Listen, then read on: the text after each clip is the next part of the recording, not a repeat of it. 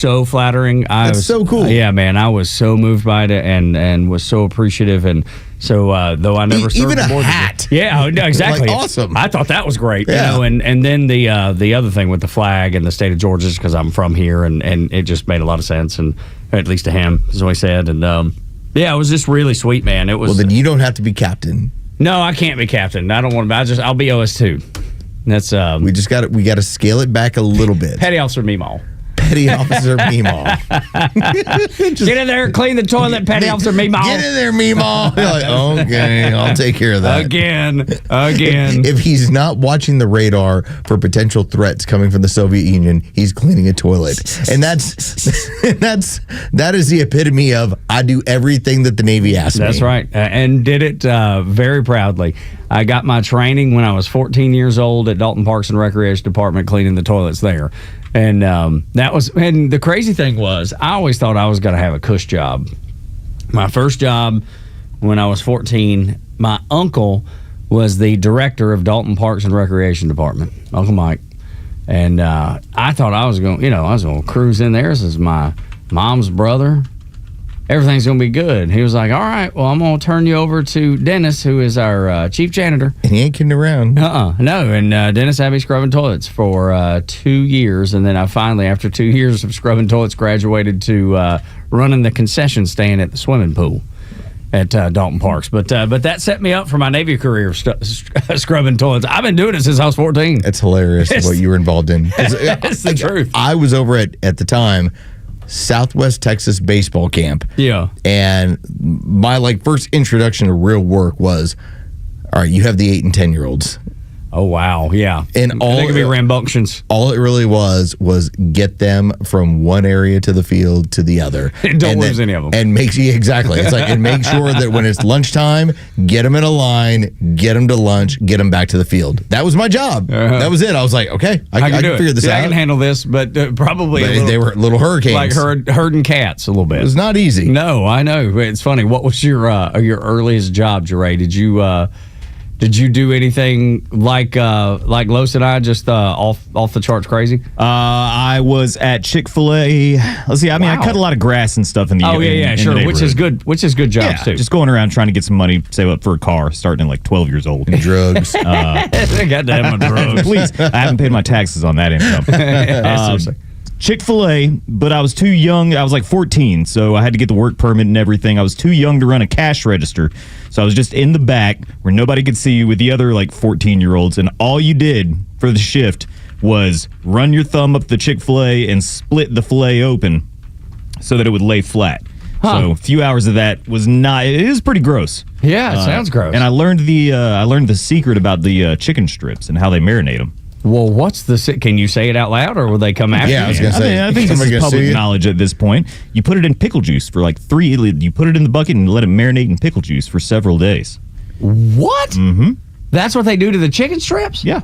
Well, chicken how strips about that? And something else, too. I can't remember. Yeah. Dude, that's like the secret sauce, man, at McDonald's. And then you learn it's just Thousand Island dressing. And you're like, well, that's a letdown. Then I worked in a guitar store. There you go. That sounds like a cool gig, though. That was all right. It was like a Ken Stanton music or a... Well, no, it was behind the Ken Stanton music on Windy Hill Road, but that place was kind of going broke, so they ended up paying me in guitar amps and pedals and stuff like that. He said, just take something from the back. Yeah, just go grab you something. That's funny, man. Just the ways that we all got started working. Hey, the vice president's in town today.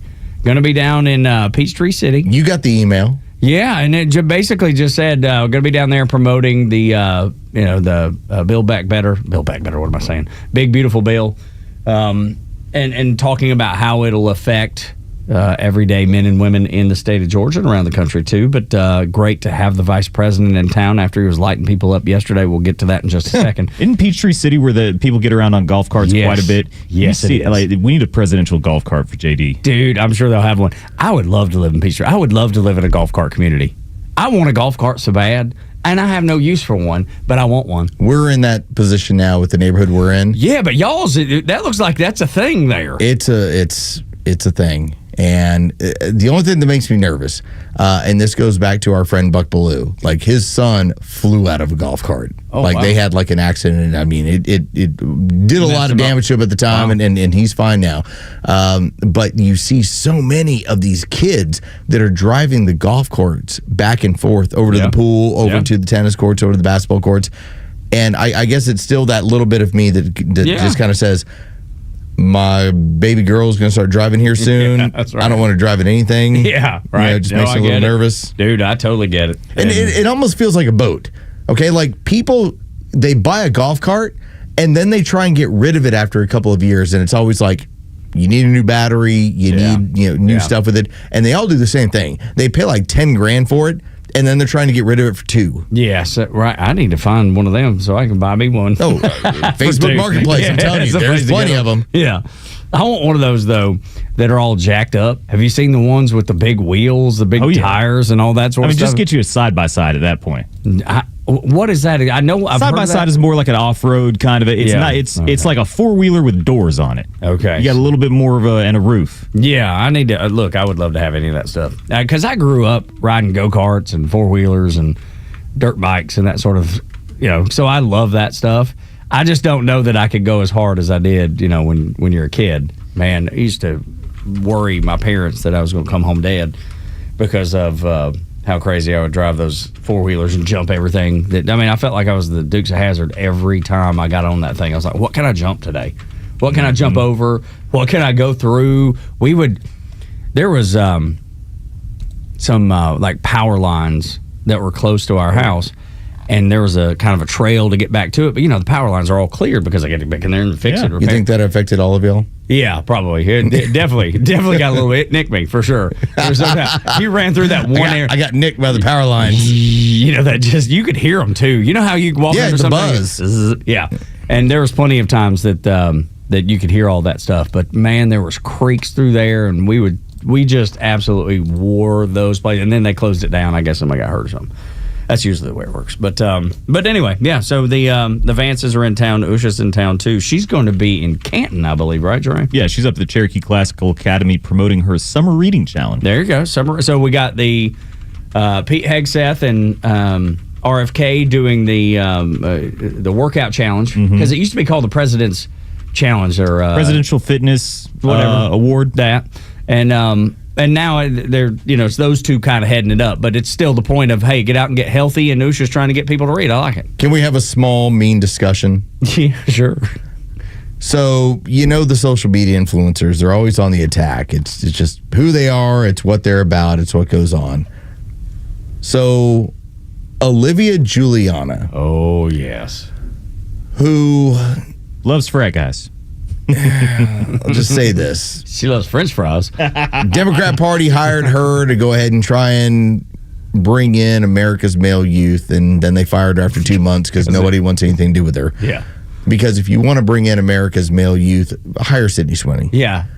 Or look at that new TikTok thing. It's basically all the sorority girls. Apparently, the Democrats thought it was a good idea, and they thought that looks don't matter to America's male youth. They were wrong about that. She's large. Very large. Extra How large. How large is she? Extra large. And she had a comment where she said, they aren't calling it the presidential fitness test because the president isn't fit enough to do it. All right, the president's an 80-year-old man. Yeah. And how old is she? 20, 25? The biggest of slobs. Yes. She's in fact, the person who posted it made sure to have her pizza picture where I think she's getting the entire pie. And I will tell you this from first off, RFK Jr. is a freak because he works out in jeans. Yeah, dude. That's the baddest ass thing I've talking about that. That's just weird. Yeah, he explained it to Fox News. He's like, well, I just like hiking and then I just keep them on. I'm like, okay, it's still weird. Yeah, it's totally weird. But to see him and Pete Hegseth, and yes, it is a difficult challenge in my mind, in part because I got a torn shoulder, so if you tell me pull-ups, I'm like, no, it's not going to work. But to see the largest of the Democrat influencers trying to take a shot at an 80-year-old man. Yeah. Who's out there driving golf balls and just, laying into it, out there, active. He's obviously an active guy. She's kind of the Jabba the Hutt of the influencers. Yeah. Like, come on. It's just, like have some self-awareness. A little bit of self-awareness. That would have gone a long way. All I'm telling you is that if you show me like Kenyan marathon runners, I'm not going, hey, them guys are slow. Yeah, right. Yeah, because even the worst ones, I'm like, hey, they're slow. They're still doing well. I'm just not doing it. Yeah, just self-awareness, I think, is a good way to put that. I don't think she has any, though. Or self-control. It's like these people forget that they actually, like, we have a visual of them. Yeah. Like, they're still online. They're still putting their stuff out there. I'm like, like the Krasensteins, they're each like 4 foot. Yeah. And they're like, I can't believe Donald Trump's doing this. That's not very manly. I'm like, well, neither one of you are very manly. Stop buying porn sites, guys. Hey, so weird. Like, have some self-awareness here. Weird and gross. They don't have self-awareness. They can't. I mean, look at everything they rally behind is the wrong thing. If you lay out two different, if you come to the fork in the road and the left fork is, hey, this is treacherous, it's infested with rattlesnakes and whatever. The other way is, puppies and unicorns and kittens. They're taking the left turn every time. They're going the wrong way every stinking time. And it's so funny. They've gone the wrong way on this whole DC crime thing. And I don't know if you heard, there was one of the protesters, and he was booing J.D. Vance, and J.D. just fires back at him. Listen to this. I heard you, buddy.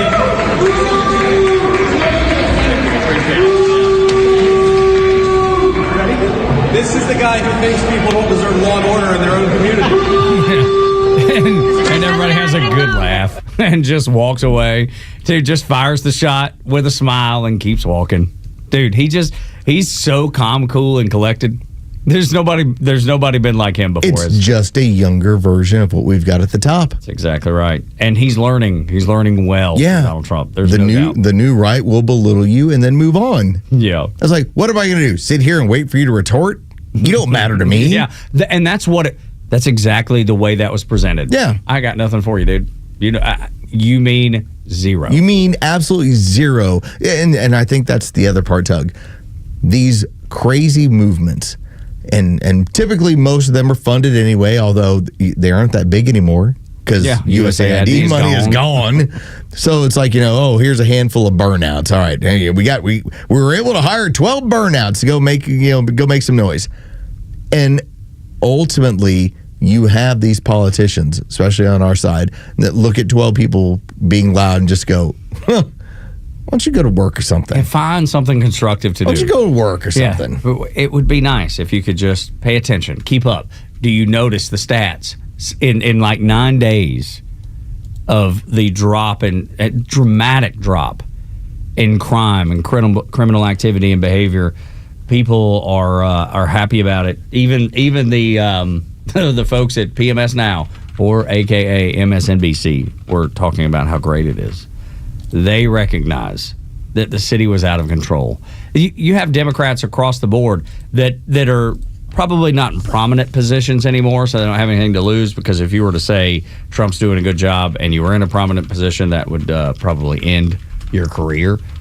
But you have them all over the place saying, yeah, it's pretty bad here. Glad that they rolled in the National Guard. Probably, and I don't know if you saw. Did you see Tim Burchett yesterday? Yes, it was pretty wonderful. Yeah, well, it was just a discussion that we had laid it out. It's the same discussion. Whoever he was speaking with, I think it was on CNN, was like, "Well, Memphis, where you're from, is terrible. This is awful." And what did he say? It was like, right, but I don't have the authority. The president doesn't have the authority. Bash. Yeah, that's who it was. Dana Bash. Dana Bash, and he flat out pointed out to her, well, DC is a federal entity, and this is why we have the ability to do it. Well, why not do it in Memphis? It's like, well, that's actual city. Yeah, we can't. We don't have any jurisdiction. We don't have any federal authority over Memphis. Yeah, that's right.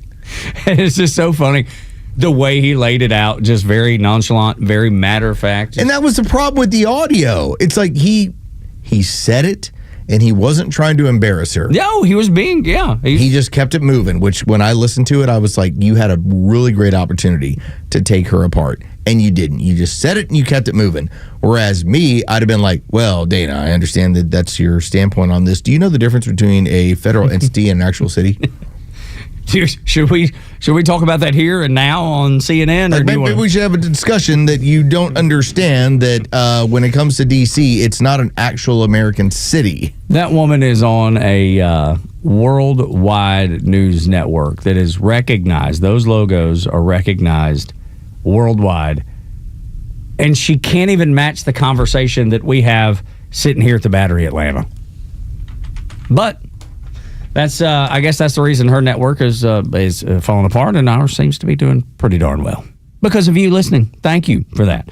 404-741-1230. Yes, the number has been brought back. It's not hijacked by Delta anymore. If you want to get involved in the conversation. 4 Hour Club Stephanie joined in. Hi, Stephanie. And she pointed out when it comes to talking about large Olivia. Yeah, I would have replied, okay, Porky.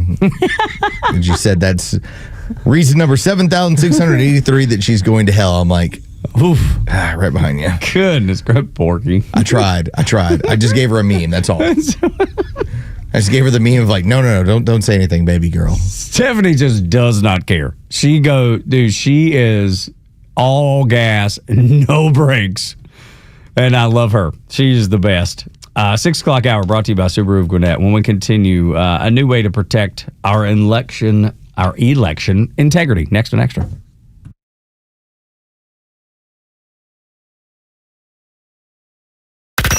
Listen to the Morning Extra, The Kimmer Show, Neil Bortz, and all your favorite Extra 106.3 personalities whenever you want with the all-new Extra app.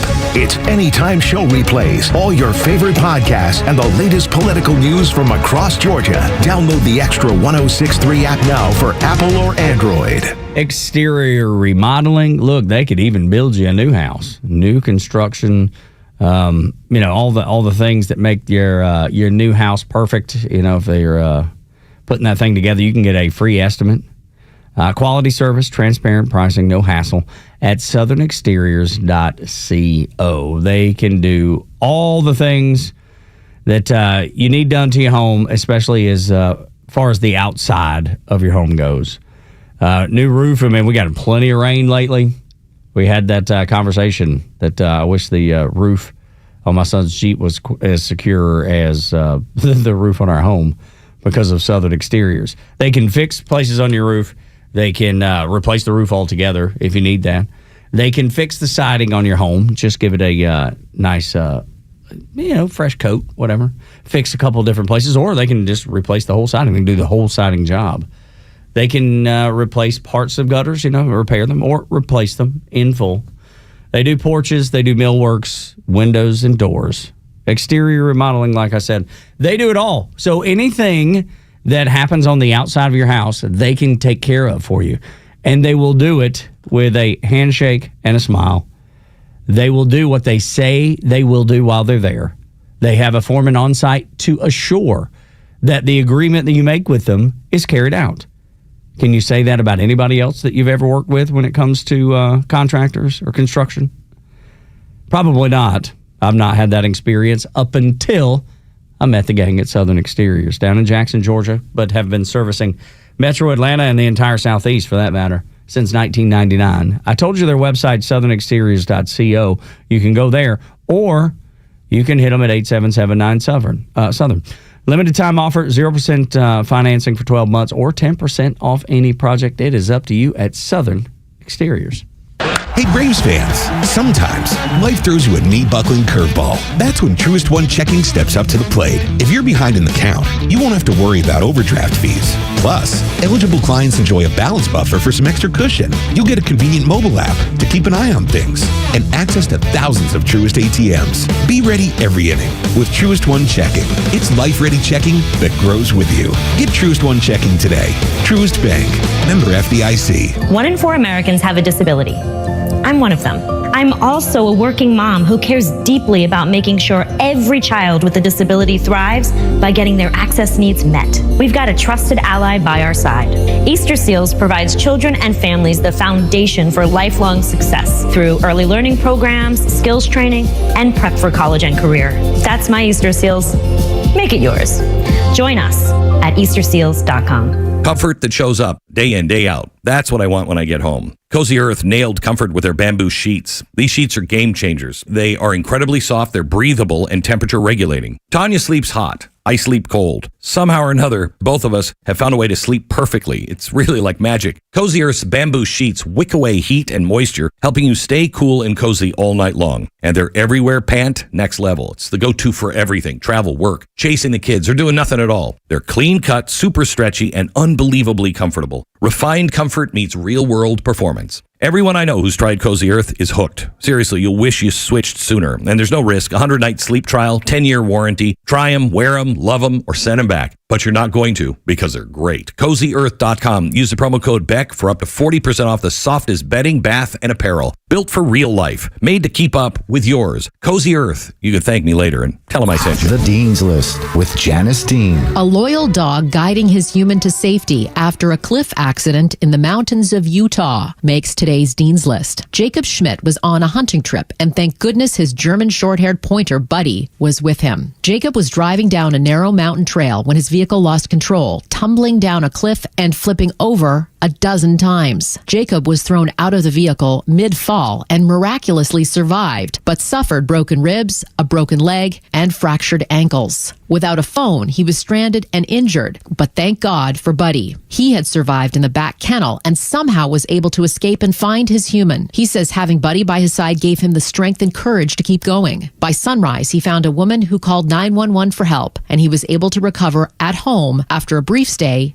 in the hospital with Buddy, his dog, by his side the whole time. Janice Dean, Fox News. Donald Trump's America. Attorney General Pam Bondi says more than 550 arrests have been made a week into a crime crackdown in D.C. ordered by President Trump, in addition to a surge of federal law enforcement and a federal takeover of the D.C. police. Nearly 2,000 National Guard troops, several hundred deployed from Republican-led states, are patrolling the city. D.C. is already safer than it was 9 days ago. We're going to make it safer still to come. This is your city. You should feel free to come and visit here. Vice President J.D. Vance was met by protests, heckling and jeering his visit to Union Station, where he and Defense Secretary Pete Hegseth ate lunch with guardsmen. It's not clear how long the National Guard deployment will last, and President Trump has suggested extending federal control of the police beyond the 30-day allowance. A recent Washington Post poll found D.C. residents largely oppose the National Guard presence. At the White House, Jared Halpern, Fox News. The stories that matter to you. These are your Georgia headlines. Here are your Georgia headlines for Thursday, August 21st. Vice President J.D. Vance is visiting Peachtree City today. He'll be delivering remarks to highlight the tax cuts delivered by the One Big Beautiful Bill. He's expected to meet with local officials and business owners to discuss how the bill affects Georgians. The Second Lady, Usha Vance, will be appearing in Canton at the Cherokee Classical Academy to promote her Summer Reading Challenge. Atlanta will play host to the next big boxing match on Netflix. Social media star Jake Paul and Tank Davis are set to face off at State Farm Arena on November 14th. The fight will be streamed globally on Netflix. Paul's previous fight against Mike Tyson became the most streamed sporting event in history. And 2 Cobb County cadets are being praised for their quick reactions.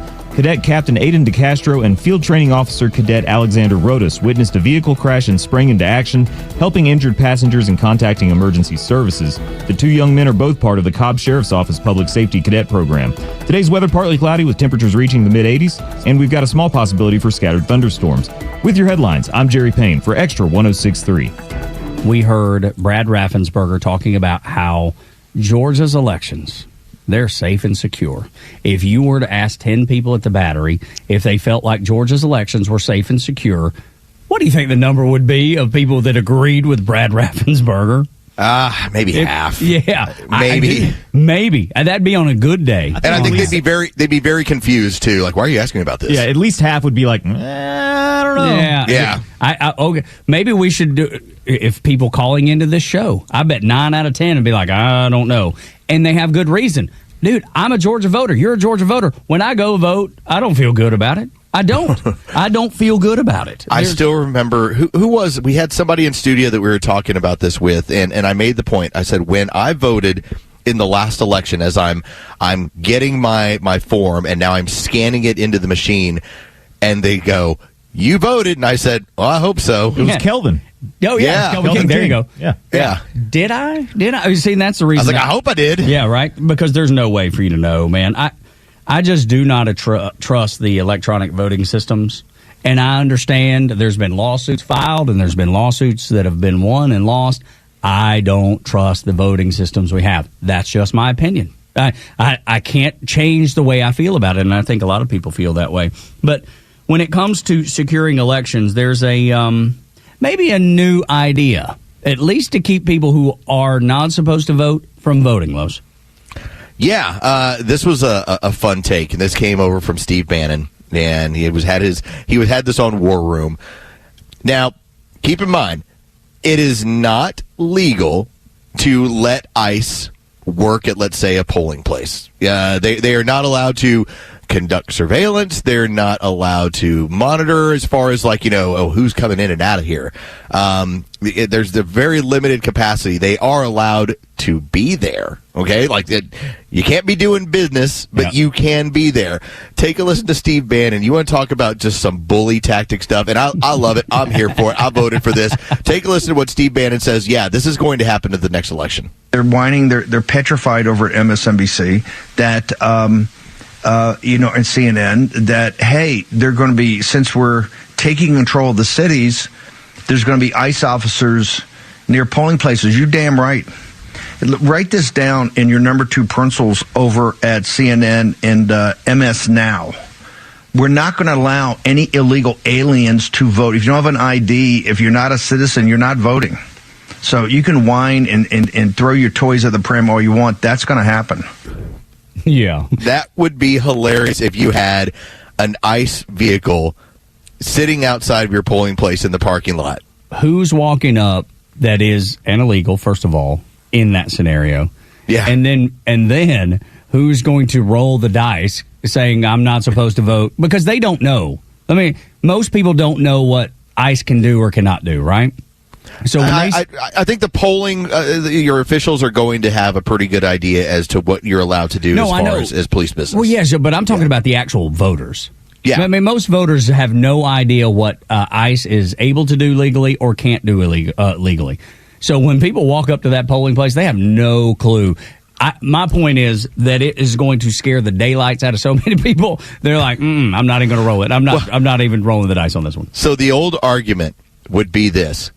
Well, Los, that's voter intimidation. Sure. And here's the moment where I wink at you and go, not if you're not supposed to vote. Yeah, if you got your ID and it matches where you vote, as far as your polling place, and it matches the address on your voter ID card when you go and check in, you got nothing to worry about. Yeah, just ease on in there, make your vote, and roll on out. But if you don't, it only applies to those that aren't supposed to. That's right. Yes, dude. I think it's funny.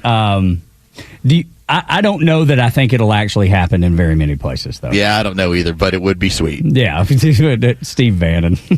Bannon's the one. He's got a line into the White House, and again, a huge bully tactic. Absolutely, but because the left would go nuts. But that's what's probably he's trying to get a rise out of people. And look, we're talking about it. Even if he knows it's not going to happen, he's like, I'm going to send some out. I'm going to say something that's going to troll them so badly that they will have an absolute meltdown again. And my show will be promoted in the process. I think it's funny. And I think Steve Bannon, though I think in this situation, he's probably trolling a little bit. That dude's a smart guy. And that don't mean there won't be anything that is done at the polling places. Maybe we should get Kelvin on one day to ask him his opinion of this, because that's what he's running from, Secretary of State, right? Yeah. Get him in. What if we had ICE out in the parking lot? You think that's concerning? That's right. And I bet he's going to probably say yes, and I understand why, but it would be funny. Everybody will run from this. That's why I like Steve Bannon basically saying, no, we're doing this. Yeah, that's right. Everybody runs from it, but him, because he is unafraid. That dude does not give a rip. If you don't have illegals voting in your elections, then what's the concern? Yeah, well, but that's the thing. They know they need those illegals. They need everything that's happening to happen, because we're going to get a new census, as we discussed a little bit, and that's going to change everything. And then if you put a clamp down on voting too, man, that's a double punch to the gut. But I heard from Brad, it's the safest and most secure. We don't have to worry about illegals voting. What's there to worry about? What's there to worry about? What's the big deal? I love it. But let's talk about the census, though, because we talked about it earlier, and I think it's worth talking about again, because the census is going to change up everything. And when you hear Gavin Newsom talking all that nonsense, well, we're going to redistrict, we're going to get 5 new seats for California. When you hear him brag about that, all of that's going to be null and void. Everything he does is not going to matter. So I guess he feels pretty good knowing that he can get up on the bully pulpit and say these things and it not damage him, because it's going to look like he's bold and he's brave, but it's not going to matter because it's not going to count. He is still counting illegals. The census will not. Like you said earlier, estimated 7 to 8 seats is what they could lose if at a minimum, if just citizens are counted. I think this is something that is going to be, if Trump pulls it off, which I think it's coming, and I think Trump is fully preparing to do it, this will change the direction of the Democrat Party for generations, because it changes everything for them. They are not going to be able to overcome this loss of representation in places like California. This could be an opportunity to go back and undo, as much as I love Ronald Reagan, what he did by legalizing that ever how many people it was, 10 or 15 million, or was it 12 million, whatever the number was that he gave amnesty to in the 80s. This would reverse that one bad decision. The Biden administration was so authoritarian that what did you get in response? You've gotten, in my opinion, the single biggest clapback to reestablishing the republic that we've seen probably in the last 100 years. Yeah. You actually have a president who his entire message is a populist one, and it's going to be, we're going to do the best for our American citizens. This is how we're going to do this. Now, when I talk about, like, here's the clapback and what's going on, the establishment on both ends has been doing what's best for them for a long time. Right.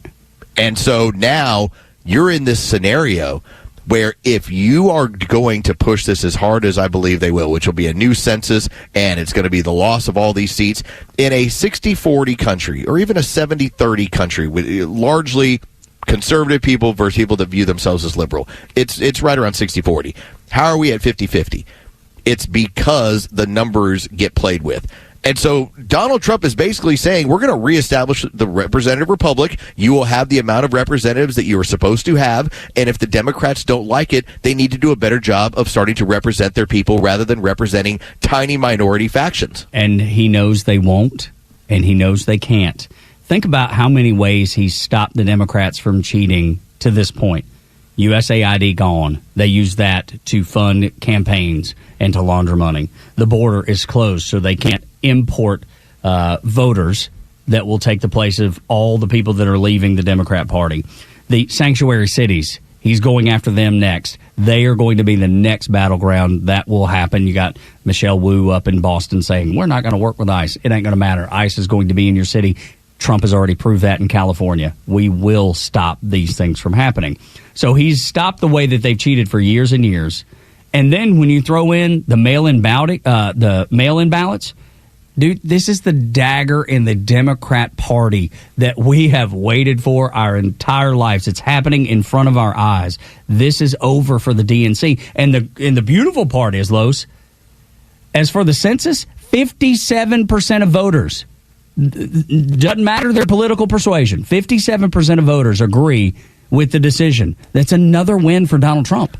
It's another populist message. It is. It's what it comes down to. Make it fair for me. Make it at least look fair. And we talk about it all the time. There's no such thing as fair, but make it as fair as it can possibly be. One of the areas that the Democrats have had a big backfire on, they spent the better part of the Obama years moving forward creating a victimization status across the board. Y'all are all victims, and we're here to fix it. Victim. And if you don't have one, find one. And so because of the failure of the Obama administration to move the economy in any sort of pace that you would say, wow, that's real American growth, and what we saw during the Biden economy, you now have a scenario where Democrat voters are listening to Trump and going, oh, you're going to even up the playing field for me the way that the Democrats never would? Okay. And the way that they promised they would. And the way they promised. You're going to deal with my enemies. You're going to make this equal for me. Trump's like, listen, that person that has your job that's doing it for 50% less than they should because they're not here legally, I'm going to get rid of them. Dude, think about this. Think about this, Los. If you wanted to, you and whomever in the office, you and one of our sales guys talking about a book, and you're like, yeah, man, I got that book at home. I'll bring it to you. And the next day, they're like, hey, man, did you bring the book? No, I didn't. Day goes by, another day goes by. Did you bring the book? No, didn't. Week goes by. Did you bring the book? No. So you've never brought in what you said you would. And then they talk to another person in the office, and they say, yeah, I got that book, and they bring it the next day. It's clear who is actually working for you, who is going to bring you the book to read. Is it the guy that says he's going to do it all the time and never does?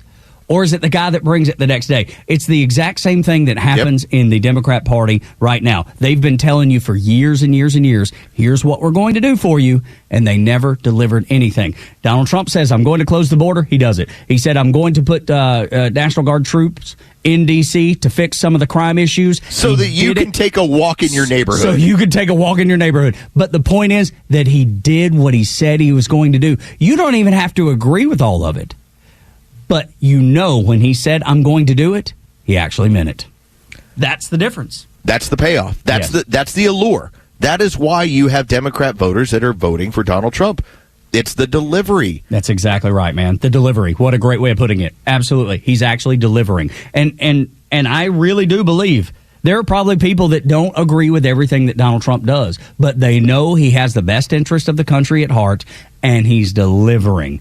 And will continue to do that. Tug and Los until 10. You'd think being called a dictator daily would maybe affect Donald Trump's polling numbers.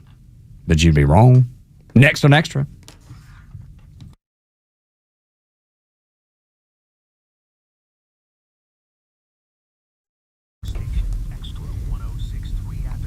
Good morning, it's Los. Let's talk about True Prep. First off, if you ever want to go over to 1000 Kyle Parkway in Marietta, you're going to be impressed. True Prep is awesome when it comes to the ways you can start the preparation process. For me, I'm into the big freeze-dried food. That's my thing. That's what I keep on hand. Plenty of it in my basement just because you never know.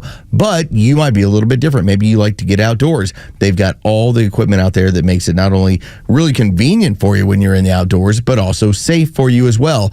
Or maybe you're looking into a firearm purchase. Now, here's where True Prep really shines. First off, you can take a look right now. 20% off all guns and ammo when it comes to their used guns and ammo section all the way until August 31st. So that's going on. But then keep in mind as well, this is where True Prep steps up. They also have workshops at their store.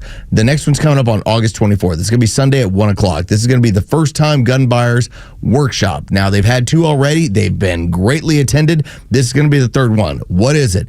This is where if you're looking to make that first time purchase and you want to know what to do, True Prep will help you. They will help you with the particular firearm. They will then help you with the training. They will also then help you with the storage and making sure you take care of that firearm. That is the all-encompassing aspect of True Prep. They're not just looking there to sell you gear or sell you into stuff. They want to help you further your preparation needs.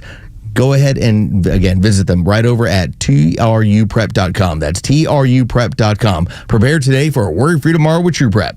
The latest sports news, powered by 680 The Fan, and driven to extra listeners by RBM of Atlanta in Sandy Springs, Atlanta's Mercedes-Benz connection since 1964. Good morning. Here are your sports headlines for Thursday, August 21st. The Atlanta Braves took another series after taking the rubber match of their three-game series with the Chicago White Sox last night, beating them 1-0 the final. Hurston Waldrop continues his excellent work on the mound. He throws 7 scoreless innings. The Braves are off today before starting a series with the New York Mets at Truist Park beginning tomorrow night. Some bad news for the Atlanta Falcons in the NFL. Falcons right tackle Caleb McGarry carted off the field yesterday as he's dealing with a lower leg injury. His backup is also out after having ankle surgery. With your sports headlines, I'm Carlos Medina. Hey, it's a Kimmer. Okay, you're driving along. Suddenly you hear that horrible sound of metal and crunching. It's an accident. Even if it's a little minor fender bender, man, that could be a nightmare. First, obviously, take care care of yourself. But before you make a deal with an insurance company or anybody else, call David Van Sant with Van Sant Law. You know why? Because he used to work for the insurance company, so he knows how to get the right settlement and right away. Van Sant Law. Don't forget, if you don't get paid, they don't get paid. Protecting your interests. Insurance is great, but it's complicated. 855-GA-INJURY or vansantlaw.com. Hey, this is John Flading. I'm the president and owner of ATL Turf Co. We have become a highly sought-after turf installation company in the Atlanta and North Georgia luxury residential market. Big reason for that is our installers are ATL Turf Co. employees. We do not outsource labor. They are trained to be experts in the turf installation process, drainage, grading. Just go to atlturfco.com to schedule an appointment. Hey, it's Los. We're here with Tom Mitchell, the honest car guy. Tom, I'm looking for a reliable vehicle, something for the family, but also for my daughter who's going to be driving soon. Why should I call you? The main thing is you get to see it's a full transparency sale. What I like to do is show you the whole gamut, show you everything that's out there and everything that's available. I can get any make, any year, any model. Financing. If I need to use it, what can you offer? We have some of the best banks available, and we got rates starting at 4.99 from a 23 model and above. It could be a 14 model. We still have banks that will do all the financing for you at good rates, and they're primary banks. If you have credit issues, we still have banks that can accommodate those issues as well. Friends, if you're in the market for a pre-owned car, truck, or SUV, get an honest car buy from the Honest Car Guy. You pay what we pay, plus an honest fee, and we back that up by giving you the bill of sale. That's our transparency guarantee. Call 844-SHOW-ME-1. That's 844-SHOW-ME-1. Or visit honestcarguy.com. Fox on Tech. Ever want to look at your audiobook? Spotify now has a way. Spotify is one of the world's most popular apps for audio things, such as music and all the quite informative Fox News podcasts, and they have been getting plenty of subscribers based on audiobooks. What we used to call books on tape back when tape was a thing. A talented person with a pleasant voice reads to you your favorite novel. Maybe an autobiography is read by its author. All you do is pop in your earphones and listen. But if this isn't enough to hold your attention, Spotify now introduces its follow-along feature. As the book is read to you, Spotify will integrate things to attract your eyes, photographs, drawings, other graphical stuff, and sync with the book's audio, and it will be paired with appropriate music. So far, it's only available for select titles, and the service is now live for many premium subscribers. With Fox on Tech, I'm Eben Brown, Fox News. The Kimmer Show is only on Extra 106.3 every weekday afternoon on your drive home. What Barack Hussein Puditat, the divider-in-chief, did. Look what's happened to this country in 9 years. Families hate each other. The politics, the Jew haters all of a sudden are everywhere, every college campus. Wokeness, Russian collusion stuff. What's happened to this country, and it started with Puditat. The Kimmer Show, every afternoon from 3 to 6 p.m. on Extra 106.3 and the Extra app. Tug and Los until 10. We were just kicking it around in the studio. The fact that the Target CEO has stepped down after 11 years. They had that little bump in the road, maybe more than a bump in the road, but their Bud Light moment. And then yesterday we get the new Cracker Barrel logo where they took the little old man sitting next to the Cracker Barrel off the Cracker Barrel logo, and the new one it looks like something you would, create if you don't create logos for a living. Now, granted, it is cleaner. I will acknowledge such. But the part that bothered me was that the interior of a Cracker Barrel, because whether you're in, and the first one I was everyone was in Wisconsin. Okay. Or the one that's down the street from my house, they're all the same. Yeah, that's right. You know what you're getting. Yeah, Uncle Herschel's. That's what I want. And they basically made it a little bit more uniform in a way where it just feels a little bit different. Yeah, it just doesn't. I mean, look, maybe it'll be just fine. I don't know. But are Cracker Barrels, are they all over the country? Do you get those in the Northeast and up there? Yeah. So it's like Waffle House for Yankees.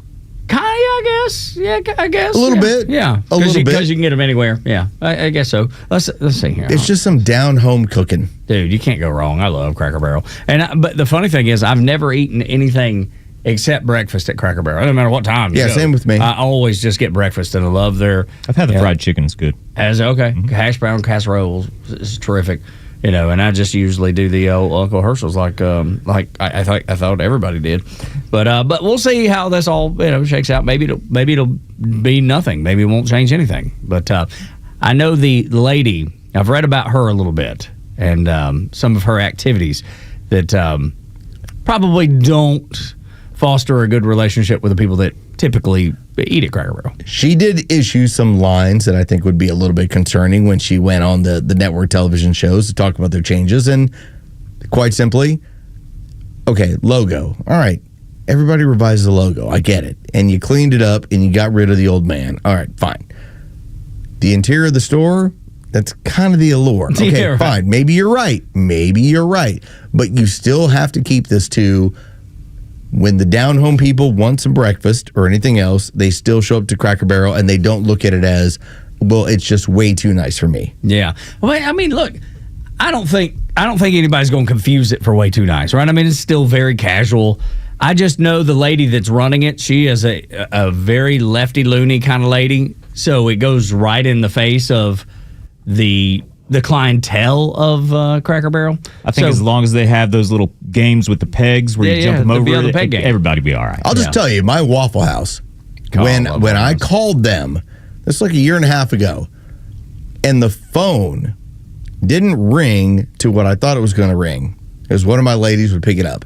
In this case, it went to, if you're looking to make an order, you have to order on the app. Oh, no. And I felt very strange about that. Now, did that deter me? No. Yeah, but it's just like, come on, man. But I've now had to get used to Waffle House with an app. Okay, it's a little change on my part. That's fine. I've been able to handle it. Yep. As long as you don't mess up Cracker Barrel, I'm willing to see what you're going to do. Yeah, we'll see how it all shakes out. Like, don't tell me suddenly, well, we're going to start the whole pancake.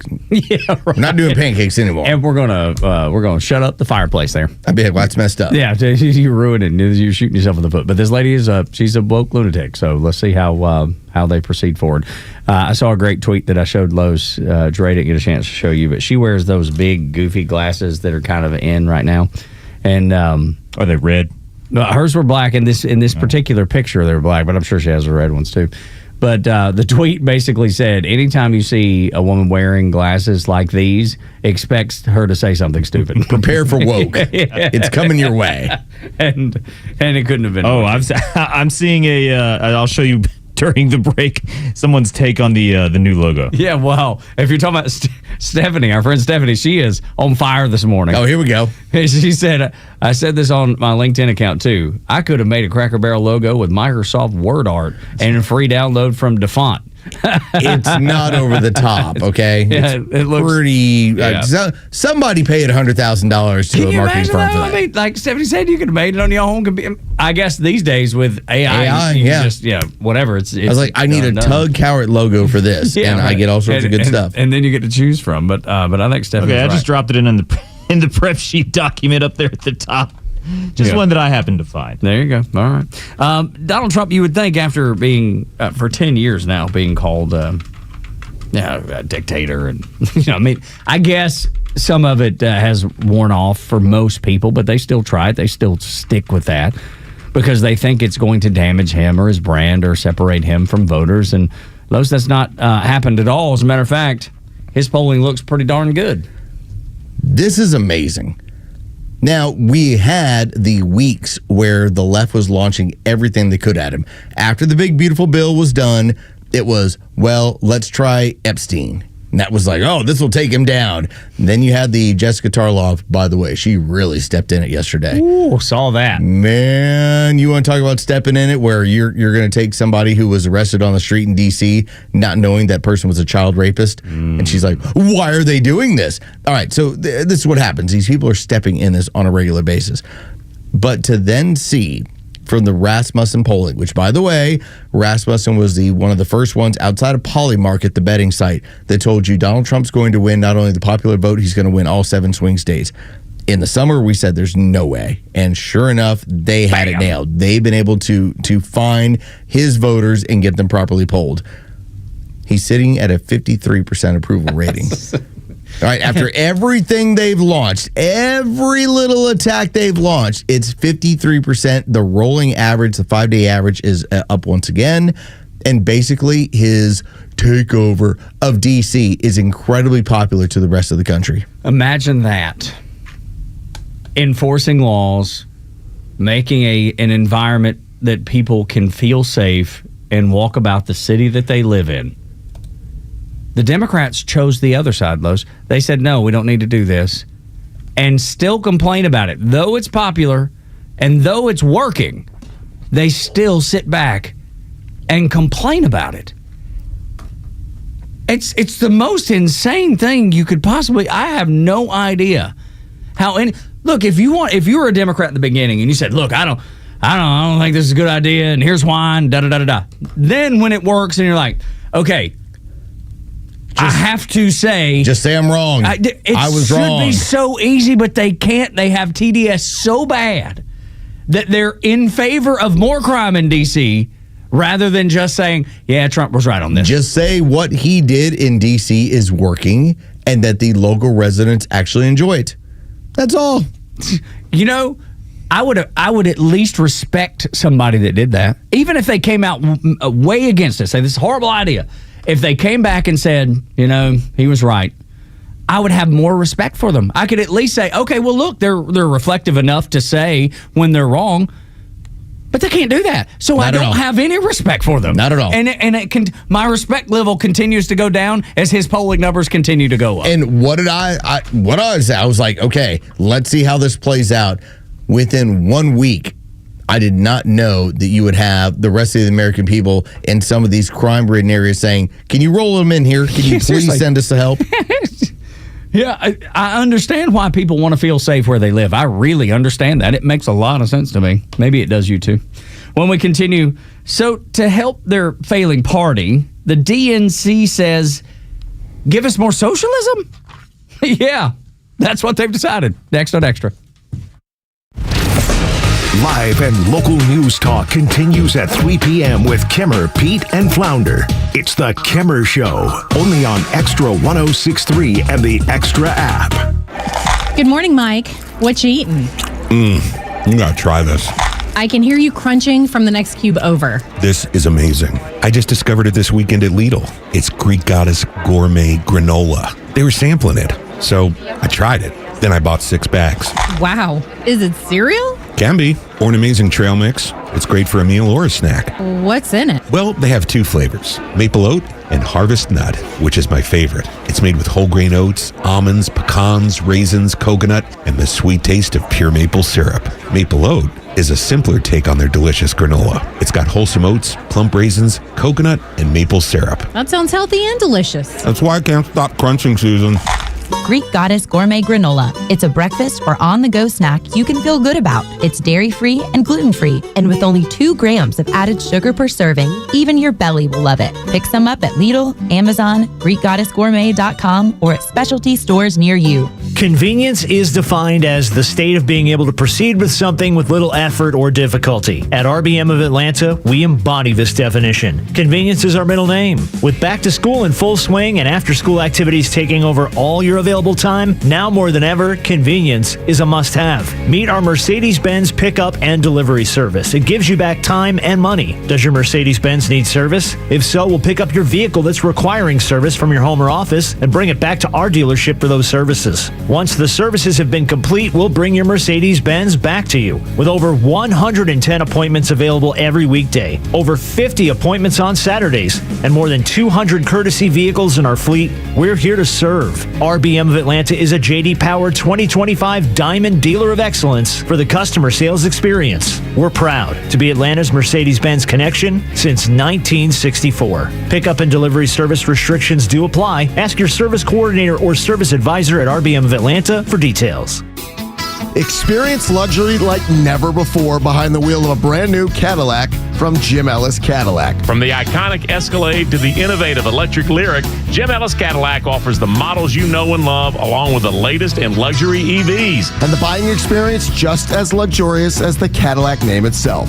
With great prices, a great selection, and a team of knowledgeable sales associates, You'll love shopping at their showroom, conveniently located on Peachtree Boulevard, just inside the perimeter. Prefer to shop from home? Visit JimEllisCadillac.com, where you can browse all the latest offers and even start or complete your entire purchase online with the Jim Ellis Expressway. Want to try before you buy? Schedule an at-home test drive and enjoy the convenience of home vehicle delivery. Luxury is waiting. Experience it today at Jim Ellis Cadillac. Jim Ellis Cadillac, where you can always expect the best.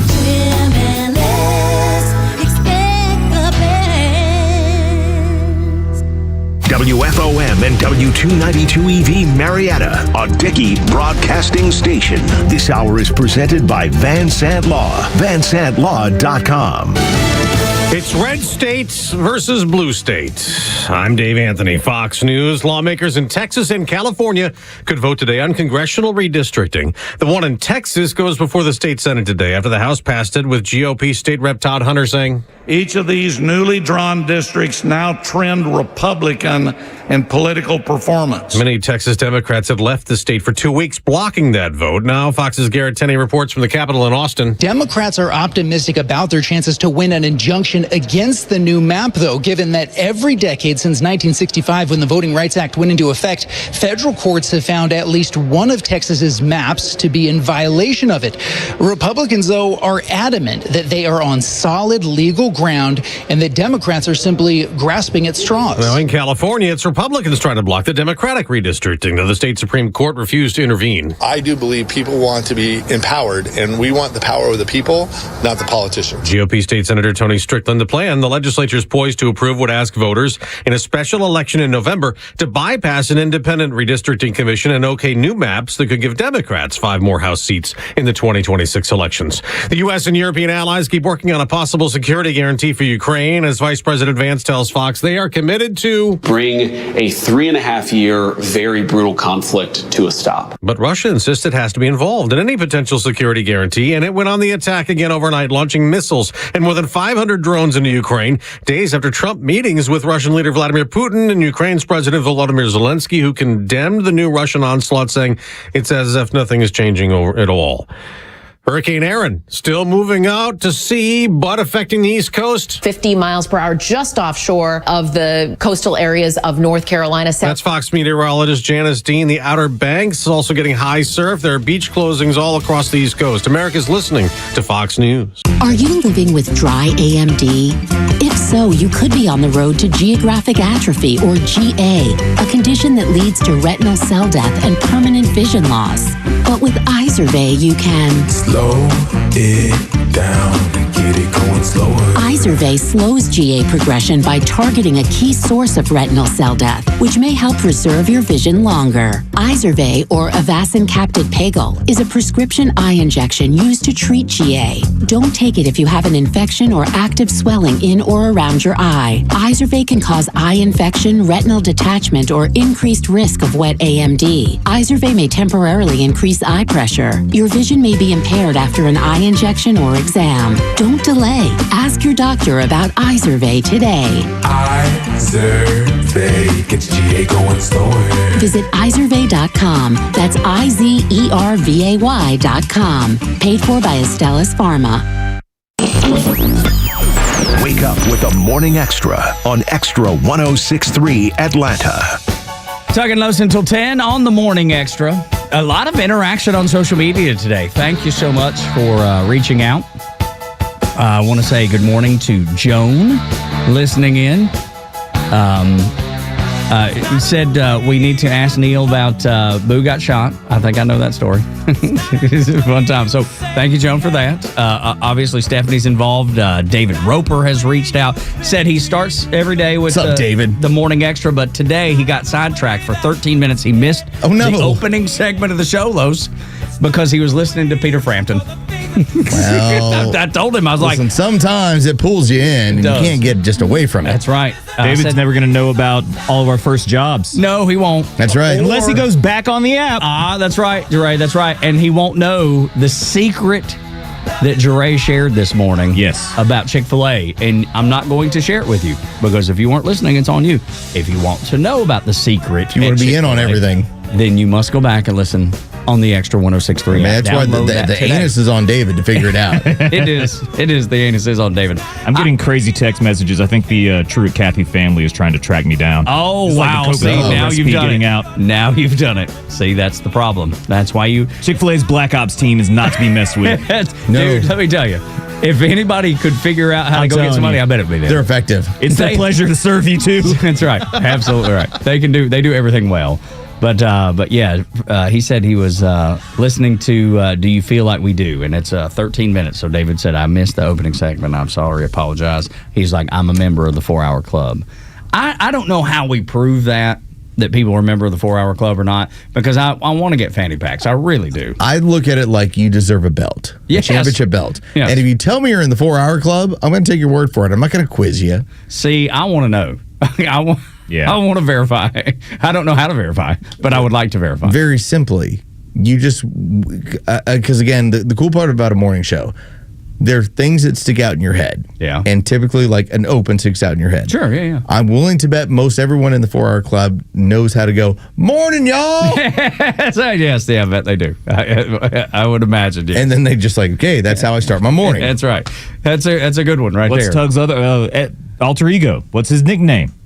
Because we don't get into that too often. You're right. Past about 6 o'clock hour, Los is... Everybody sobers up by then, and now we're all, awake. Like everybody's like, well, okay, I'm a little bit tired. I'm kind of fighting through it. By 7 o'clock, that's when, like, woo, things, Dude, here we go. Hit the ground running. You just don't know what might happen. And then by the time we get to the 9 o'clock hour, holy hell.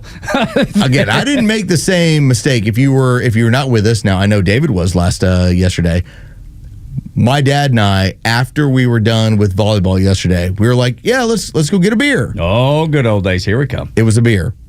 It was not the how much margaritas can we put down? Because as he the put day it, before. he didn't remember the conversations we had. Great. He didn't remember that after we got back from the restaurant that we had them, he's like, I had a beer with your wife. I'm like, yeah, in the kitchen. He's like, no, I didn't. I'm like, yeah, you did. Yeah, buddy, I remember.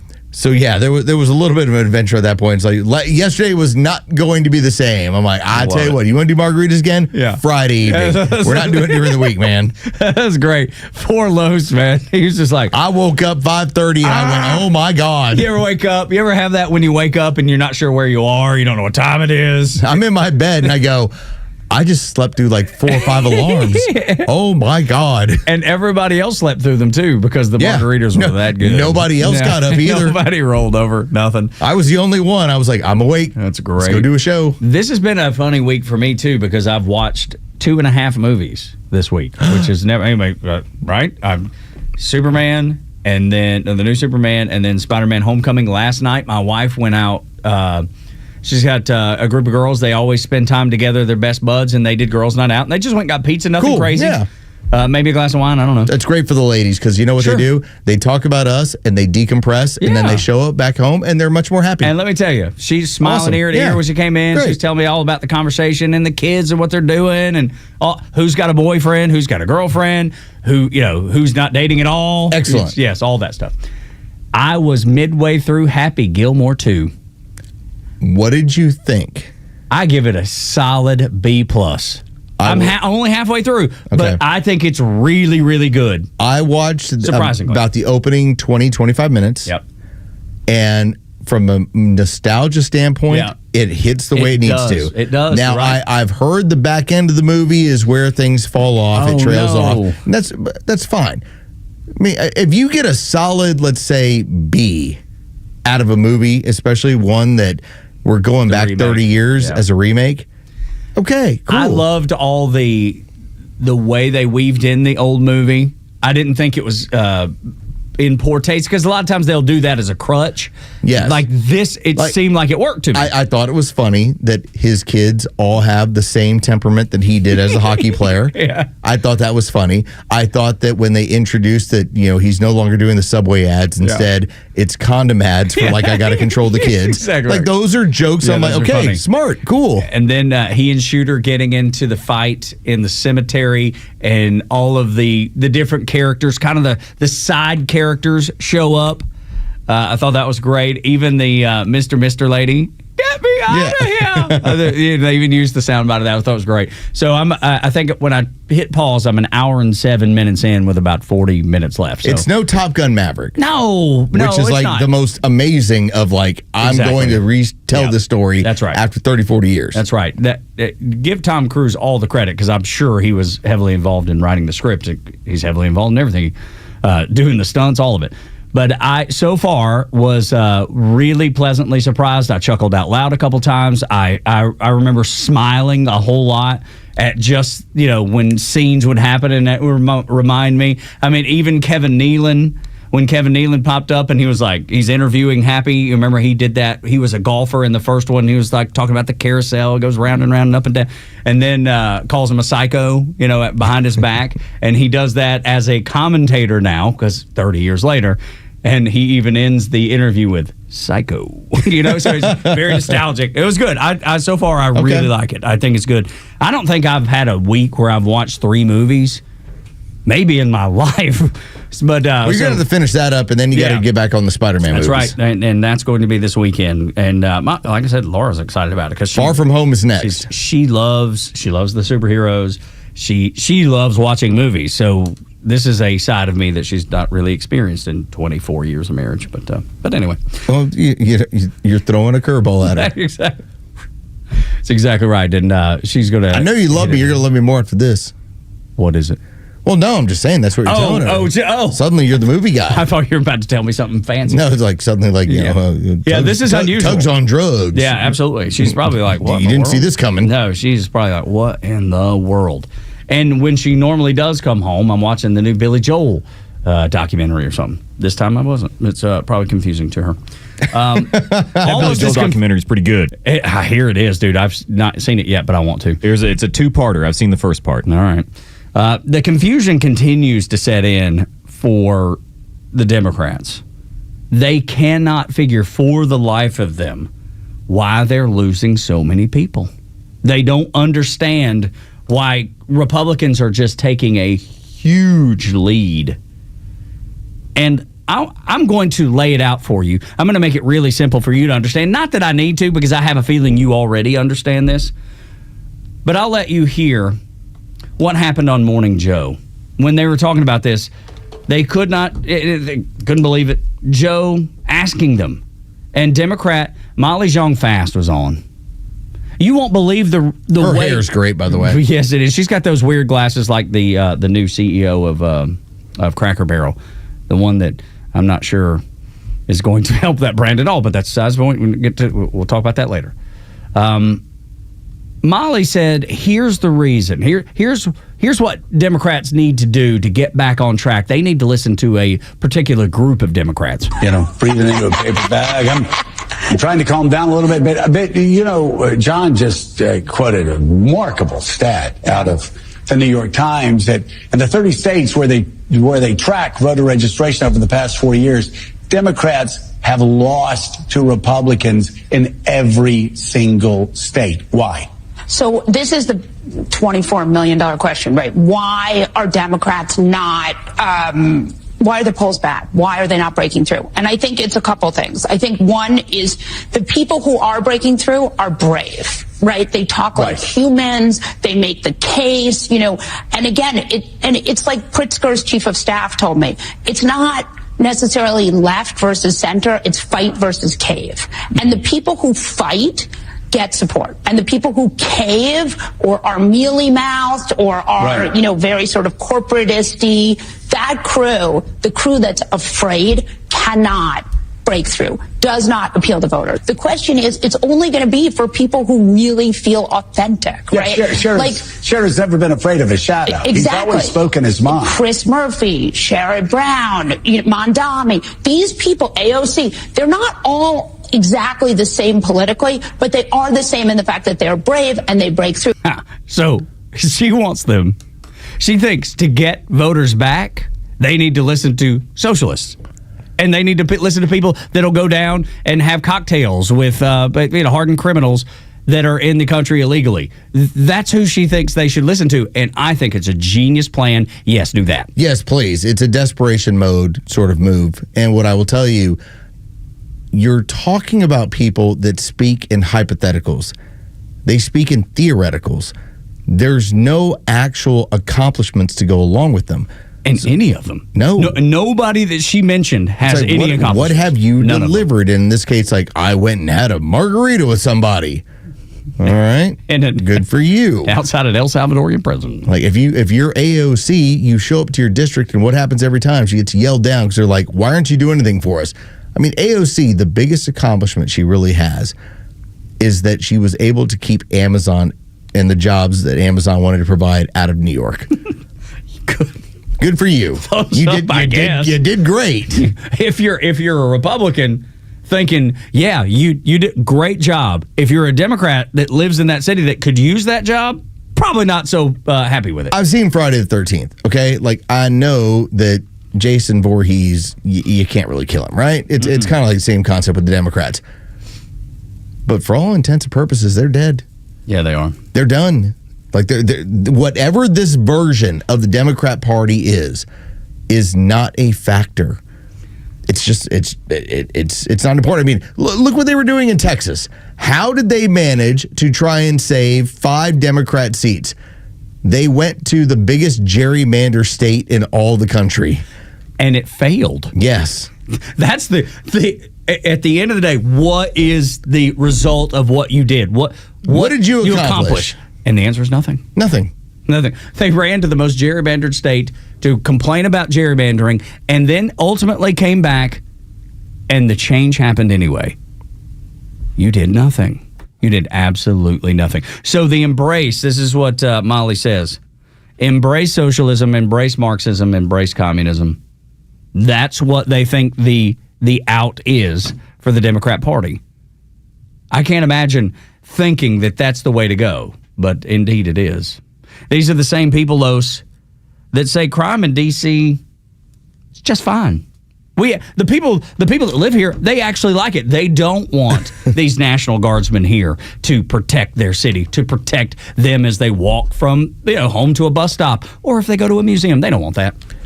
You ever taken a hammer and used it on a nail? Yeah, of course. Yeah, sure. Right? I'm not good at it, but yes, I try. You ever taken a hammer and used it on an anthill?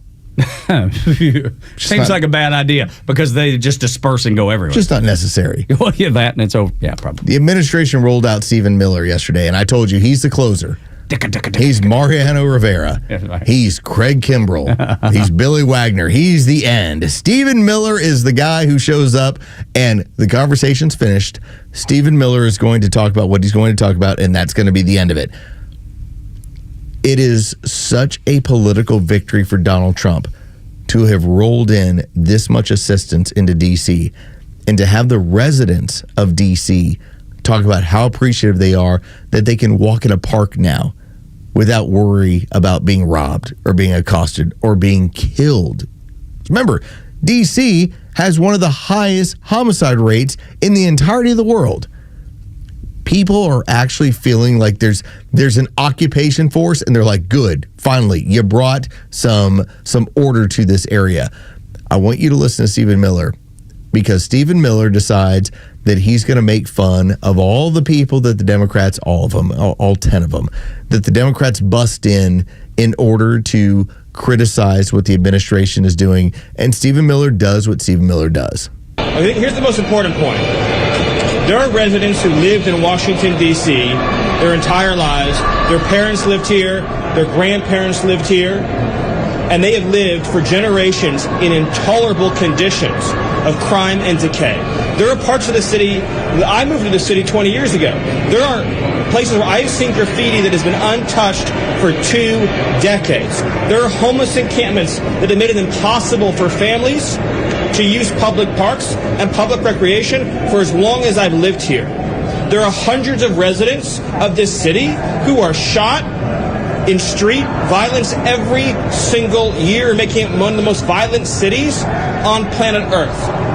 And for too long, 99% of this city has been terrorized by 1% of the city. And the voices that you hear out there Those crazy communists, they have no roots. They have no connections to the city. They have no families they're raising in this city. They have no one that they're sending to school in this city. They have no jobs in this city. They have no connections to this community at all. I'm so grateful that the administration has now adopted the language of pointing out these aren't the left, these aren't liberals, these aren't the statists, these are communists. And that's what they are. You just heard a cut from a woman saying we need to embrace socialism, Marxism, and communism. What else could they be?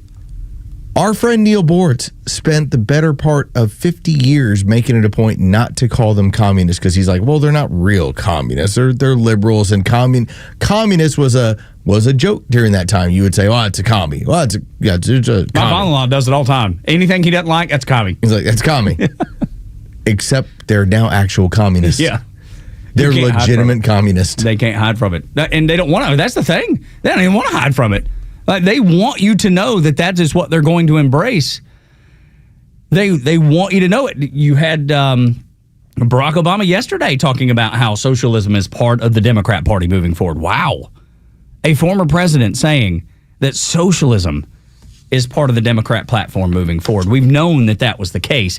They're just now comfortable talking about it because they adopted that language back in 2012. It's unreal. It really is remarkable how broken they are. And let's talk about the broken Democrat Party. They're now in a full voter tailspin. Next on Extra 106.3.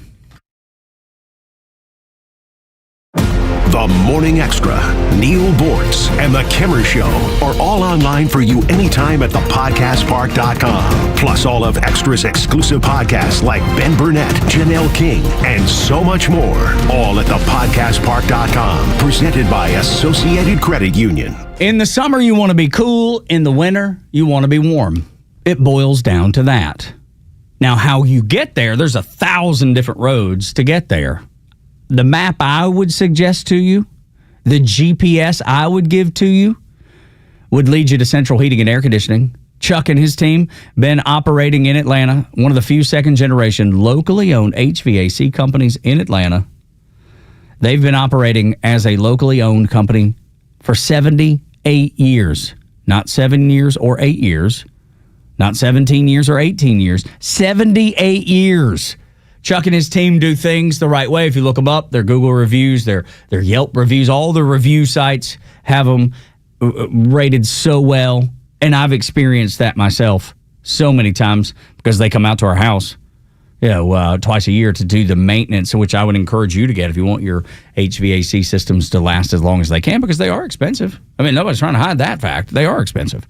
That's why you want to get it repaired in a timely manner if there's a problem with it, or maintained so it works efficiently through the different seasons.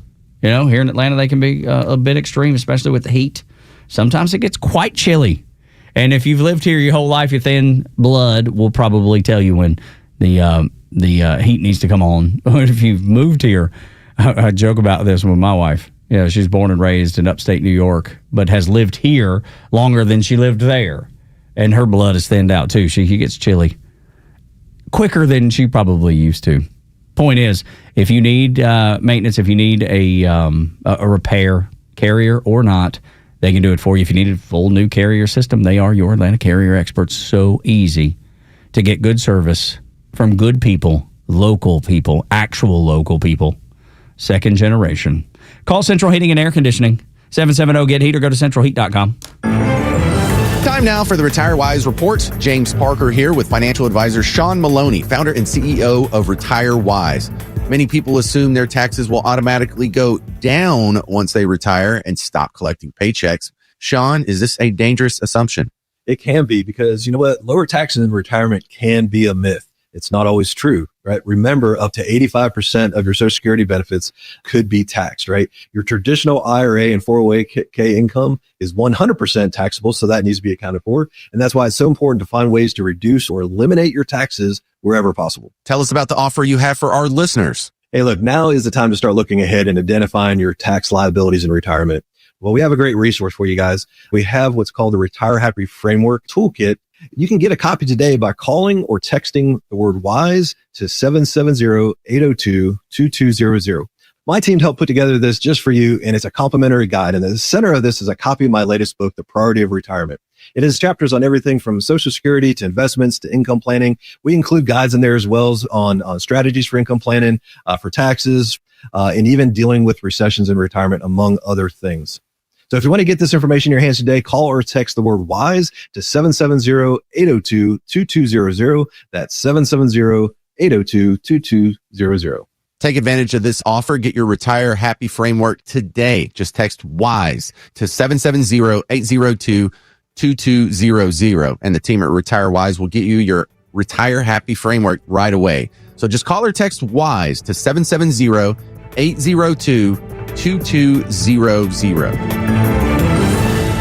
Investment advisory services made available through AE Wealth Management, LLC, a registered investment advisor. Firm does not provide tax services. Hi, I'm Chris Lalomia, owner of the Trusted Toolbox. Are home repairs piling up? Are you feeling overwhelmed? Relax. We've got you covered. From drywall dings and leaky faucets to deck repairs and trim replacement, we're your one-stop shop for everything for your home needs. No more juggling multiple contractors. Just call us at the Trusted Toolbox and we'll handle it. Your home deserves the best, and we don't want you breaking your back trying. Call the Trusted Toolbox today at 770-623-3097 or visit us at thetrustedtoolbox.com. The Trusted Toolbox, your one-stop shop for home repairs and more. Hey, it's a Kimmer talking about Stovall. Yeah, I just wanted to brag on Stovall. I went up there and actually got a quote on some of their material up there, and he gave me the quotes I wanted, but he said what would work best, they don't carry, and referred me to one of their competitors. That's how good they are. And sure enough, he was right. The material he was talking about that they don't carry, it's actually going to work best for me. So I've got that on the way. It all worked out well. Makes me want to go back and buy something from them now. Folks, when it comes to landscaping supplies, start at Stovall. 11 locations around Atlanta. Online at StovallInc.com. Hey, it's Los. We're here with Tom Mitchell, the honest car guy. Tom, I've learned a lot about this car buying process from you. Is that typical of most of the clients you've worked with? Yeah, I'm finding out it's even more typical. I mean, people are learning more and more, and maybe it's because I overload them with information because I want to be able to sleep at night. I want to make sure you know everything. Do I have to have a particular make and model in mind when I call you, or is it just open to anything I want? It's open. I can get any make, any year, any model. I might be looking to trade in my vehicle. Can you accommodate that as the honest car guy? For sure. I mean, we love it when people want to trade in cars because honestly, it's best for you to trade in a car. Why? Because you get a tax savings. Friends, if you're in the market for a pre-owned car, truck, or SUV, get an honest car buy from the honest car guy. You pay what we pay, plus an honest fee, and we back that up by giving you the bill of sale. That's our transparency guarantee. Call 844-SHOW-ME-1. That's 844-SHOW-ME, the number 1, or visit honestcarguy.com. The stories that matter to you. These are your Georgia headlines. Here are your Georgia headlines for Thursday, August 21st. Vice President J.D. Vance is visiting Peachtree City today. He'll be delivering remarks to highlight the tax cuts delivered by the One Big Beautiful Bill. He's expected to meet with local officials and business owners to discuss how the bill affects Georgians. The Second Lady, Usha Vance, will be appearing in Canton at the Cherokee Classical Academy to promote her Summer Reading Challenge. Atlanta will play host to the next big boxing match on Netflix. Social media star Jake Paul and Tank Davis are set to face off at State Farm Arena on November 14th. The fight will be streamed globally on Netflix. Paul's previous fight against Mike Tyson became the most streamed sporting event in history. And 2 Cobb County cadets are being praised for their quick reactions. Cadet Captain Aiden DeCastro and Field Training Officer Cadet Alexander Rodas witnessed a vehicle crash and sprang into action, helping injured passengers and contacting emergency services. The 2 young men are both part of the Cobb Sheriff's Office Public Safety Cadet Program. Today's weather partly cloudy with temperatures reaching the mid-80s, and we've got a small possibility for scattered thunderstorms. With your headlines, I'm Jerry Payne for Extra 106.3.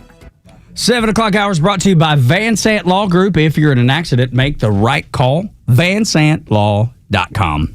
You can't be trusted right now. I don't You're know why. just so wild on a Thursday. I don't know why you feel that way. It's just you're all over the place. Maybe it's the rainstorm. I think you extra caffeine. Is that a little bit more than you've had on a regular basis? Well, you know what's funny? Last night, Laura went out with her friends. I told you my wife was out with her friends, whatever. So you stuck your hand in just like right in that little belt loop, and you're like, I'm gonna watch what I want to watch. I'm gonna do what I want to do. Well, but yes, that's correct. But then I just ordered a pizza. And it got wild. There we go. Crazy. And drank a Pepsi. Okay. Because I normally don't do. I typically drink water. But the thing that happened is I couldn't sleep last night because of it. It was like 7 o'clock, and so the caffeine. I was just wide awake. I mean, I looked at the clock. It seemed like every 20 minutes. which is the worst thing to do.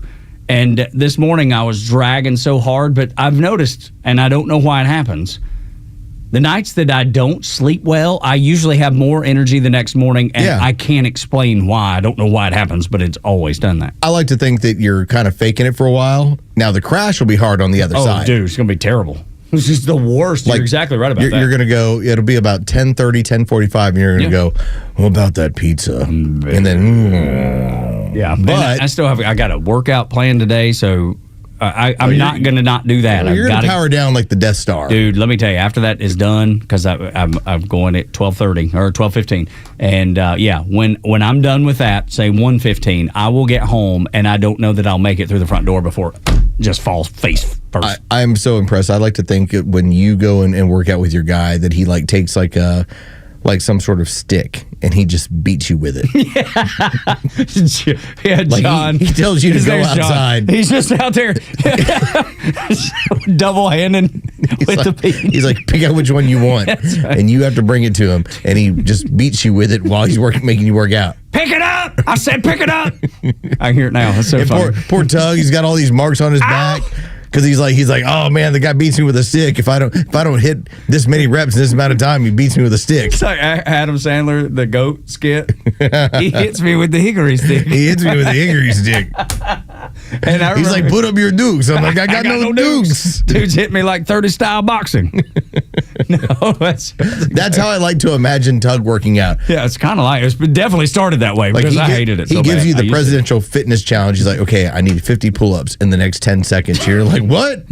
I can't do one in 10 seconds. And he counts to 10. He starts hitting you with a stick. 1, 2, 10. Ha! Take that across your back and the side of your face. Like, this is terrible. Yes. So it's been a little bit crazy, and I'm trying to pull it together, trying to do a little better here instead of throwing everybody such a curveball. 404-741-1230. Thank you for being here, putting up with me on days that I don't sleep well and things go wacky and crazy. And you're going to get beaten with a stick in a while. So and I'm going to be with a hickory stick later. That's why he's so wide open right now. He's like, got to get ready. That's right. Got to ramp up. Trying to be twitchy to get away. Am I twitchy? So he can only contact me like 30%. That's right. 80% might break my skin. 30% I can take it. That's right. I gotta get away from John. I got some moves. Ha, ha, ha. John, I hope John's not listening right now because I don't want to give him any ideas because he's a very strong man. Oh, man, I really hope that as you're walking up, he's just sitting there with a stick. Just like, it's still got the leaves on it. He just pulled it off the tree. Yeah. He's just waiting on you. Like your grandma used to do. Yeah.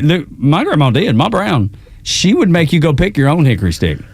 And if it was a small one, she would send you back. She says, that's not big enough. There is a shirt from the 19th. It's a retro site that I saw. It's through Facebook. And it actually has a wooden spoon. It just says wooden spoon survivor. That's right. Because my wife, that was what her mom did. She would take out the wooden spoon. On the hand? As well as, as the kids got older, you hit them with the wooden spoon. They didn't use a belt.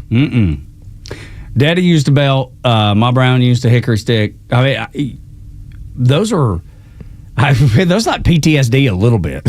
Like you walk by like a hickory stick tree and you're like, just shudder. Oh God, yeah. Or you walk here. Well, nobody goes to Target, but if you did, you Ma Brown was like.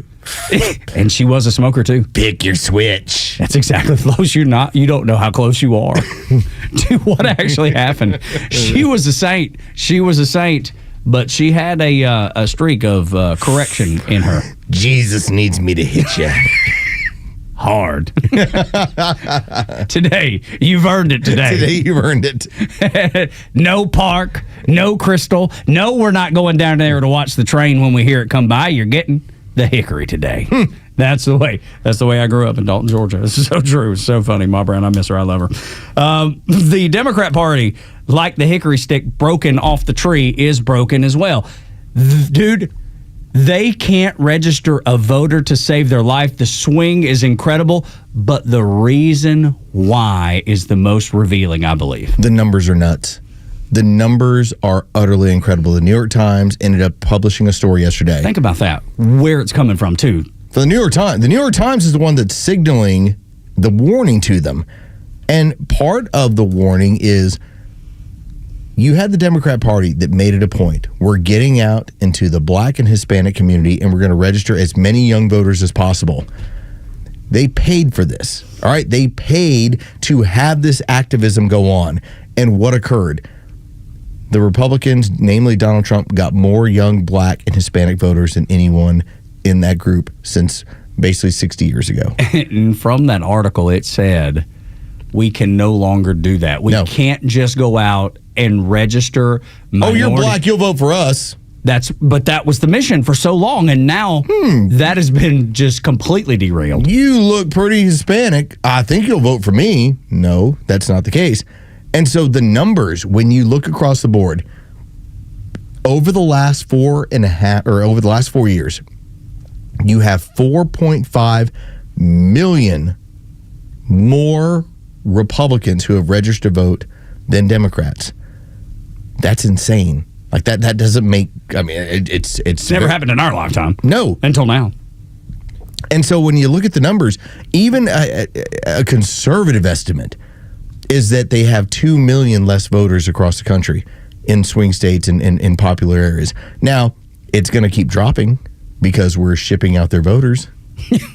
All right, we're sending them home. That's right. The few that they have remaining. That's why they're in meltdown mode about this redistricting stuff. As much as we talk, census. And the census, like, hey, we're going to do another census. Well, you can't do that. We're going to, and we're going to strip away more of your power. But then, dude, throw in, the other part of that is the working class. The working class as a whole. Doesn't matter race, doesn't matter sex, any of that stuff. The working class has abandoned the Democrat Party completely. You see unions, and this is not something that the Republican Party has done well with ever. And all of a sudden you have unions that are saying, we're not going to select anybody. And the union bosses are like, all of our union members are voting Republican. They're all voting Donald Trump. And you saw it happen. These traditional strongholds do not exist for the Democrat Party anymore. The New York Times, Tug, tracked 30 states. And in all 30 states, the Democrats lost voters and the Republicans picked up voters. And to think about like moving forward, 2028 is going to be here before we know it. Obviously, the midterms in 2026, and hopefully you get another census, and that ends up breaking the trend of, well, it always goes over to the other side. They're going to hold the Senate. It's a matter of, like, can they hold the House? If by the time you get to 2028, the only thing the Democrats are going to try and do, they're going to try and portray J.D. Vance like he's some sort of rich kid, which he never was. He's couldn't be more opposite of that. And if it is Gavin Newsom, he's the epitome of the rich kid. Yes, that's right. And, they tried to do that social media-wise with the side-by-side pictures. Yes. Trying to say Gavin was so good and refined, and J.D. Vance was laughing and cutting up in the bathroom. Yeah, let's just lay this out here. While Gavin Newsom was owning a winery at 19, 20 years old, must be nice. J.D. Vance was a Marine. I'll take J.D. Like this is easy. Every time. So easy. And so I imagine these registration numbers don't change. No. In fact, and that's the brilliance of what this administration's doing. They have recognized where the power from the Democrats comes from. And from a legal perspective, this isn't some sort of gamesmanship. This isn't, well, you're an insurrectionist, you're off the ballot. This is, hey, the laws of the land say you can't vote if you're not supposed to be here. So we're going to make sure you're not counted and you can't vote. We're going to enforce the law on the book. We're not creating anything. We're just enforcing. Not trying to pass some sort of crazy law through Congress. It's already on the books. We're going to enforce it. How about all those voting organizations that we used to see and that we used to hear about? Stacey Abrams ran one. There was dozens and dozens and dozens. It all started, at least the one I remember and we've talked about before, is Rock the Vote that MTV got behind. I remember that being a thing. All of a sudden, that's kind of quiet. All of these nonpartisan, as they were called, they were always partisan, but these nonpartisan voter registration organizations who were like, we got to make sure that this group is voting and that group is voting. Now that they can't vote or can't count on a particular vote from a particular check box, they're like, we're not even going to do it anymore. I've not seen any kind of voter registration drives. I've not heard anything about it. We used to hear about it nonstop. Now it's gone. Here's how the math works. The Democrat Party used to always be able to take, didn't matter, man, woman, anything else along those lines. They knew if you register a black voter, there's a 92% chance that they're going to vote for the Democrat Party. Now the problem is that since that number's fallen, since Donald Trump now has picked up a larger amount of younger and middle-aged black men, the problem becomes you go out and you're trying to get these people to go ahead and register. They need the 90%. They need at least 88% in order to win elections. Once it falls below 88%, they can't win. Right. So what's the use? That's the reason those so they've abandoned it. Yeah, they're like what's the chance that this person falls in the other 15-20%? I can't possibly register them. They'll be voting against me. But do you remember how they positioned it when they would talk about, well, we just want to make sure that everybody's voting? It was never about everybody's voting, but that was their guise. Now they don't even say that. They'd actually prefer that people don't vote. They're being very honest. Like, they're back into the mode. They're back into 1865. How do we keep these blacks from voting? They're back into 1965. How do we keep these Hispanics from voting? We can't possibly let them get to the polls, right? Because there's no way. They'll vote against us. They'll vote against us. That's exactly. And in large enough numbers, will it affect us? Because we don't have. This ends up being one of the primary issues, and it all falls at the feet of Obama. He tried to create a voter base made up of constituencies that were all victims. And when people stop seeing themselves as victims, they ain't voting for you. Because what's the benefit? Right. They realize, oh, wait, it's on me. It's on me. And Get out of my way. And I think most people feel that way. They don't want to be handheld through everything. It's like, I see it with my own son, and this is away from voting altogether, but I see him pulling away from my wife and I, right? That's the natural thing for him to do as a college student. He doesn't call every day. We might get a text every other day or something. It is him. Hey, Dad, where's my chicken? Send money. That's right. We do get that. But when it comes to voters, they don't want to be handheld through things. They want to tackle things. They want to make it on their own. Who doesn't? The sense of accomplishment. My son's going through that right now. He's pulling away from mom and daddy, which is a good thing. He wants to be his own person. He wants to make it on his own. He don't want to think mom and dad is behind him, making sure that everything works the way it's supposed to. He wants the struggle, and he wants to be able to make it through that struggle and feel accomplished when he succeeds. I think that's what most people want. Yeah. Sense of accomplishment. Yeah. There's something empowering about that. Absolutely there is. Dude, you could say the same thing with your basement. Right? Oh, the more stuff I do, I tacked up a handful more lights, and I was looking at it going, look what I did. Yeah, right? Dude, accomplishment means something. And giving the people the runway to do it, creating an environment and an economy where people can do that, it's a really, really good thing for the American people. It's a really, really bad thing for the Democrat Party. When we come back on Extra 106.3, 7 o'clock hour is brought to you by Van Sant Law Group. If you're in an accident, make the right call, vansantlaw.com. Gavin Newsom's social media team and their intern, man, they have screwed right up. Next on Extra.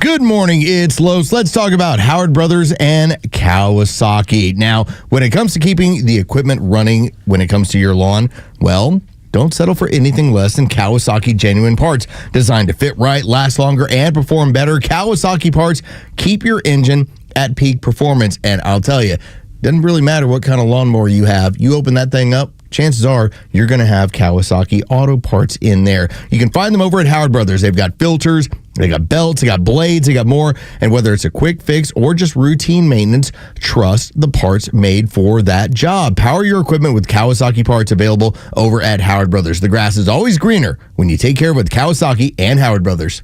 The latest sports news, powered by 680 The Fan and driven to extra listeners by RBM of Atlanta in Sandy Springs, Atlanta's Mercedes-Benz connection since 1964. Good morning. Here are your sports headlines for Thursday, August 21st. The Atlanta Braves took another series after taking the rubber match of their 3-game series with the Chicago White Sox last night, beating them 1-0 the final. Hurston Waldrop continues his excellent work on the mound. He throws 7 scoreless innings. The Braves are off today before starting a series with the New York Mets at Truist Park beginning tomorrow night. Some bad news for the Atlanta Falcons in the NFL. Falcons right tackle Caleb McGarry carted off the field yesterday as he's dealing with a lower leg injury. His backup is also out after having ankle surgery. With your sports headlines, I'm Carlos Medina. In retirement, the right balance of risk and safety isn't just smart, it's essential for lasting peace of mind.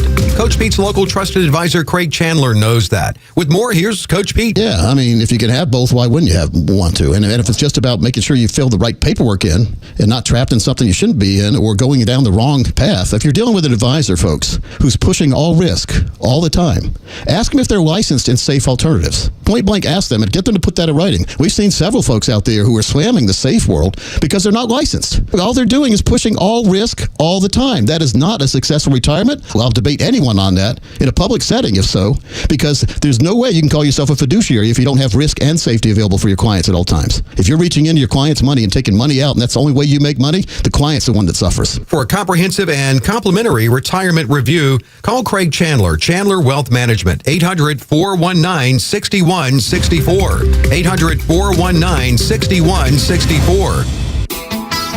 Thinking about going electric? Now's the time to make your move. At Jim Ellis Ford Sandy Springs, limited time incentives on select Ford EVs are available now, but only through September 30th, 2025. That means if you've had your eye on an electric vehicle, this could be your last chance to save thousands of dollars.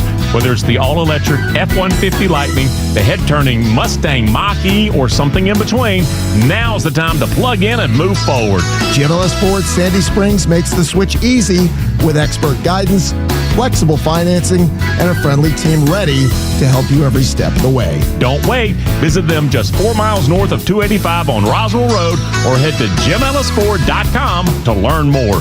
But hurry, these savings disappear after September 30th. Jim Ellis Ford Sandy Springs, where you can always expect the best.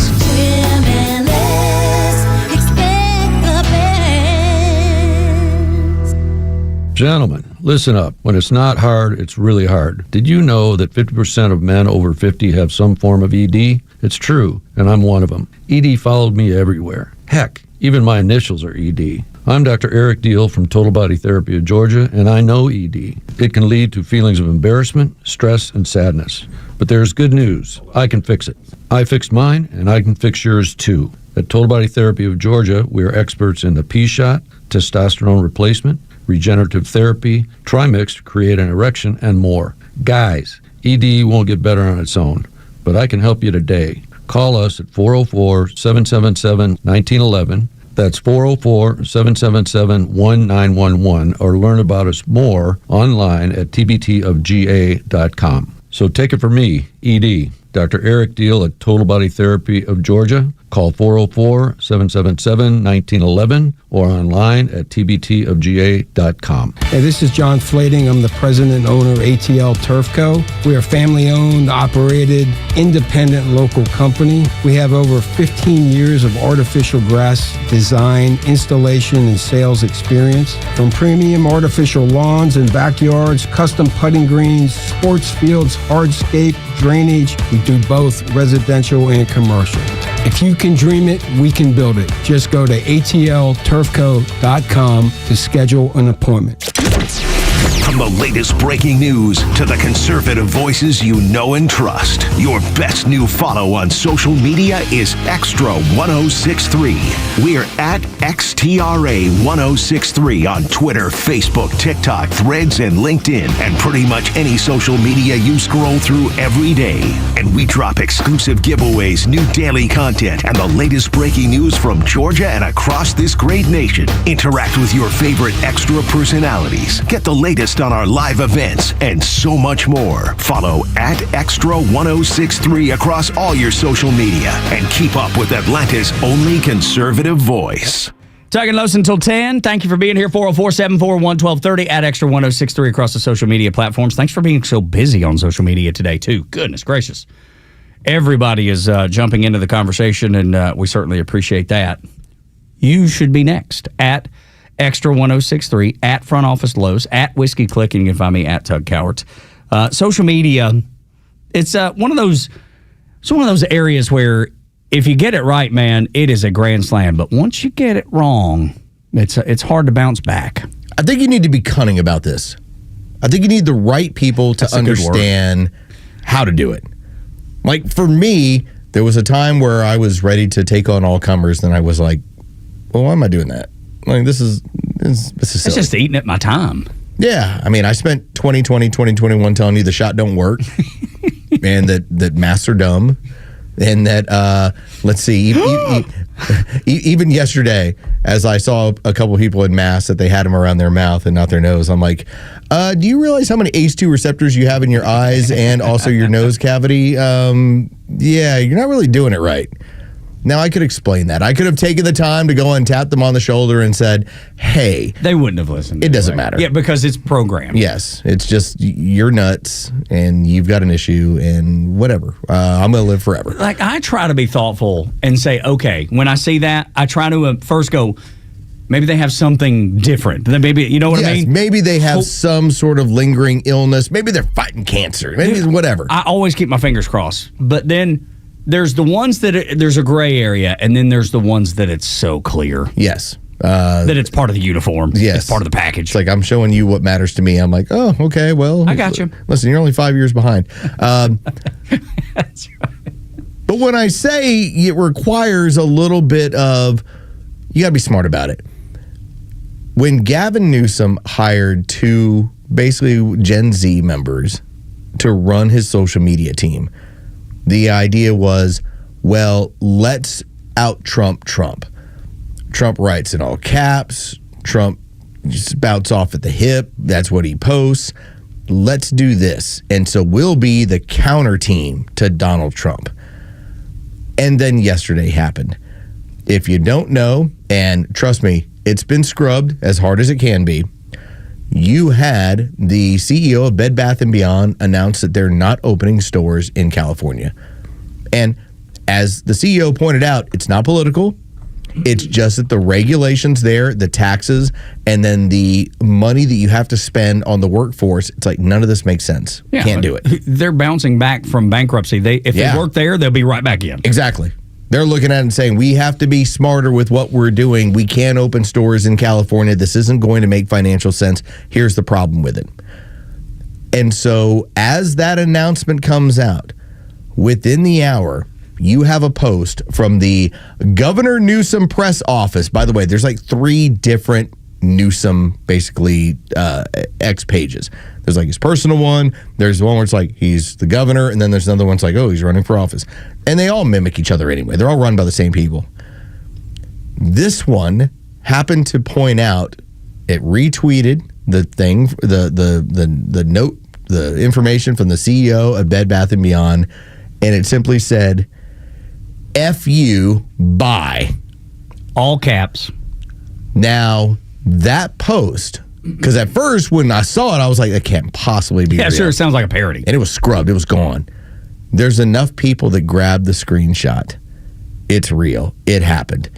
Those children decided to take a statement from a CEO, and they thought to themselves, oh, what's the most Donald Trump thing I can say? Donald Trump respects business. He would never go down this road in this way. And that's why it was pulled so quickly. You have children that are running this. They don't understand that when a major company decides to pull out of your state because of your state regulations, your taxes, and the amount of money that requires to get up and running, you wish them the best and say, hey, California's ready when you are. That's exactly right, dude. You took the words right out of my mouth. All they had to do, the smart play would have been, why don't we sit down? We'll show you why California is a great place for you to be. Yeah. That's the rebuttal. It's so clear, so obvious, and yet F you bye is what they did, and then had to take it down. Somebody was like, what did you do? So I happen to know one company that my daughter was a part of, that she was doing some training at, and she decided to go to a different company to do some training and some work at. And we were informed by some of the higher-ups there, well, she's not welcome at our company anymore. And I brought this up with a guy who's on one of our younger teams. Now, this man was an attorney for a multitude of different companies. Put it this way. His house is 17,000 square feet. He's done all right. That's what you're trying to tell me. And he flat out told me, he goes, I've worked with companies all over the country. He's like, I've represented many of them. He goes, I don't know one company that has ever told anybody, well, don't come back. Right, because why would you? Like, why would you burn the bridge knowing that down the road there may be an opportunity for you to make a grip of money? It's idiot business. It totally is. Just like FU Buy. FU Buy is idiot business. And yes, there is no place in this country where when somebody decides they're going to try something different or go a different route, the correct response is FU Buy. Of course not. Or, well, you're not welcome back here anymore. It's like, no, it is best wishes. Maybe we sit down. Yeah, let's tell you about why we're a good place for you. Yeah, that's exactly right. Not smart enough to do it. But you know what? Not enough life experience. Not enough life experience. You know who does this? Children. That's right. Children who have never actually worked in the private sector. And both of the people that run his social media, neither one of them have ever worked in the private sector for a significant amount of time to have any idea how to handle this. And which is perfect for us because here's Gavin Newsom going like, wow, I'm trying to launch a campaign and this is what you do? That's exactly right. It's just like the lady on the Democrat strategist on MSNBC saying, well, everything's failing. What we really need to do is embrace socialism, communism, Marxism. That's what we need to do. Dude, you're talking about a failing strategy. Ask Bolivia what is happening. They've been putting up with that for 20 years, and they just kicked it to the curb. New York, I hope you're listening. Gavin Newsom, I hope you're listening. I get it. Like, the left is trying to push, like, we want fighters. We want people who curse. But see, that's the other part. But this of is that. wrong. Yeah. But this does not work. Well, but neither does the cussing thing, really. No, of course not. It doesn't mean anything. What they fail to understand, there's only one Donald Trump. And if we've seen anything from the numbers, or we went through the Rasmussen polling numbers, he's at a high again. Only Donald Trump can take out Donald Trump. And you can't emulate it because then you come across as bootleg Donald Trump. And that's bootleg Donald Trump. Like, and sounds like and feels like. Who was it Joe Scarborough that said you can't out Trump? It was Scarborough, and then you had Frank Luntz. So it also was like, stop trying it. Yeah. It's like it's not working with the polling. And another example of it not working right there from Front Office Los. When we continue on Extra 106.3, the reason ICE has to cover their face should be so obvious and clear with the way the left operates. Next on Extra.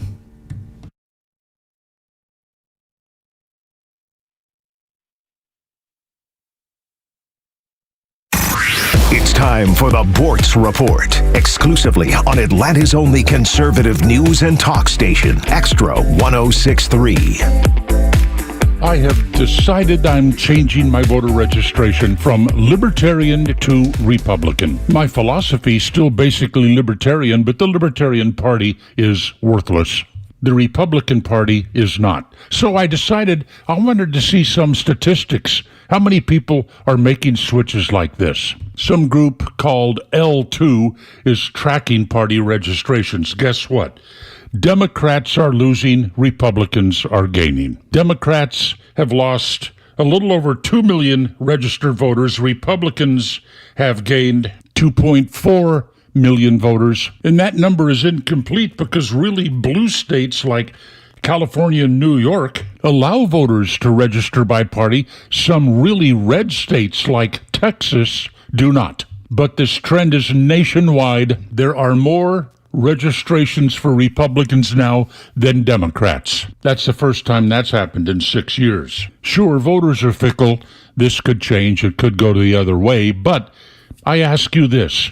Who are the leaders of the Democrat Party right now? Who is there in the Democrat Party for you to look up to admire? Chuck Schumer, AOC, Ilhan Omar? For right now, the Democrat Party has nothing.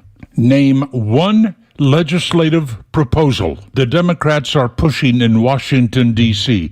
Just one that has any appeal to you at all. I mean, the big Democrat Party hero right now is this idiot communist running for mayor of New York. Oh, how they love him. He wants an end of private property. He wants to seize the means of production. Oh, and government-run grocery stores. I'm enjoying this, and I'm proud to be part of the trend. But now I guess I'll be getting all that Republican junk mail. Neil Bortz, Extra 1063. Join Daniel Madelon, CEO of A Second Chance Bail Bonds, and co-host Tug Cowart as they bring together law enforcement, justice insiders, and voices from every part of the justice system, victims, advocates, and people who've turned their lives around. It's an honest talk about what's working, what's broken, and how to build a better path forward, one second chance at a time. This week's guests are former APD Chief Bryant and Natalie Ammons from the Fulton County Sheriff's Office. Justice Unfiltered.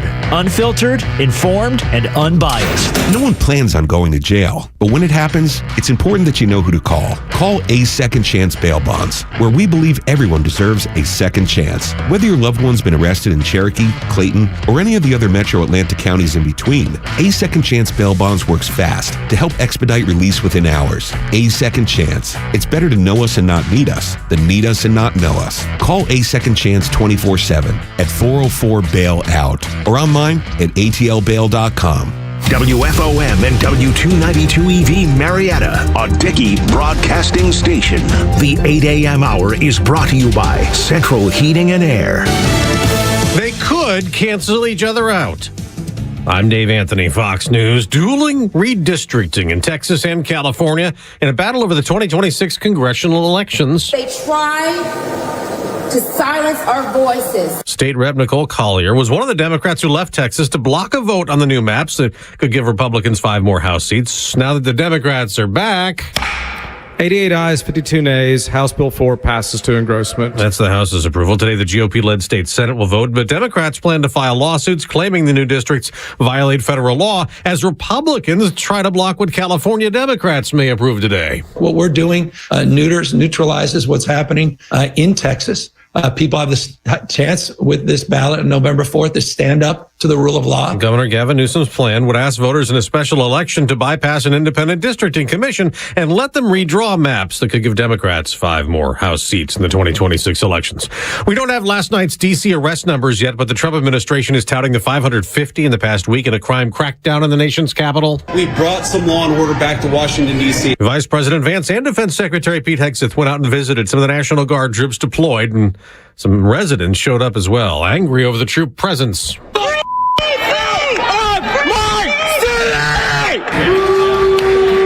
And I think you hear these guys outside here screaming at us. Of course, these are a bunch of crazy protesters. Hurricane Aaron turning east away from the U.S., but it is whipping up the surf and making it windy in North Carolina's Outer Banks. Fox Weather's Mike Seidel on a Kitty Hawk beach.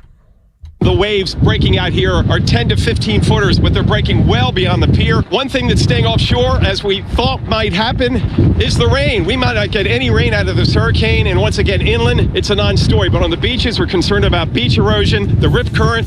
Beaches are closed to swimmers, Florida to Massachusetts. America's listening to Fox News. Are you living with dry AMD? If so, you could be on the road to geographic atrophy, or GA, a condition that leads to retinal cell death and permanent vision loss. But with Izervay, you can slow it down and get it going slower. Izervay slows GA progression by targeting a key source of retinal cell death, which may help preserve your vision longer. Izervay, or Avastin Captid Pagel, is a prescription eye injection used to treat GA. Don't take it if you have an infection or active swelling in or around your eye. Izervay can cause eye infection, retinal detachment, or increased risk of wet AMD. Izervay may temporarily increase eye pressure. Your vision may be impaired after an eye injection or exam. Don't delay. Ask your doctor about Izervay today. Izervay gets GA going slower. Visit Izervay.com. That's IZERVAY.com. Paid for by Astellas Pharma. The news and talk I can trust. Extra 1063. Tug and Los until 10 on Extra 106.3. God, so close to the weekend and so close to college football. I get to reach out and touch it. So good. And the fact that two teams that I don't care anything about will be playing college football is still so appealing. Iowa State and Kansas State. That's the marquee matchup, if you will, for week 0. And then there's, a handful of other, just unranked teams that are playing. I'm going to be so glued to Iowa State, Kansas State, like it's my team, too. We have a tournament that we're having to work on the whole weekend. My plan is basically, how quickly can I get there, get done whatever we need to get done, and go home and watch college football? That's right. There's a certain joy that is in my heart. It's almost like in my heart. It's in my heart. I can't wait. It's almost like that waiting on Christmas Day. When you're a kid, just that eagerness, that vibrance that you feel that's irreplaceable.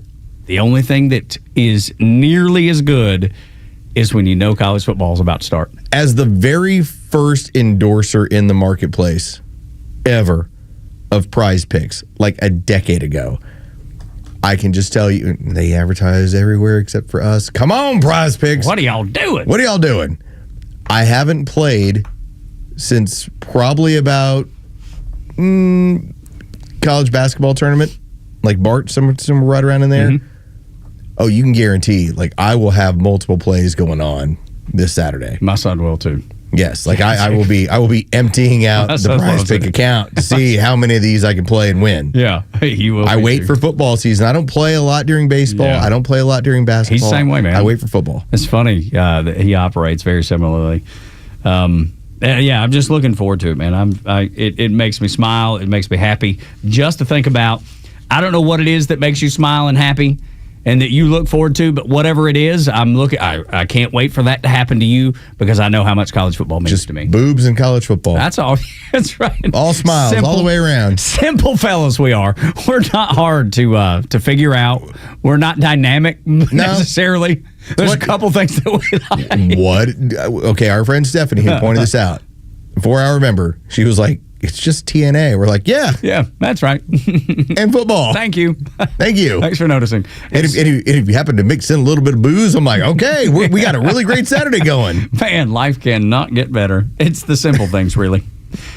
Stephanie, speaking of, says 9 days until Georgia football. Yeah. And they're kicking off on the 30th. Georgia Tech, they're traveling out to Colorado to take on the Buffaloes. Play them in Boulder. Yeah, man. I'm not a Tech fan. I have a dear friend of ours and a kid that's grown up in my house as quarterback down there. So I have the tiniest soft spot. Be pulling for him against Colorado. I only pull against Tech one game a year. That's it. But I can't call myself a Tech fan, but I will be cheering for them against Colorado. I have no connection to Colorado. I'll be looking forward to see what a healthy Haynes King can do. That's exactly right. Because his first year, you went, man, this guy's just lighting it up. And last year, even though he had a really great year, that shoulder injury showed up for the better part of the last 4 or 5 games of the year. Yeah, he was. And that dude's a baller, man. That dude, he'll put it on the line. He'll put his body out there. He's the type of college football player you want. Yeah. He's the type of college football player you cheer for, even if it's not on your team. And then Jamal Haynes, too, as far as a running back, that little guy is fun to watch. They've got some stuff going on in Tech that I can get behind. Yeah, they do. And then great OC. Look, great head coach. Georgia Tech, they've got some things going for them. Got some things going here. Yeah, they do. It's not. I don't remember the last time I was able to say that Georgia Tech really had something going for them. I can't remember the last time that. I think the last real year you can jump into is, I think it's 2014, 2015 when they were in the Rose Bowl against Mississippi State. And they beat that Dak Prescott team. Yeah, 10, 11 years It was ago. pretty impressive. Yeah. Tug and Los until 10. When you think about ICE and the job they do, and the fact that people are applying to be ICE agents it's not baffling to me, but it is a little bit surprising knowing the abuse that these guys take. And it's not just them. That's the sad part, right? They know what they're signing up for. Does it suck? Yes. Is it deserved? No. But when it's their family that is threatened, that's when you feel the worst for them. You and I looked it up. there is up to a $50,000 signing bonus because of why? Because this work is dangerous.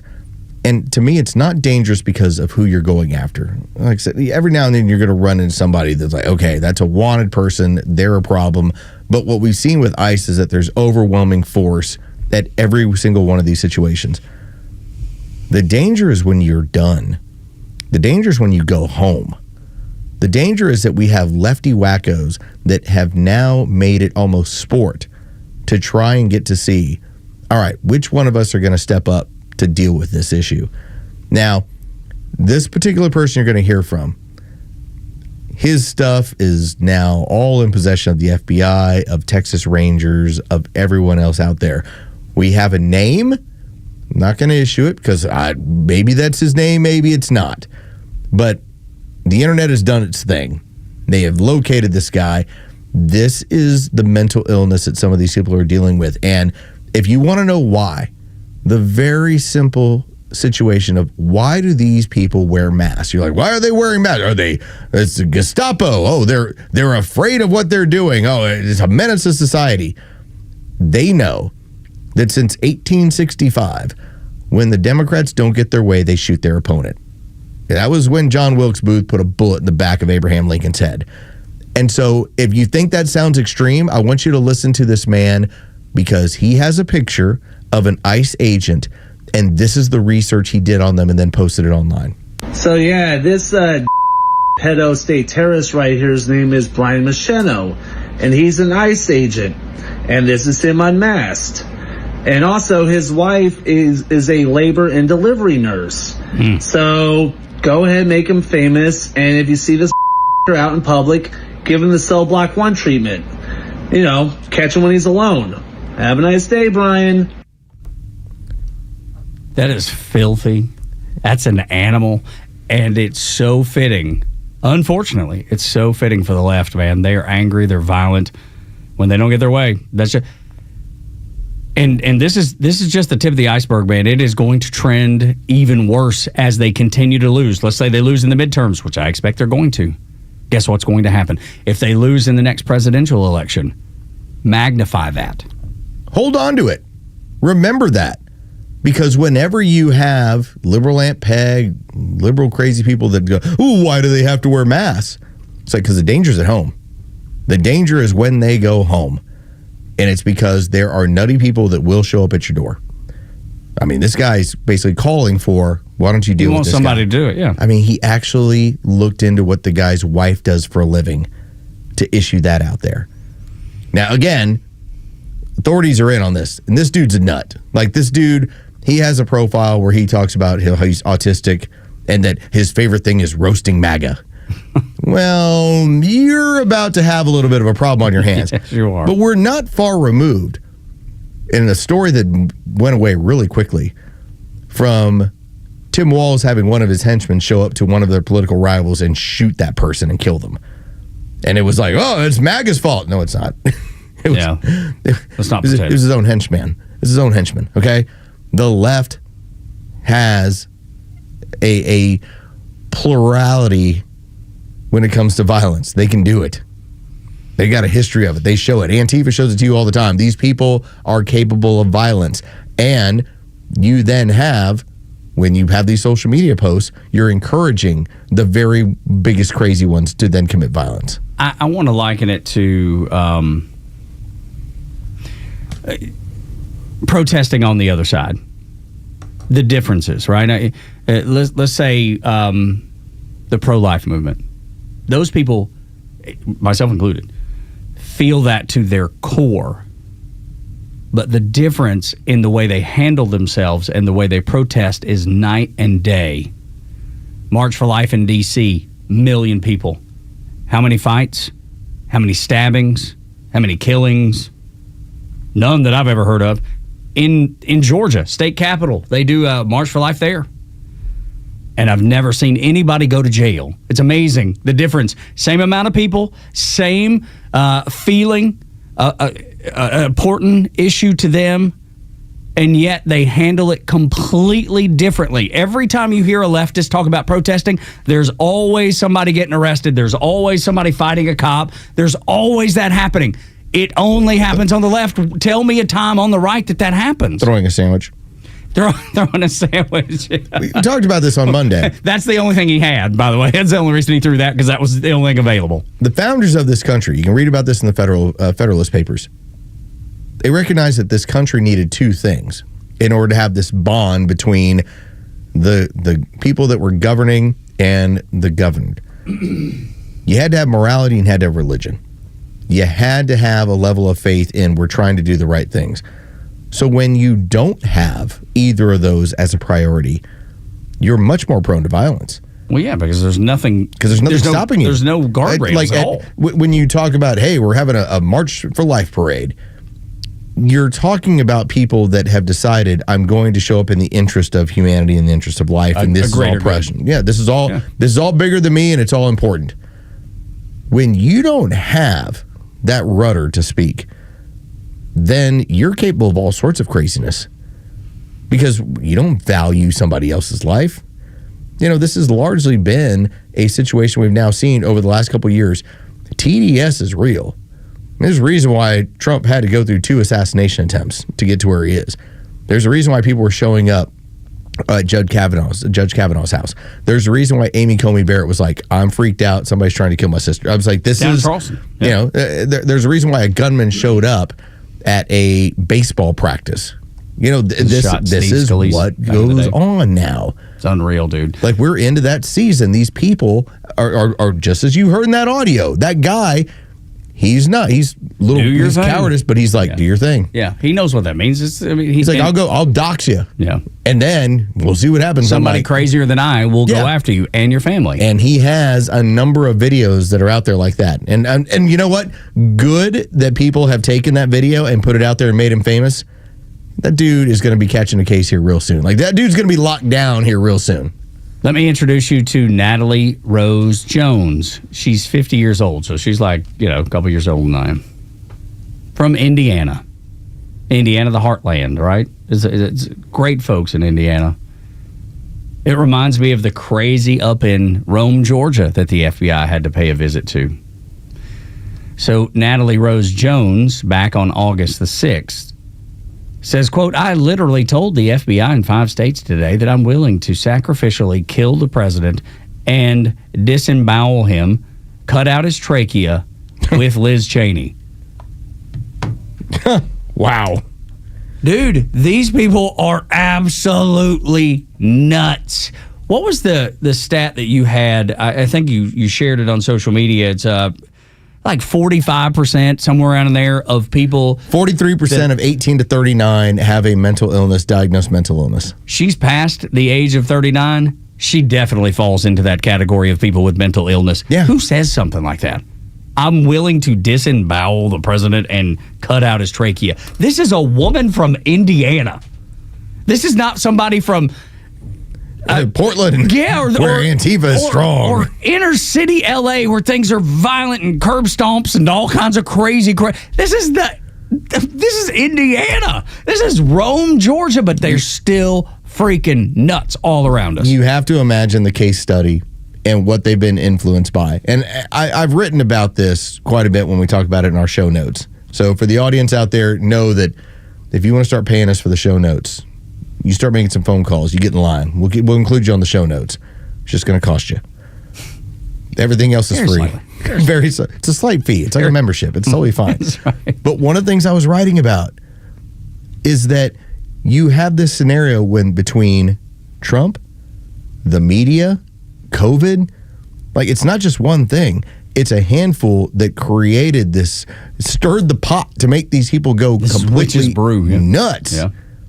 Nuts to where there is no limit to how far what they're willing to say or what they're willing to push, what they're willing to advocate for, because they are lonely and crazy. She admitted to Secret Service.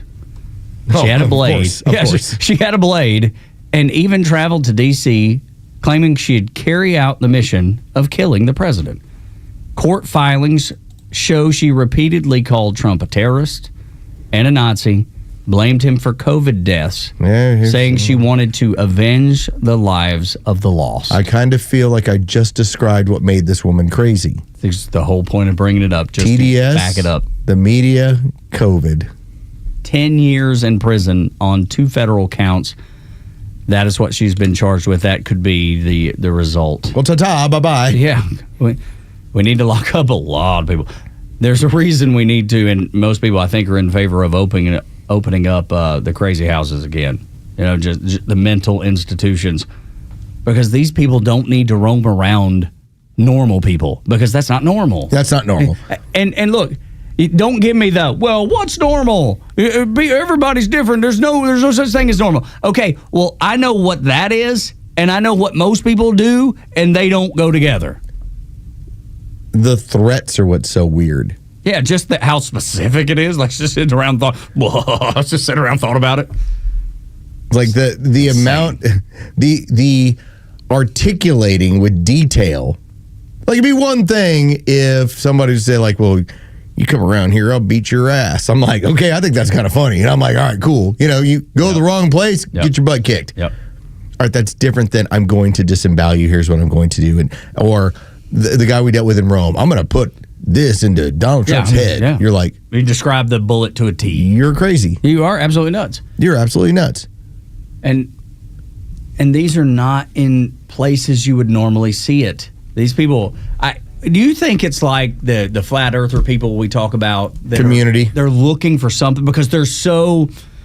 I'm lonely. I'm angry. I'll find other people to join in with me to absolutely share crazy with. I think a lot of it when I look at the amount of, and again, it's not an indication, but like I know that here's how many followers I have on X.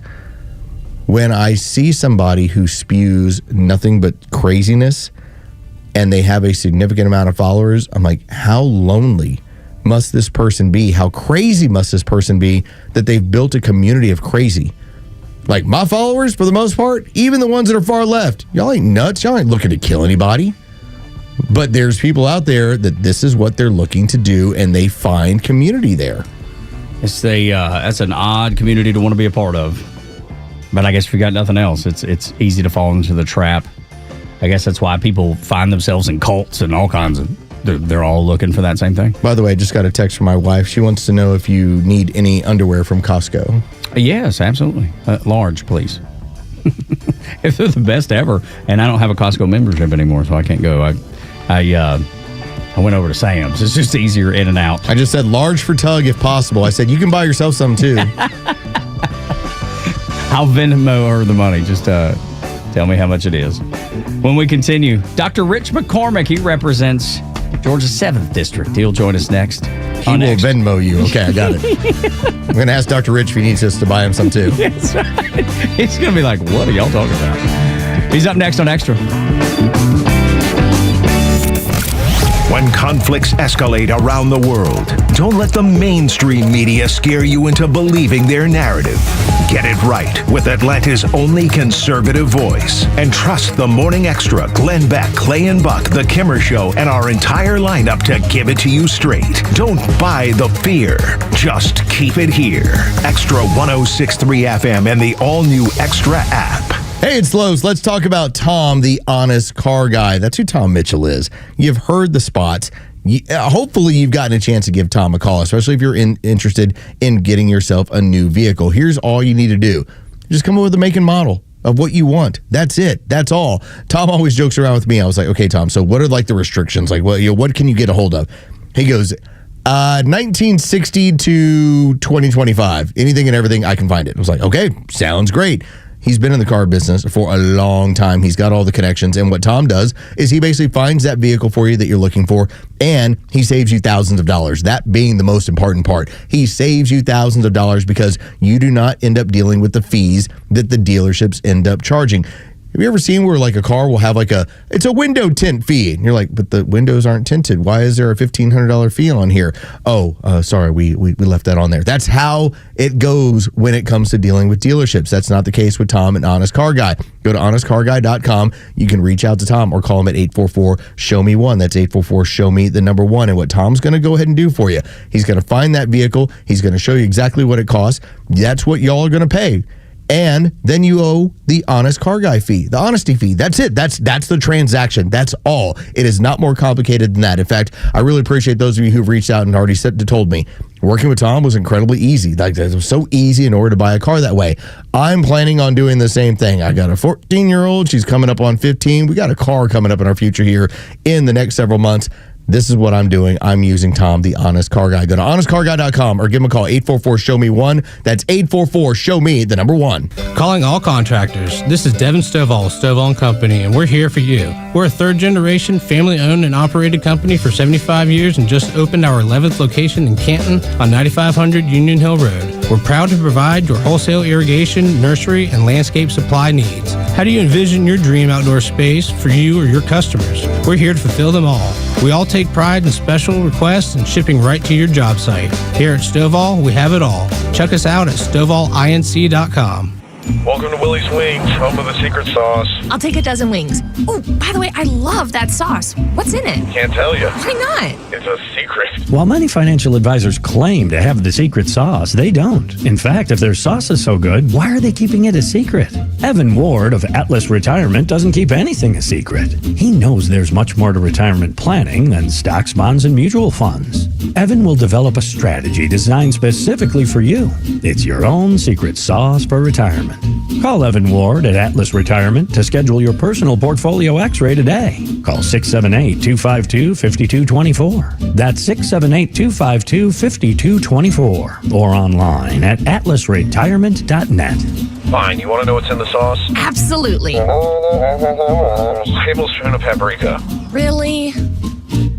Investment advisory products and services made available through Impact Partnership Wealth, LLC, IPW, a registered investment advisor. There are nut jobs on the road. Who knows where they learn to drive? If one of them hits you, don't take care of it on your own. Call my friend David Van Sant, 855-GA-INJURY. Van Sant Law, one of Georgia's top-rated personal injury lawyers and car accident firms. Time is of the essence. Don't waste any. The longer you wait to get the right lawyer, the longer it takes to get the compensation you deserve. Call Van Sant Law today. The number is 855-GA-INJURY. VanSantLaw.com. Hey, this is Matt from East Cobb. We basically bought our house from our in-laws. It was my wife's childhood home. One of the issues that we've had when we first moved in was our dog in our backyard. It was extremely shaded, could never grow grass back there. We resodded it twice. So ATL Turf Co. did an amazing job with our backyard transformation. They basically created a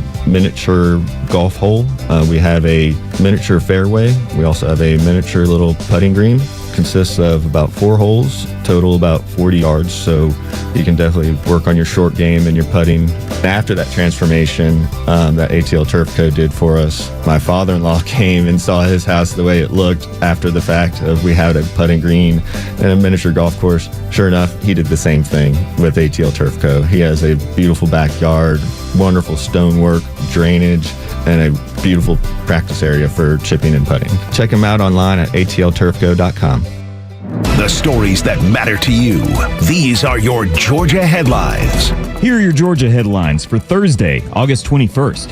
Vice President J.D. Vance is visiting Peachtree City today. He'll be delivering remarks to highlight the tax cuts delivered by the One Big Beautiful Bill. He's expected to meet with local officials and business owners to discuss how the bill affects Georgians. The Second Lady, Usha Vance, will be appearing in Canton at the Cherokee Classical Academy to promote her Summer Reading Challenge. Atlanta will play host to the next big boxing match on Netflix. Social media star Jake Paul and Tank Davis are set to face off at State Farm Arena on November 14th. The fight will be streamed globally on Netflix. Paul's previous fight against Mike Tyson became the most streamed sporting event in history.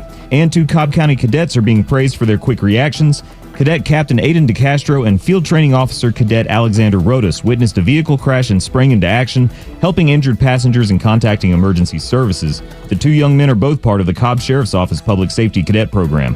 Today's weather partly cloudy with temperatures reaching the mid-80s, and we've got a small possibility for scattered thunderstorms.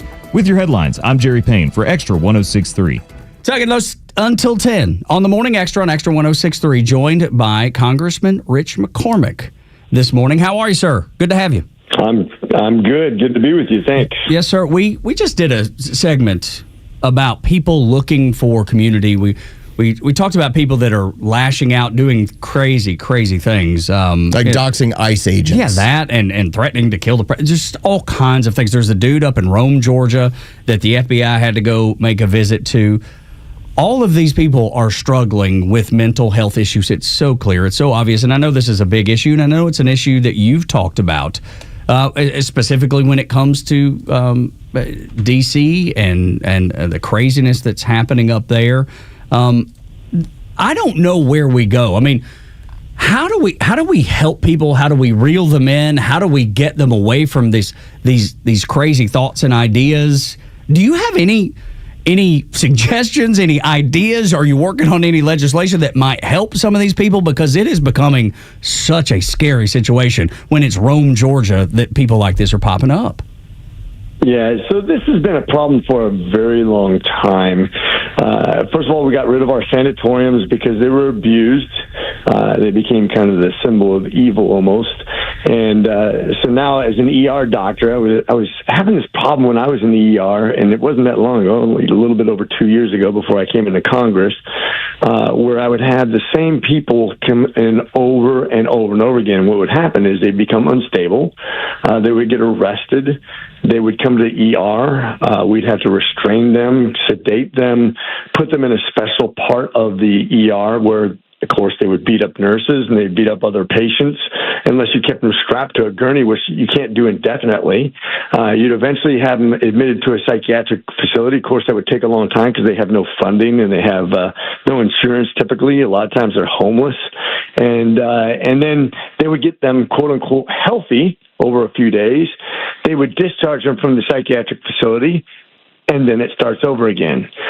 They don't have good follow-up because they're not stable people to begin with. And, of course, they would go out and commit crimes or do something crazy again, be very dangerous to themselves or to other people until they get brought back to me, and it starts over again. It's probably one of the most expensive ways we treat a health condition ever. Imagine everything being done through the emergency room where you get boarded and then wait to be placed in a facility and then start it all over again. That's what I was dealing with on a regular occasion. And realize the average murderer has been arrested multiple times before they actually commit a murder. That's just the typical murderer. Usually it's an escalation in some sort of problem they already have, whether it be societal or mental health. And you can say it's a combination of both. And let me give you an example of that.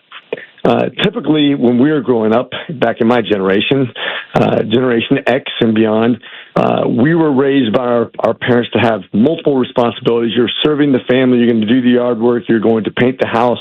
You're going to go get your parent a beer, whatever it is, but you were serving the family. Now, since we have fewer kids and the kids are kind of like doted over, they're told how good looking they're going to be, how successful they're going to be, how much money they're going to make, how good they are at sports. It's all about them. And then it's compounded by Facebook or whatever media accounts they have that they get to post about them. And then when they get out in society, they realize nobody else really cares about you the same way your parents did. They become either depressed, anxious, suicidal, start using drugs and alcohol. And once again, there's about a quarter to a third of my patients in the ER right now.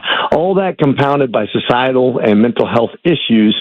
That's what kind of created this perfect storm of what we have today in society.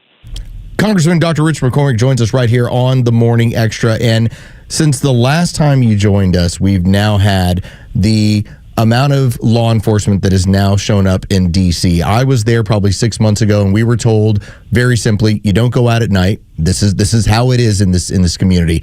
To see what has changed in the last week and a half, I think it is one of the biggest political victories that Donald Trump has had to show the rest of the country, if you push law enforcement, it can be effective in cleaning up communities. What say you?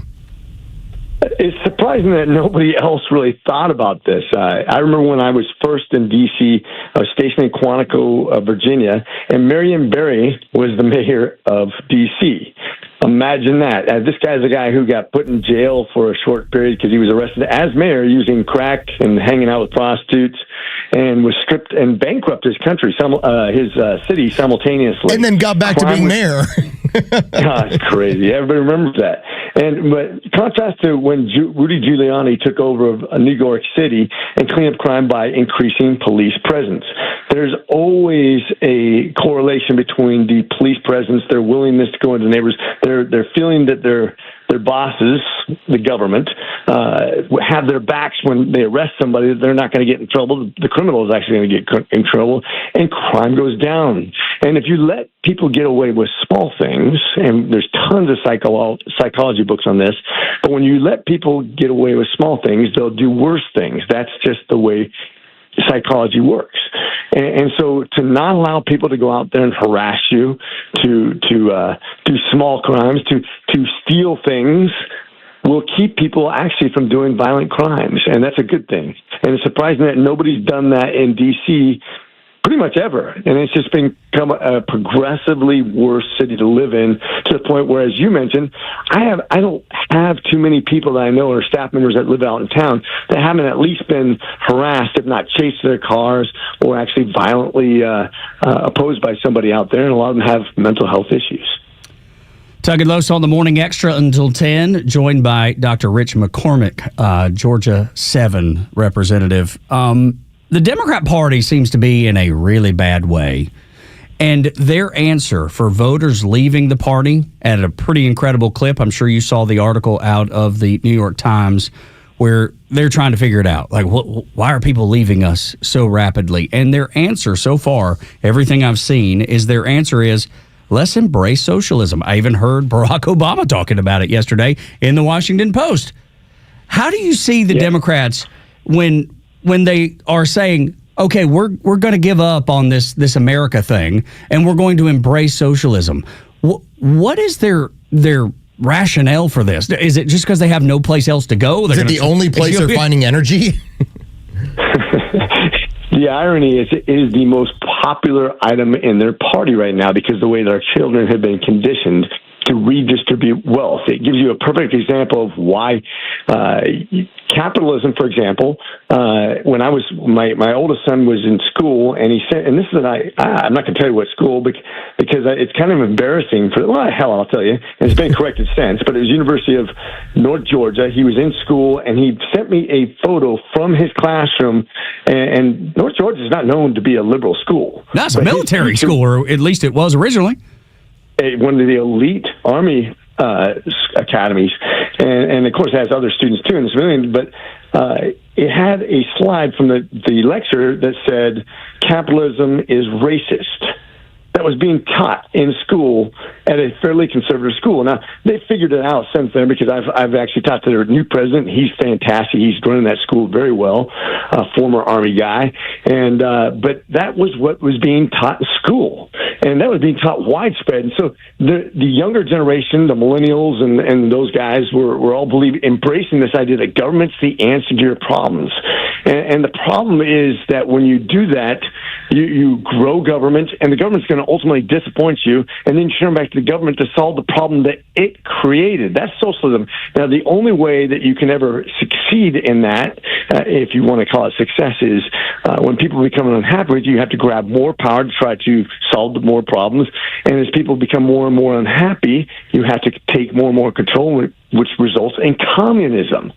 The problem is right now, the Democrats have picked so many weird fights where you're saying, oh, it's a good idea to have men dressed like women who are not happy with their bodies go hang out in women's locker rooms.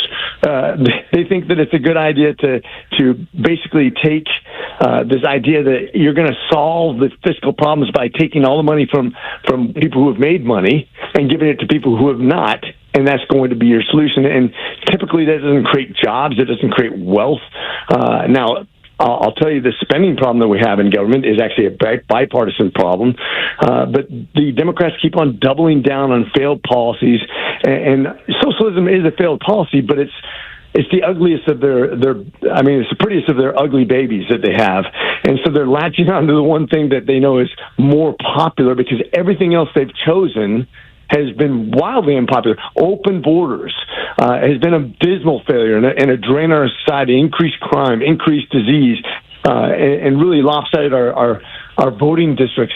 That's really unpopular. This whole transgender thing, you can see them kind of coming around to the center on that, so they have to find their next mantra. And unfortunately, the only thing left for them that has any popularity because of our education system is socialism.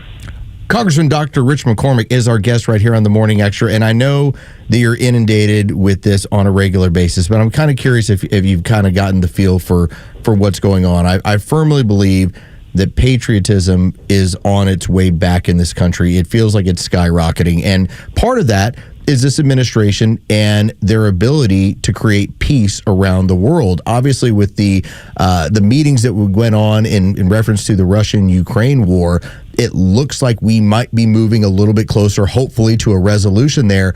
And I think that's another one of those, the feather in the cap of this country of perhaps the United States is the only place in the world that can actually get a peace deal done, and it's a reason for patriotism in this country.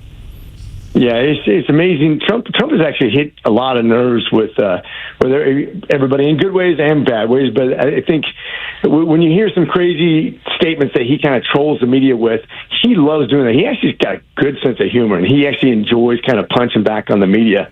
But what he's done with peace around the world, that is something that only America can do because of our economic might. Yes, we have a strong military, but think about how powerful it is to not even be in a war. And I'm saying, I'm going to make your life very difficult unless you come to peace terms. He did that with Thailand and Cambodia, which I'm going to actually this week to talk about their economy, talk about the relationships with China, talk about their trade. He's done it with India and Pakistan. He's done it with Israel and Hamas. He's done it with Ukraine and Russia. Pretty much every hotspot around the world, he's leaned on the leaders to come to terms quickly because he does not like war, and he wants to. He wants that to be part of his legacy. He'll actually leverage the largest economy by far. We have a $27 trillion economy compared to 17 from China, and then the next we're done at 5, and there's a couple countries down there, and then India's on the way up. But we have that power right now, and he uses it. He's popularized that, and a guy who's kind of hit the mainstream youth movement, where whether it be MMA, WWE, and all those things like that, he's starting to popularize the Republican movement in ways we haven't seen since the Reagan era. So in my own interest, if there is a possibility where Dr. Rich McCormick is able to score, let's just say, Ultimate Fighting tickets for next July, I would like to be on the short list of invitees. Or is it available for an invite? Maybe, I don't know. I had the pay-per-view this past weekend. Okay, like I want to find my way into this one. My best friend literally said the same thing yesterday to me. Of course they did. Of course they did. I would imagine there's going to be lots of knocks on your door. Final thing. Go ahead. By the way, it's very cool all of a sudden to be a Republican. When Dana White, who I met at the parade, the military parade, cool guy, really cool guy, reached out to him on his birthday. I'm like, happy birthday, just thinking, he's never going to answer. He answered right away. He's like, that's cool. Thank you so much. And we're going to have, I'm going to go fly out to Vegas, and we're going to go to an MMA fight with Dana White. I think that's the coolest thing ever. Oh, that is awesome. It's funny. I said this, I don't know, it's probably been a year and a half ago now, and it turned out to be true. I said long time ago, Rolling Stone was the counterculture, right? When you would read about them, they were talking about being countercultural and how to do things a particular way. And all of a sudden, in the last probably year and a half, I've noticed that being Republican is countercultural. We're doing all the things that reject, big government or whatever it is. It's cool. It's like we talk about Michael J. Fox's character on TV, on Family Ties. It's become cool to be a Republican. I don't want to say own the culture, but we certainly are at the forefront of it. Gen X, we're in charge, and this has actually become a cool factor for us. And that goes back to kind of the Trump factor and the fact that they keep on picking some really weird fights. Yeah. When America finally, when Trump was able to punch back and say, no, that's ridiculous. We're not going to have women knocking out men or men knocking out women in sports. We're not going to see those records stolen. And America goes, yeah, why are we doing that? And then Trump starts getting involved in these really fun things and dominating the media cycle and actually having a sense of humor and actually being involved, being available to press daily. He's kind of made it cool. And hopefully the rest of us follow suit. A lot of people who try to copy Trump, though, underperform. So you kind of got to be your own authentic person. Sure. There you go. Dr. Rich McCormick, we appreciate your time today. You know what I should ask you? Is there anything that you wanted to hit, anything that we've left out, that we've skipped over that needs to be addressed? I just want to always be the herald and point out that we have a massive problem coming up, probably not this presidency, but next. Mark my words, we have Medicare about to go bankrupt. We have Social Security about to go bankrupt. We have a budgetary crisis with debt that is bipartisan in nature. Started back in 2004 during George W. Bush, that massive spending increase. If we don't do something as a nation, as a bipartisan commission, we're in trouble. So I know everything's going great right now, but there are some things that are lurking there, and we got to be very savvy to address those things as soon as possible. And I want to ask you about that just really quickly to be able to just kind of hit on this, because I keep bringing up the numbers.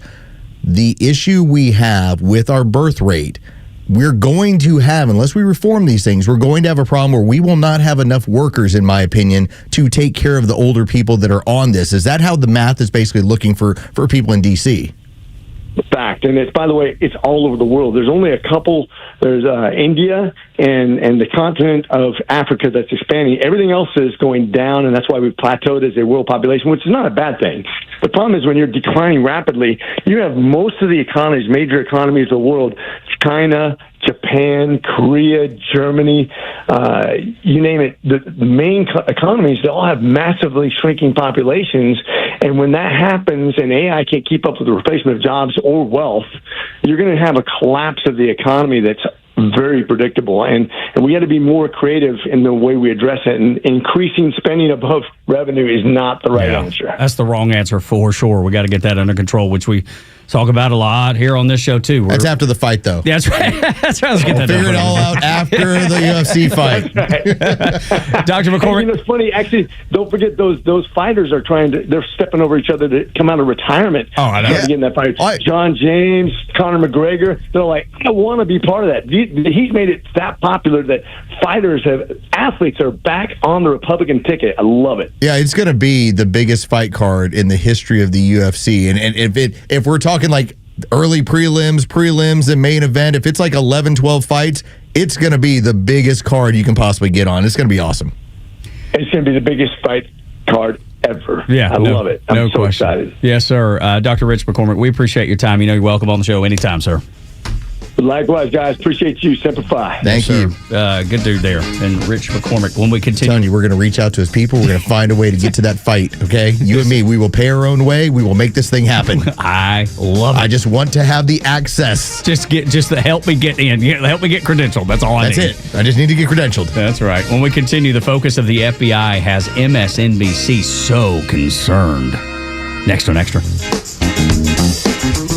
The latest sports news, powered by 680 The Fan and driven to extra listeners by RBM of Atlanta in Sandy Springs, Atlanta's Mercedes-Benz connection since 1964. Good morning. Here are your sports headlines for Thursday, August 21st. The Atlanta Braves took another series after taking the rubber match of their 3-game series with the Chicago White Sox last night, beating them 1-0 the final. Hurston Waldrop continues his excellent work on the mound. He throws 7 scoreless innings. The Braves are off today before starting a series with the New York Mets at Truist Park beginning tomorrow night. Some bad news for the Atlanta Falcons in the NFL. Falcons right tackle Caleb McGarry carted off the field yesterday as he's dealing with a lower leg injury. His backup is also out after having ankle surgery. With your sports headlines, I'm Carlos Medina.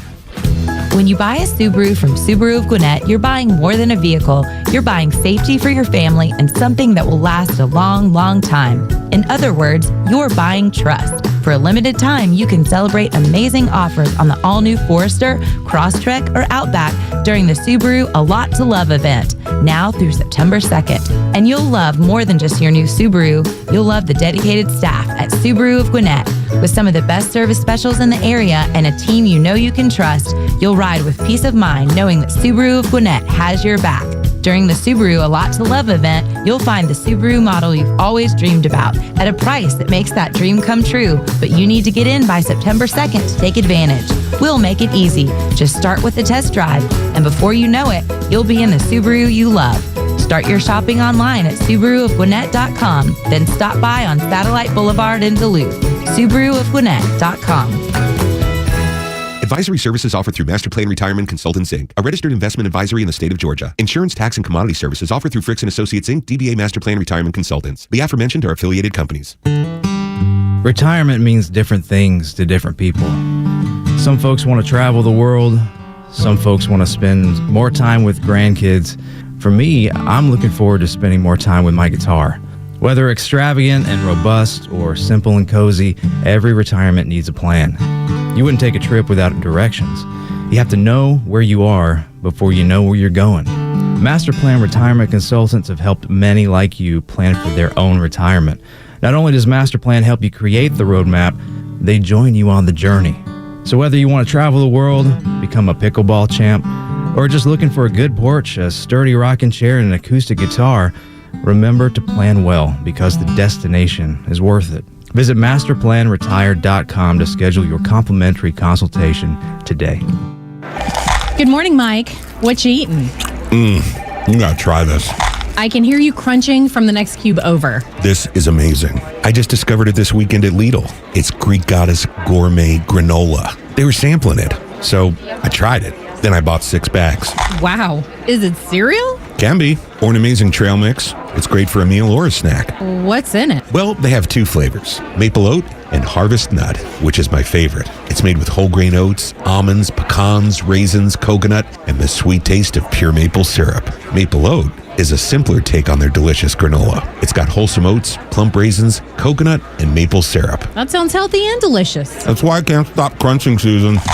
Greek Goddess Gourmet Granola. It's a breakfast or on-the-go snack you can feel good about. It's dairy-free and gluten-free, and with only 2 grams of added sugar per serving, even your belly will love it. Pick some up at Lidl, Amazon, GreekGoddessGourmet.com, or at specialty stores near you. An investment in your home is something that will pay off in the future, but it's something that you can enjoy right now. Hi, I'm Dan Watkins, owner of all 4 Seasons Garage, Entry Doors, and Windows. A beautiful new garage door, entry doors, and windows are an investment you can love every day, and they will increase your home's value, energy efficiency, and curb appeal. All 4 Seasons. Trusted in Atlanta for over 25 years. Exceptional customer service and high-quality work. When trust matters, trust us. All the number 4 SeasonsGarages.com. Hey, Atlanta's Mark from the Safe House. I have a question for you. Am I the only person pissed off with the mainstream fake news, liberal judges, and whiny liberal politicians who don't realize why Donald Trump is president, and fake safes? And you may wonder, why fake safes? Well, a fake safe is like Joe Biden, cheap and ineffective. A real safe from Atlanta Safe House is like Donald Trump, tough, effective, and provides peace of mind when you need it the most. So drop by Atlanta Safe House and check out the largest selection of safes in the Southeast and see what a real safe looks like. So go to AtlantaSafeHouse.com.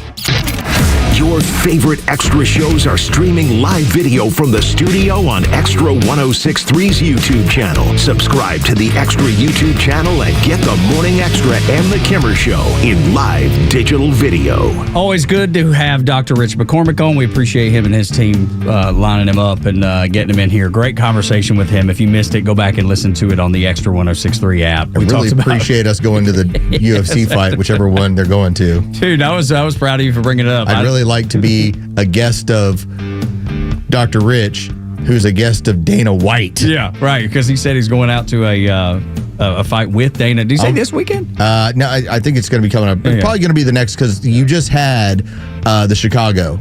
So Chicago just had one of the main events, and they'll have another one that's going to be coming up. But I would imagine they're back in the Vegas Apex this upcoming weekend, which is their main arena, their main setup. But yeah, I'm willing to bet that they're probably going out on the road. They've got another fight coming up in San Antonio that's a big deal, because my family is now kind of getting into this a little bit, and so I'm kind of rubbing my hands together like, okay, how do we get in on this? Weasel our way into the fight at the White House. We have made it, during the break, we have made it our mission to ask every representative that comes on this show. Us in. And we'll pay for our own airfare. We just need to be able to get credentialed to go. That's all we're asking. It's going to be one of the toughest 30,000 person tickets. I mean, that's what they're projecting right now, is that they're going to be able to set up an area for 30,000 to watch, which, UFC fights, is early prelims, you'll have several thousand, and the prelims will have several thousand. Chicago was a little bit different this past weekend. They were packed up for like the prelims. Like the fights before the main card, it was packed. Yeah, I saw a bunch of pictures floating around on social media, and you're just like, holy cow. And so if you can kind of get involved in that, fast. It's, again, $7.7 billion is their new television deal for the next 7 years. Their previous one was for 7 years and $200 million. Jeez. That's how fast the exponential growth of what's going on in the UFC. If you have not taken it in, it's a lot of fun. Where does that compare? Go and put your sports hat on just a second. Where does that compare for WNBA or NHL or wherever? Yeah, it's a distant at this point. It's distant fifth. That's $7 billion. It's $7 billion, and that's the deal. It's the TV rights. TV rights are everything in sports, especially when it comes to revenue sharing. Like the NFL shares everything, so your merch is your merch, and that's fine. And the deals you line out are the deals you line out, but every dollar that comes in through TV and then ticket sales is shared amongst all 32 teams. So when you have a contract worth, several $1 billion, well, then obviously all the teams do really well. Major League Baseball, the regional TV deals have now kind of fallen off, and so you kind of see where things are going. But it's basically NFL, MLB, NBA, NHL a distant fourth, and then everyone else kind of seeing like, what's my TV deal? Yeah. And, flat out, PGA was dealing with the whole live golf thing. And so that's been kind of a weird scenario. Whereas UFC, they've basically established that every other league, whether it's like PFL through ESPN or any of the other leagues that are foreign, everyone's trying to get to the UFC because their roster typically represents the best fighters in the world and the biggest purses. And $7.7 billion from deal. $200 million, they're going to have much more money that's going to be available. It's astronomical, man. It's unbelievable. It really is. But it just shows you which is what I brought up with Dr. McCormick, is the fact that the Republican Party, the counterculture, they are the counterculture. They're the cool kids. It was every big media outlet told you to vote for Kamala Harris. Every one of them set her up to be successful, and she still failed. It's unbelievable that it was the independent journalists that said, no, don't vote for her. It was shows like ours that said, vote for Donald Trump is who you should be backing. Meanwhile, Donald Trump walks into a arena in New York for a UFC fight, and the place goes nuts. Yeah, the fighters climbing the side of the octagon just to be able to point down to him and get his attention. John Jones, one of the all-time greats. John Jones was able to mess around throughout his entirety of his career in terms of like, you want to party? John Jones can go ahead and party, and he's still going to beat everybody. To see his last fight when Trump was there, and to watch him as he wins the fight, point at Trump and start doing the Trump dance. Yeah, that's right. That is winning the culture. That's winning the war against the Democrats. You own popular culture. It's never happened in my lifetime. And now it's as real as it because they're the party of the hall monitor, man. Right. And everything. They're the party of Karens and cat ladies. They're angry about everything. They take the most common sense issue and go, how do we go against this? How do we go against what normal people will think? It's like they do it on purpose. I've never seen such a group of people that are so hell-bent on shooting themselves in the foot. I've never seen anything like it. It's like they take joy. They have so many rules. And ruining themselves. They have so many rules that they'd rather follow their rules than actually go, okay, what's going to be a popular message? Or what's common sense say? Or what's common sense They just refuse it. Residents versus protesters in Washington, D.C. next on Extra 106.3. 8 o'clock hour brought to you by Central Heating and Air Conditioning. Your Atlanta carrier experts, 770-GET-HEAT, centralheat.com. It's time for the Bortz Report, exclusively on Atlanta's only conservative news and talk station, Extra 106.3. I have decided I'm changing my voter registration from Libertarian to Republican. My philosophy is still basically Libertarian, but the Libertarian Party is worthless. The Republican Party is not. So I decided I wanted to see some statistics. How many people are making switches like this? Some group called L2 is tracking party registrations. Guess what?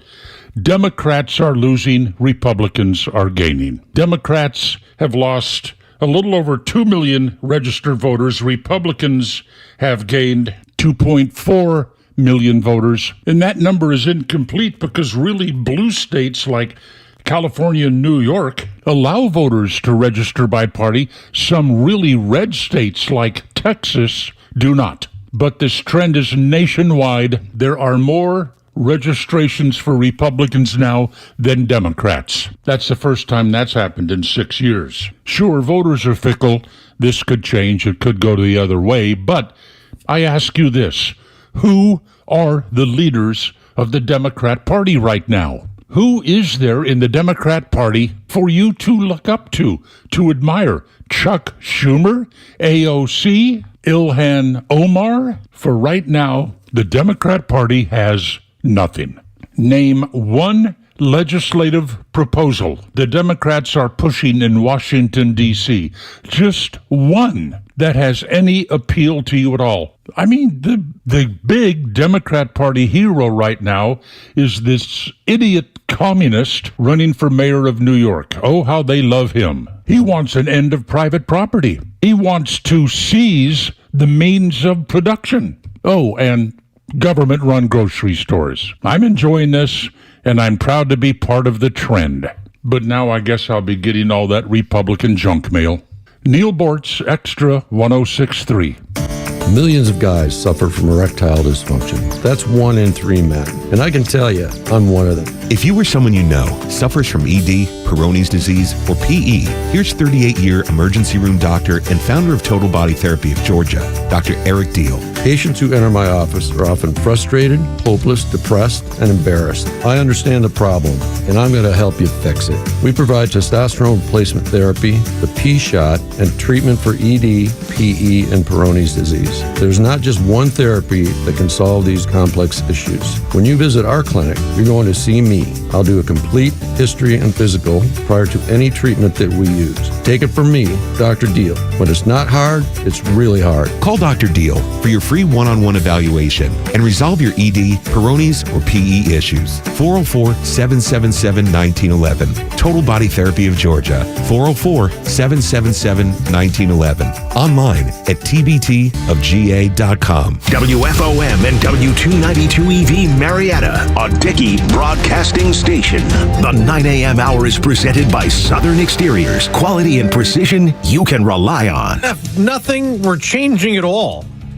I'm Dave Anthony, Fox News. That's Ukraine President Volodymyr Zelensky's reaction to another Russian barrage overnight. More than 500 drones, dozens of missiles launched into Ukraine as Russia warns against security guarantees the U.S. and Europe are working on as part of any possible peace agreement. Fox's Peter Ducey's at the White House. Over the last couple of days, our heads were spinning. We had Putin in the U.S., Zelensky in the U.S., all these European leaders in the U.S., all to talk about the end of the war in Ukraine. It felt like there was a lot of momentum to get this done really, really quickly, but that momentum appears to have slowed down, although that is something the vice president says won't be the case for long. You know, we shouldn't say that they can't sit down until you've figured out every little detail. Sometimes them sitting down is what facilitates figuring out those details. And that was Vice President Vance on Fox after he went out and visited some National Guard troops out patrolling Washington in a D.C. crime crackdown that some residents are angry about.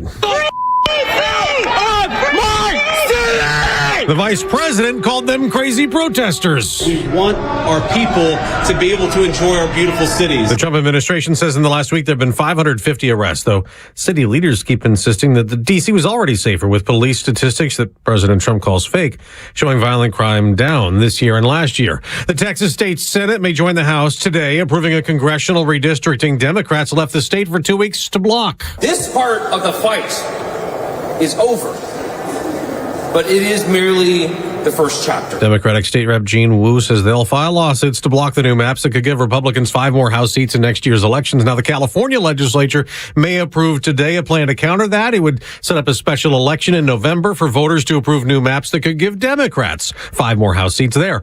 Hurricane Aaron still way offshore, moving away from the U.S., whipping up the surf along the East Coast where beaches are closed for swimmers, Florida to Massachusetts. America's listening to Fox News. Are you living with dry AMD? If so, you could be on the road to geographic atrophy, or GA, a condition that leads to retinal cell death and permanent vision loss.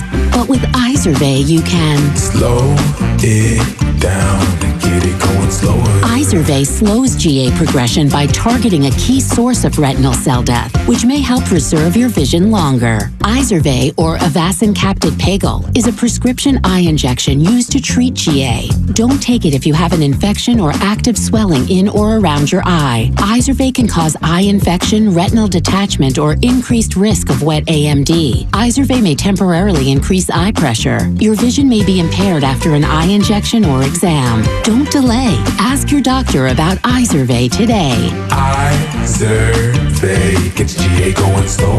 Visit Izervay.com. That's IZERVAY.com. Paid for by Astellas Pharma. This is Tucker Carlson. You're listening to Atlanta's only conservative talk station, Xtra 106.3, worldwide on the Xtra app. Tug and Los until 10.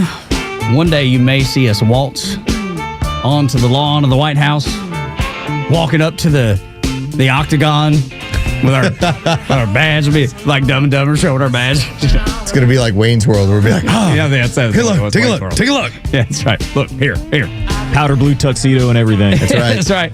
That's right. Oh, Top man, hat. I would so go all in. So it may be so much fun. So much fun. We have a new goal. We have a new task at hand for every politician that reaches out to us, and we have them on the show, and they get a chance to talk to you. This is about the audience, because there's a reason why.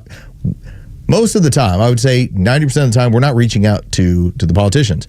They're reaching out to us because they want to discuss with basically the audience what's going on.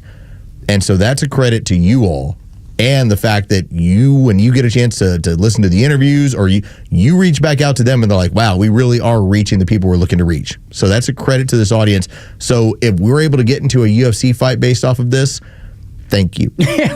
we owe you already. We already owe you so much. Fanny packs yes, on the way. I think it was like $75 for like 12. Are you serious? I was looking into it. Good Lord. But I'm trying to put a logo on it, and that's the problem. We got to... I can only do the whole Kimmer one where it's like him shooting his own hand off. Dude, we could go not top of the line, but what we did in the military was we would stencil everything. Everything. Like because you had to just throw it in laundry, right? Yeah. And all the uniforms are the exact same, so you would have to stencil your name. If we have to stencil 4 Hour Club on the front, we go the military route. It's not difficult to have 4 Hour Club. I just want to have a little something that does reference. I mean, it's the best inside joke, because people are like, what's a 4 Hour Club? And then you have to explain it, because we won't have our website or our show or anything else. And again, under the radar. The camera I shot my hand off picture, I tried to put that one on there and it just messes everything up. Yeah, it's probably costs a grip of money. No, it actually was still the same price. Really? But it looks messed up. Oh, got it. All right. I need AI to generate something that's a lot more conducive. Just cleaner. Yeah. I'm telling you, man, the stencil job's the way to go. I think the stencil's the way to go. And maybe we do 4 Hour Club, 3 Hour Club, 2 Hour Club, 1 Hour Club, occasionally club. Occasionally club. It's just once in a while club. Hardcore P3. That means that you have no allegiance to anything, anytime, anywhere. You just bounce around. That's right. So for the audience, so P1, in reference in radio terms, that means that you're just us. You're with us all the time. This never turn the channel. You never turn the channel. Most people are like P2s, where you've got an allegiance to a couple of different stations. Us and 680, maybe. Yes, and that was always the goal, was keep it in-house. If you want to go listen to sports, keep it in-house. You want to come listen to politics and everything else, keep it in-house, stay with us. So that was always our big goal here with the station. P3 means that you'll listen to just about anything, anytime, anywhere. And that's a lot of people that do that as well. You're just a radio skipper. You're just like, what? I mean, at this point, it's I don't like that song. I don't like their topic. I'm going to Spotify, or I'm going to a radio station, or I'm going to a different market entirely. It's like it's different. But so that's the P1s, P2s, P3s. And so, yes, we might have to have a P3 bag. Yeah, I listen occasionally. The occasionally club. Occasional P3. The OC. The occasional club. We just appreciate you. And if we show up in D.C., we will owe you maybe forever. But that is our new goal, our stated goal. And I think it'll be fun. And maybe when we get up there, we don't have to worry about anybody shooting at us. We don't have to worry about getting carjacked.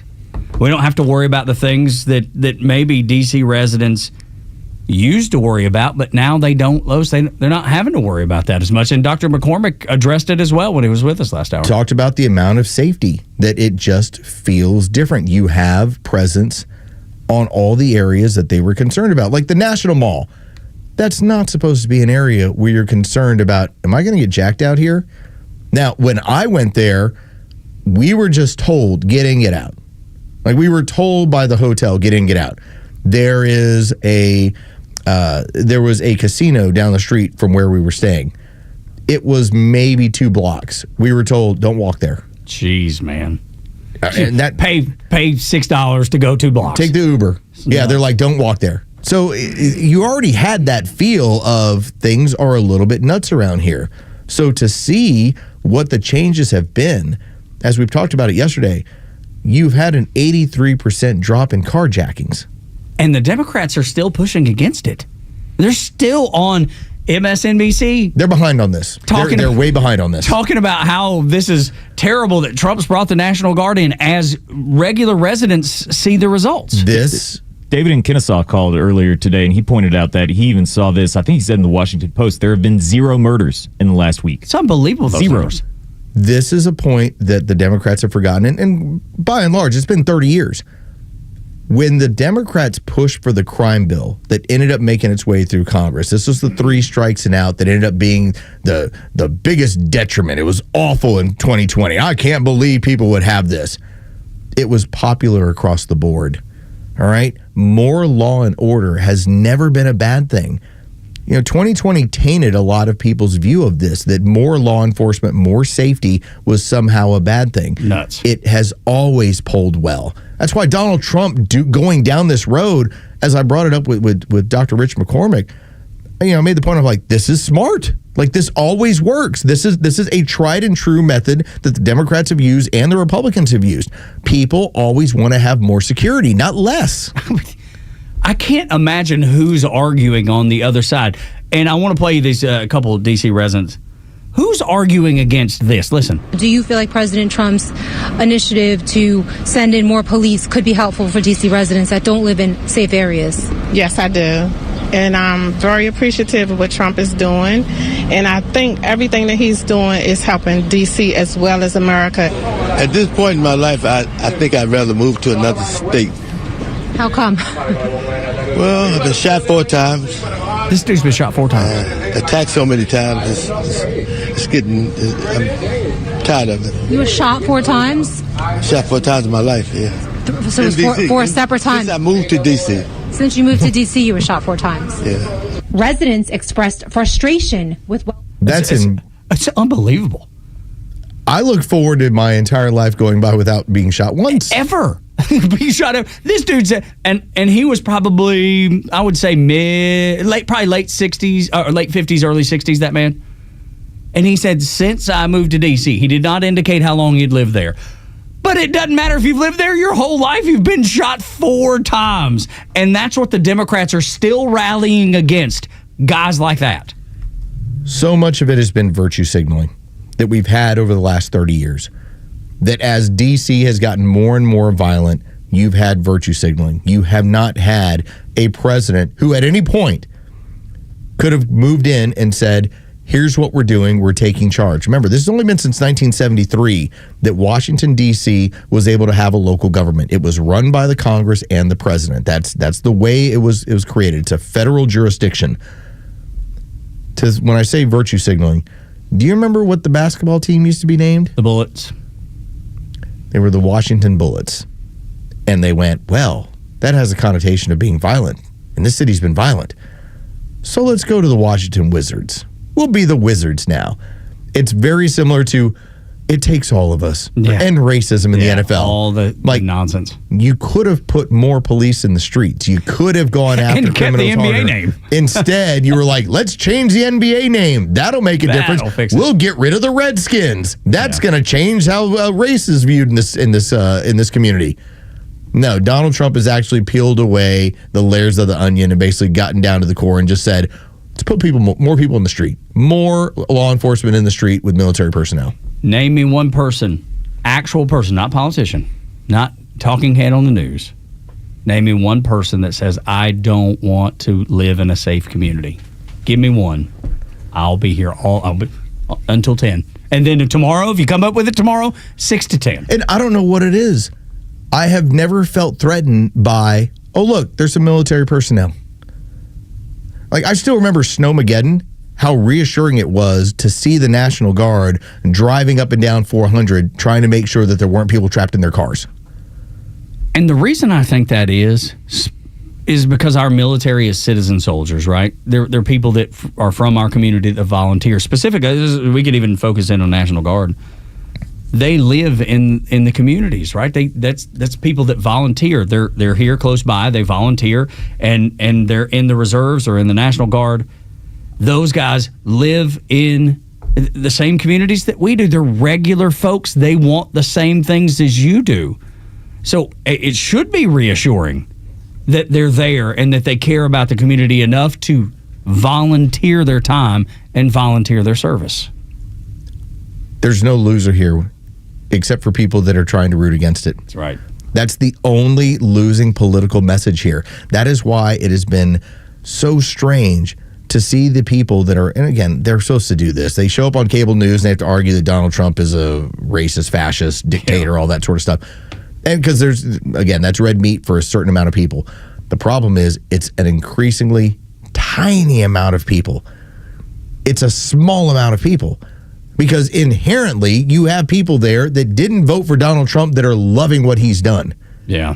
They don't say it aloud. They actually go on the news and rail against it, all while quietly supporting it. I can't imagine being like that. I mean, they've lost Joe Scarborough of all people. Who's like, why are y'all criticizing this? Like, I have journalists calling me directly saying, I'm so glad he did this. I'm afraid to walk down the street. We had the lady on ABC News, was it last week before, who said, everybody in our bureau in D.C. has been attacked or carjacked or had something robbed, happen some to them. assault that's happened to them. We're thankful that he's doing this. I'll be honest, I didn't expect any of those people to speak out, and yet they did. They were brave enough to do it and go against the grain of what the network is going to do the rest of the day. Every one of them the same way. And, you know, it's a surprise when people pull against the United States, pull against their communities, pull against their country, because that's kind of what they're doing also with the whole Russia-Ukraine thing. They hope Donald Trump fails. They have their fingers crossed that Donald Trump fails. And for Ukraine, if Donald Trump fails, it is going to get worse and worse and worse. Yesterday was a perfect example of how ruined the people's minds are that flew the Ukrainian flag and were all about what they were told about Ukraine. Because for the better part of 2 years, I've told you Ukraine is lost. It's like they're done.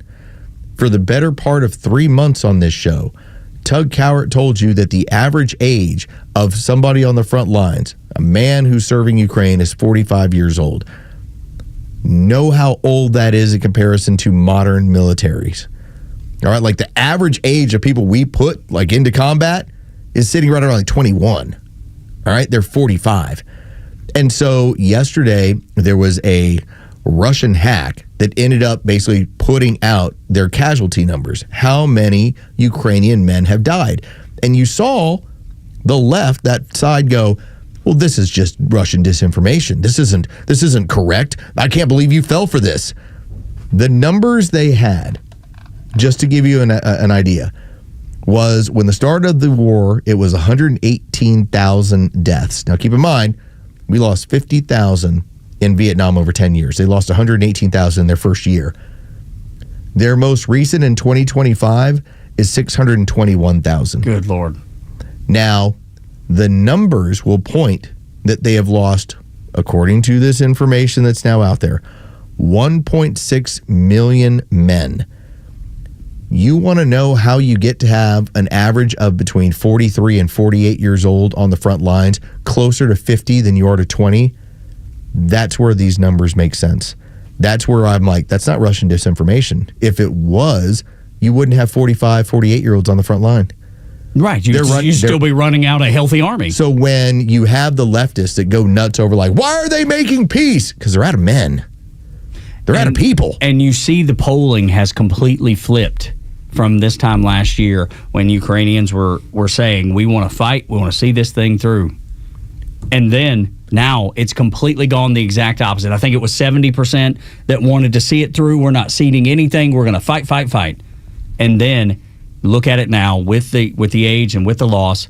That number is now 70% want to find a resolution to this war, which is what Donald Trump's trying to do. And the Russians have lost a ton as well. But they have a ton. What's the population of Russia? Jeez. It's 100 million more than Ukraine. It's 140 million. Ukraine's 39 million. There you go. But you are talking about, why do both sides look for the on-ramp or off-ramp? Why are they both doing this? And it starts to make sense when you're weary because an entire generation of men are gone. You know, when we were telling people this, I don't know if the backlash was, well, you guys are just spreading misinformation. We got a few of those calls, yeah. It's like the numbers will tell you. Look at the age on the front line tells you everything you need to know. Yeah, why else would they be doing that? Why if else? If that was not the case, and then the numbers are wrong. And then it turned into like, well, they're not conscripting this age of. I'm like, it doesn't matter. The age on the front line will tell you everything you need to know about what's going on there. And the age is anywhere between 43 and 48. As Tug told you, 45 years old. It could be as old as 48. That's one of the estimates that has been out there.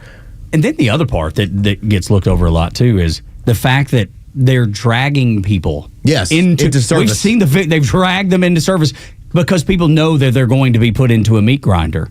They know. So they physically pull up and disappear people. You know, Democrats talk about disappearing people. That's actually happening in Ukraine. And that's one of the other issues that's going on and why the Ukrainian people want this war over just as much as the Russians do. This has now become about class. This has now become about Ukrainians with money. They don't have to serve. They've been able to buy their way out of it. Buy off the recruiters, buy off the people in charge. We'll supply you with what you need. My son doesn't need to go there. In the same way that we don't often have our elites, their kids don't go serve. You know, it's become increasingly rare. There was a reason, in my opinion. I don't have evidence to back this up, but I bet it's the case. There's a reason that when you're in college, you don't have to go serve. That when you can say, I'm in college, can't go serve. Yeah. That happened in many, many wars. And that's because mainly only people went to college then were the elites. Yeah.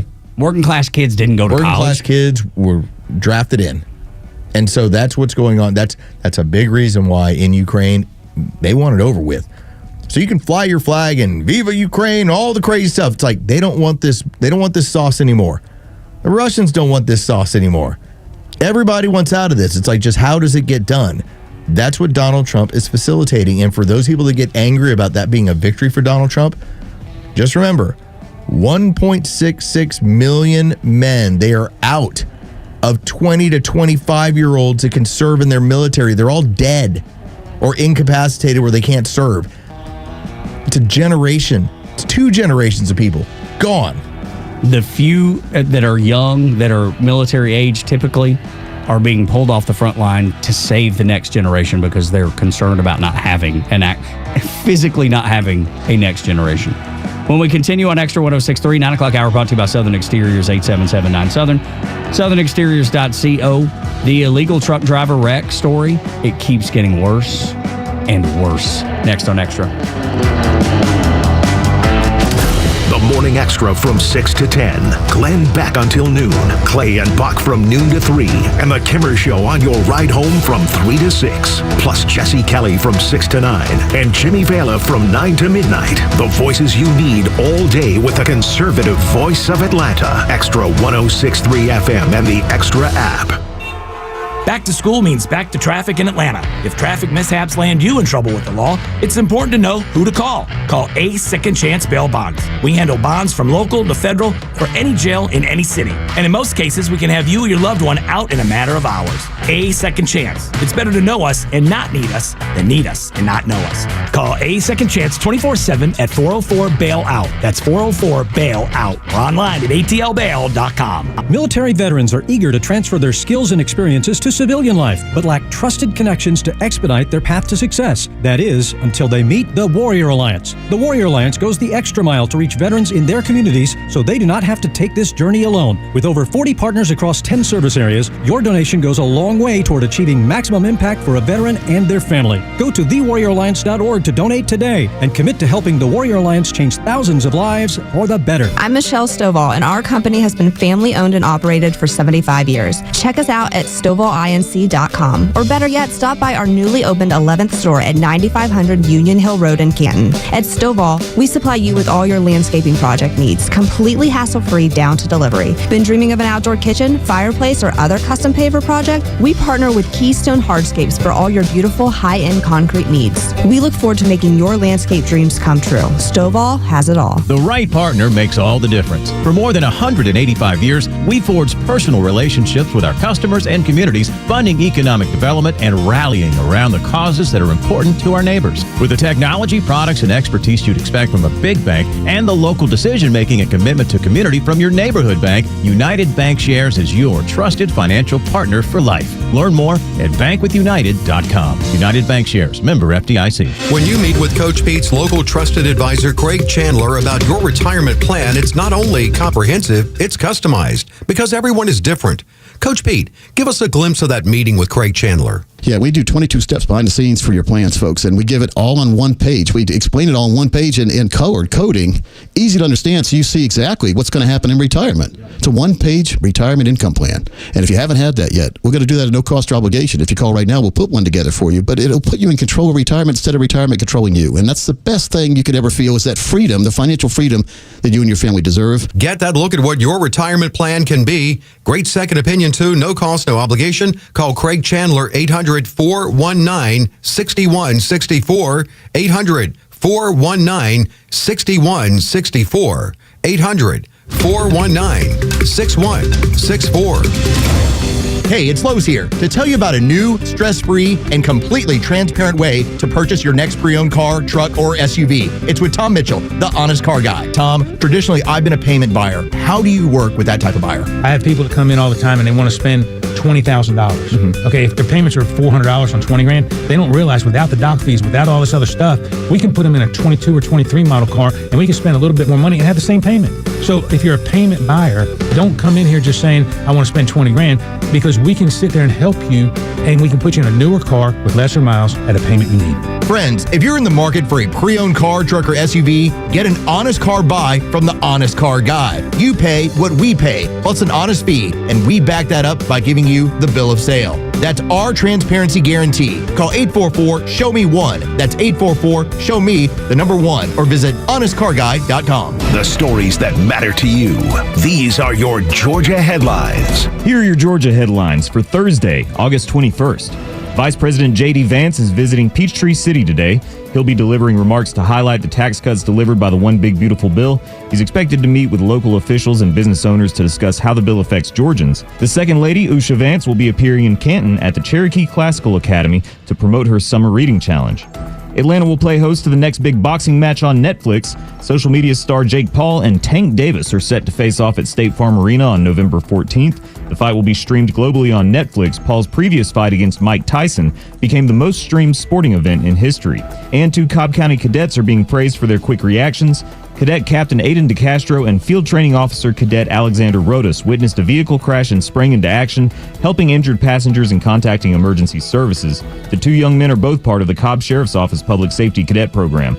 Today's weather partly cloudy with temperatures reaching the mid-80s, and we've got a small possibility for scattered thunderstorms. With your headlines, I'm Jerry Payne for Extra 106.3. 9 o'clock hour brought to you by by Southern Exteriors. Your home exterior solution since 1999, 8779 Southern, southernexteriors.co. The illegal driver story down in Florida. This is one that is, when it first popped up, took you a minute to kind of realize what was happening, what was going on, and what had been going on in the trucking industry for years and years and years, at least the last 3 or 4 years. And it's the saddest story you've ever seen. The lack of empathy, I think, the lack of concern out of the driver, I think, is really, really awful. That stands out to me a lot. But the story just it continues to snowball and get worse.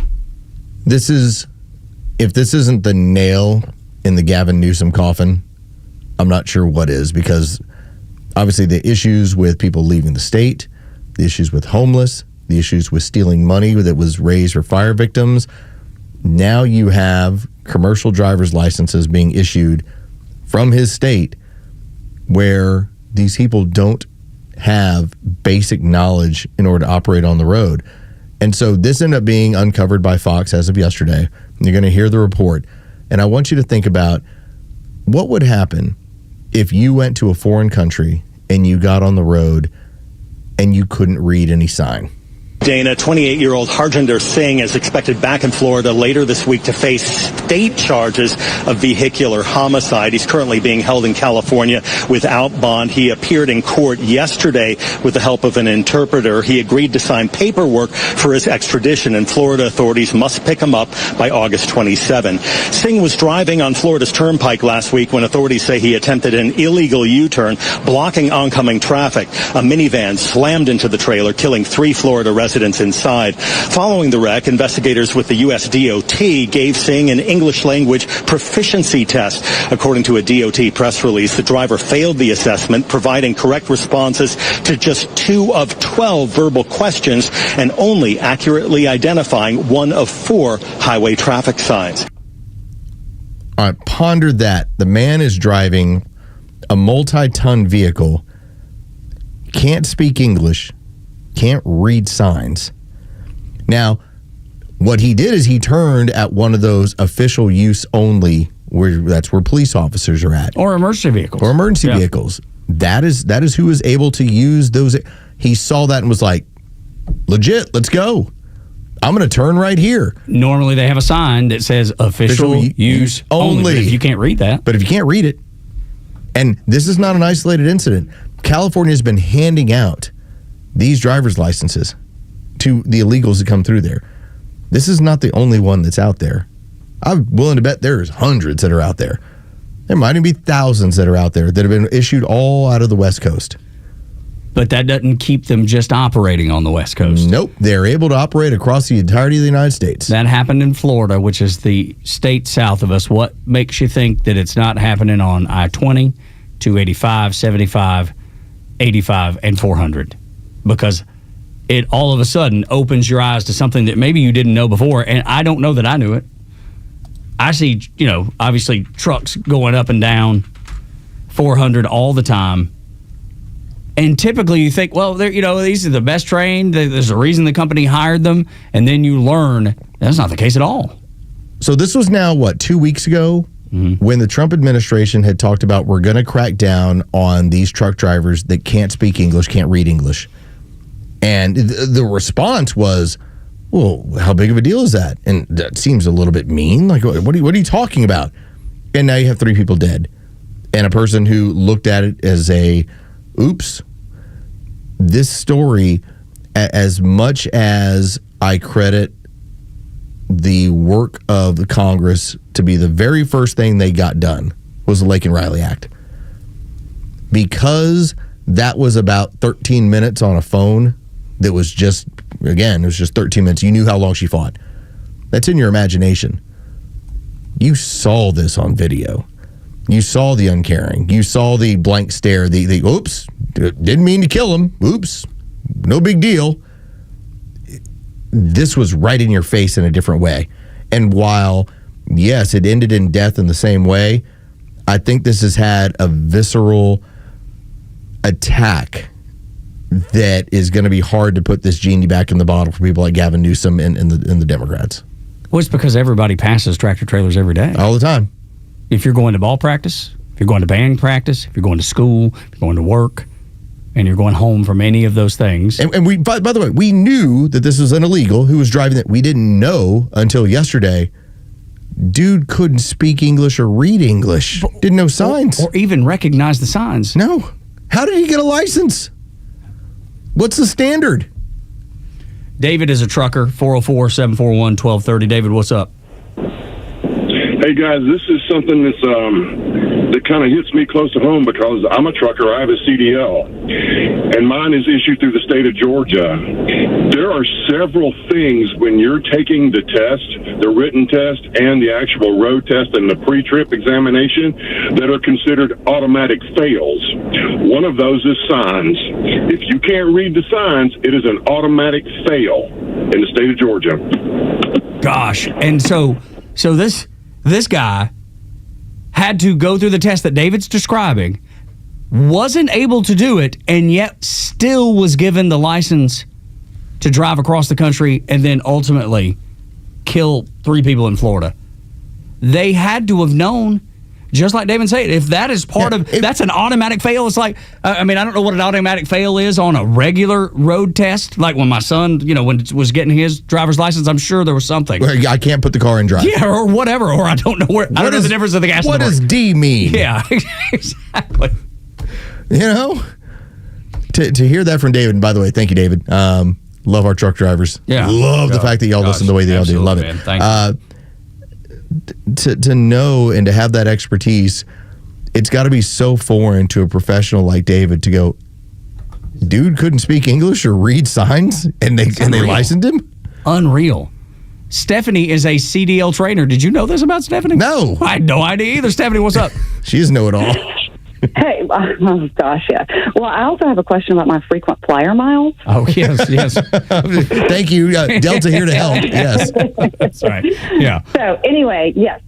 So, and I don't know when this man's license was issued, but in 2022, the DOT and Federal Motor Carrier Safety Administration issued it's a new law that is federal, that anyone who gets a CDL permit must go through a class before being issued a permanent license. So what used to be the case before that was you'd go in, you'd take a written test just like you would with a learner's permit, 50-question general knowledge, and then you have your endorsements. So I'm a trainer for passenger, and there's also school bus, there's hazardous materials, there's combo vehicles, there are all the different types of vehicles. And these classes are sometimes 18 hours long. I mean, they are extensive, and you're required to know English. You have to pass an English test, but these are extensive. So if he was issued this license after 2022, not only was it just egregious on the surface, but it also was a violation of federal law, because every single CDL issued after February 7th of 2022 has to have proof that they've taken an online course and a behind-the-wheel or range class, meaning someone has watched them do a pre-trip and approved it, and they've driven with them in the vehicle, and they've passed every single portion of the driving test, including reading road signs. So somebody would have to have signed off on that. Well, we did have, as far as what we know from the timeline, he did get a work authorization in this country on June 9th, 2021, under the Biden administration. It was previously rejected by the Trump administration in September 14th of 2020. So you get the work authorization, but then you also get the license down the road, I would imagine. I can't imagine at this point. The interesting thing will be who signed it. Who is the person? It's almost like a notary, right? When you do the notary thing and you sign that, yes, what I am signing is truthful, it's honest.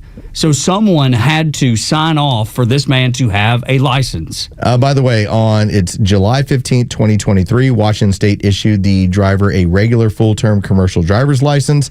On July 23rd, 2024, California issued the driver a limited-term non-domicile CDL. So he was issued out of 2 different states after 2022. Somebody's tail end is in a sling. There's somebody that is in panic mode, knowing that they signed off saying, yes, this person knows what they're doing. They speak English. They understand signs. They can read English.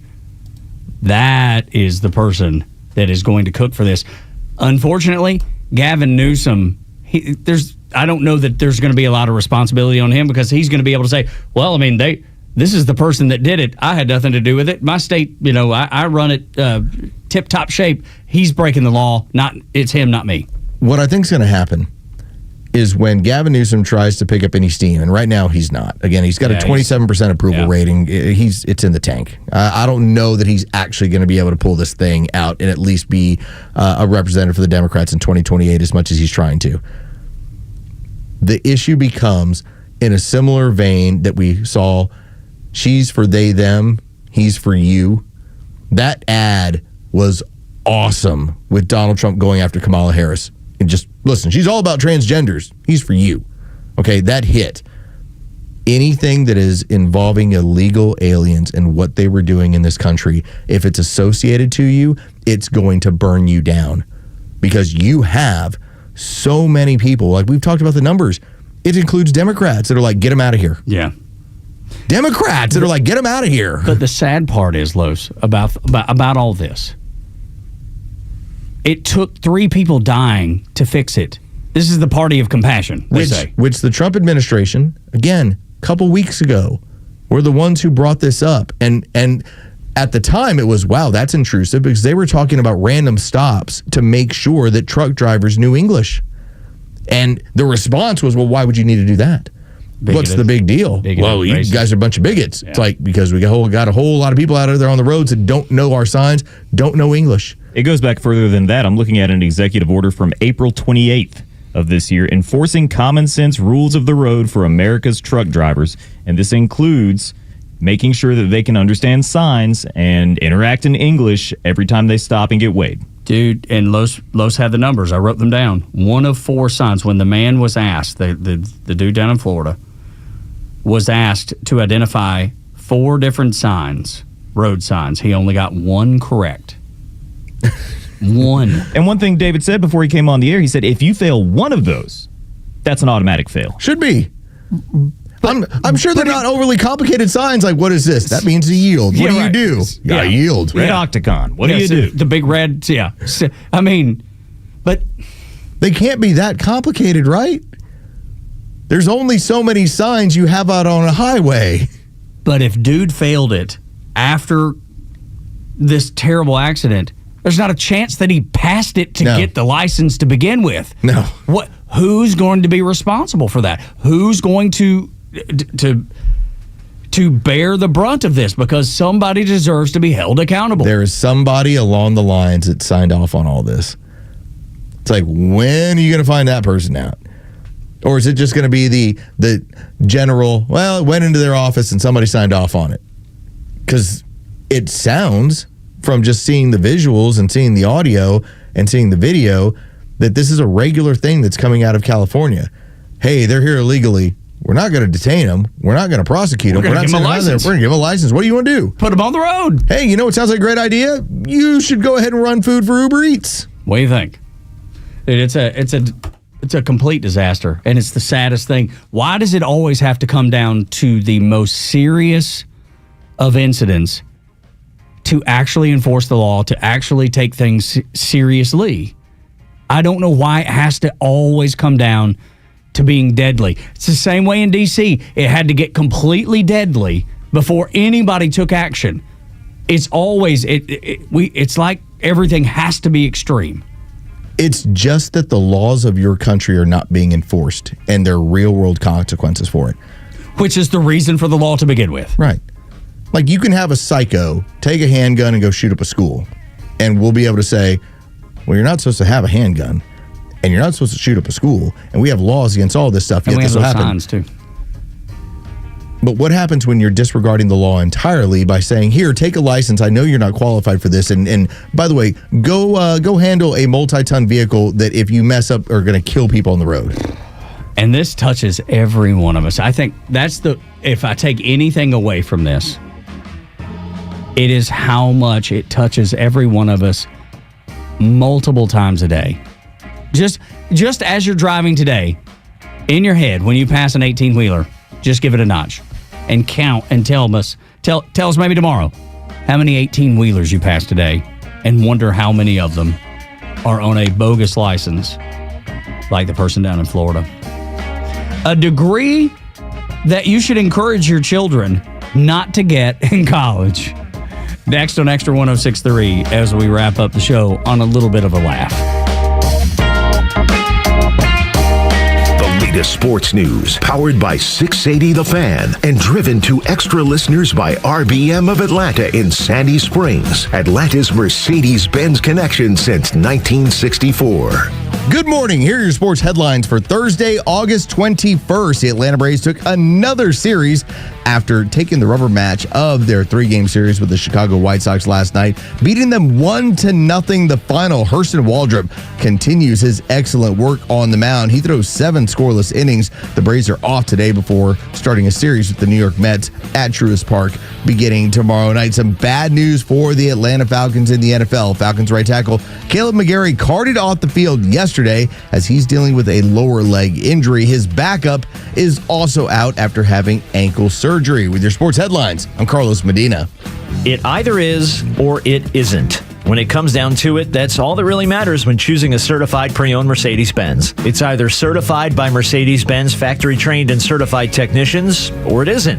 It's either backed by an unlimited mileage warranty for up to 7 years, or it isn't. Welcome to the RBM of Atlanta's Dog Days of Summer sales event, now through September 2nd. Come in today and take advantage of finance rates as low as 2.99% APR special financing on select models. In addition, you'll receive unlimited confidence with Mercedes-Benz's unlimited mileage warranty, delivering continued assurance for up to 7 years. Contact RBM of Atlanta for details and see how to qualify. We'd love to welcome you to the RBM of Atlanta family. Not all offers apply to all vehicles, and special financing available only to qualified customers exclusively from Mercedes-Benz Financial Services through September 2nd, 2025. Contact RBM of Atlanta for details on this and other exciting offers. Visit us at rbmofatlanta.com or call us at 770-390-0700 for details.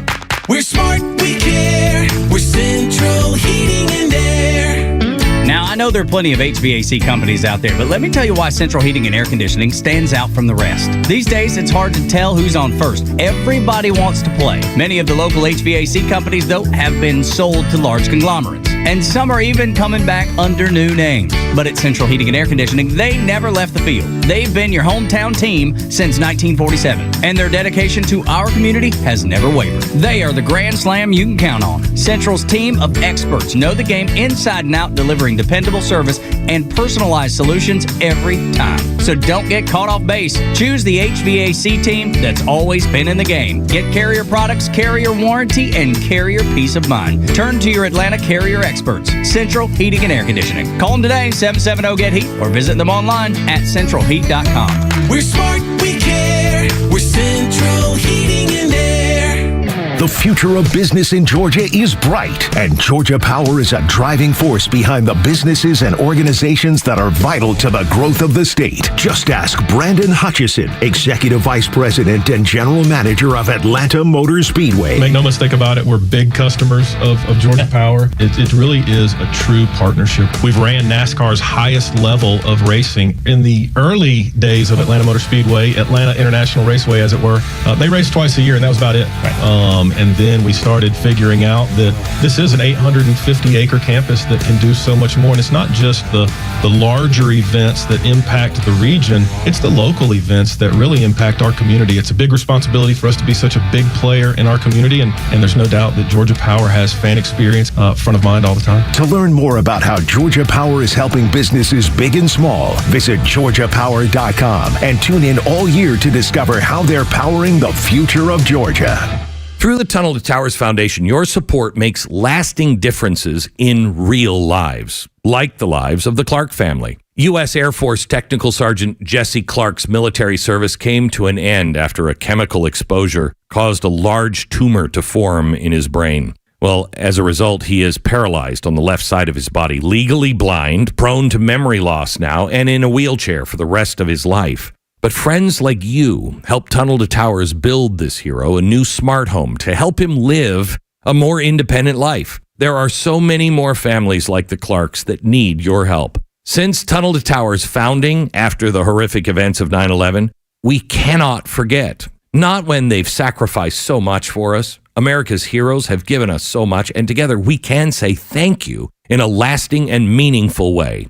Please show your support now. Donate $11 a month to Tunnel to Towers at T2T.org. That's T2T.org. The legend Neil Bortz is only on Extra 106.3, Atlanta's only conservative news and talk station. I just want to tell you about a group of people running around loose in this country. These people actually believe the earth is flat. How stupid some people in our country are. You have to look out for them and stay the hell out of their way. Atlanta Talk Radio legends are only on Extra 106.3. Tug and Los until 10. After that, Beck, Clay and Buck, and then the local afternoon show with the Kimmer, Pete and Flounder. And Los is working on a Kimmer-specific fanny pack. I want to do the stencil, man. That's what I'm comfortable with. That's what I know. I know. I remember doing the stencils in the Navy. You had to stencil all your clothes. Looks tough, too. It does, yeah. Dude, I think military stencil looks cool. But There's that's nothing me. really like tough about me. There is. I'm everybody's teddy bear. Like, I don't want to fight anybody. I don't want to mess around with anybody. I don't want to fight anybody either. But I did throw hands though yesterday on the bag. Just yeah, I told you went a little extra yesterday. Been paying for it today. Yeah, I've been feeling it, shoulders and back. I'm like, oh, that was a lot. Like I just finished stretching, going, oh, abs. Love it. Got this little side that locked up. Oh yeah. I was like, ow. I got today and tomorrow with my guy John. So I'll probably be limping in here tomorrow. If you missed earlier in the show, when Tug does not hit the expectations of his guy, he makes him go outside, get a hickory stick, and then he hits him with it. That's right. He's no nonsense. He's like 20 push-ups, 10 seconds. And if Tug gets 19, in that 20-second mark, he beats him with a stick. Right across his back of the shoulders, sometimes the back of the head, just wherever he can get. Really. Yeah, and he actually makes you refer to him as sensei. That's right. So, it's legit. He's a bad man. Yeah, it's pretty cool. John is going to he's going to whip me into shape for sure, figuratively and literally. He always yells "No mercy," which I found really weird because it's like you're just on a bike. Yeah, you know. Take the shot and fall off. I've always talked to my son because he's in college now. It's like, when you're choosing your degree, let's choose something together that makes sense. Sure, I want you to be interested in the topic matter, of course.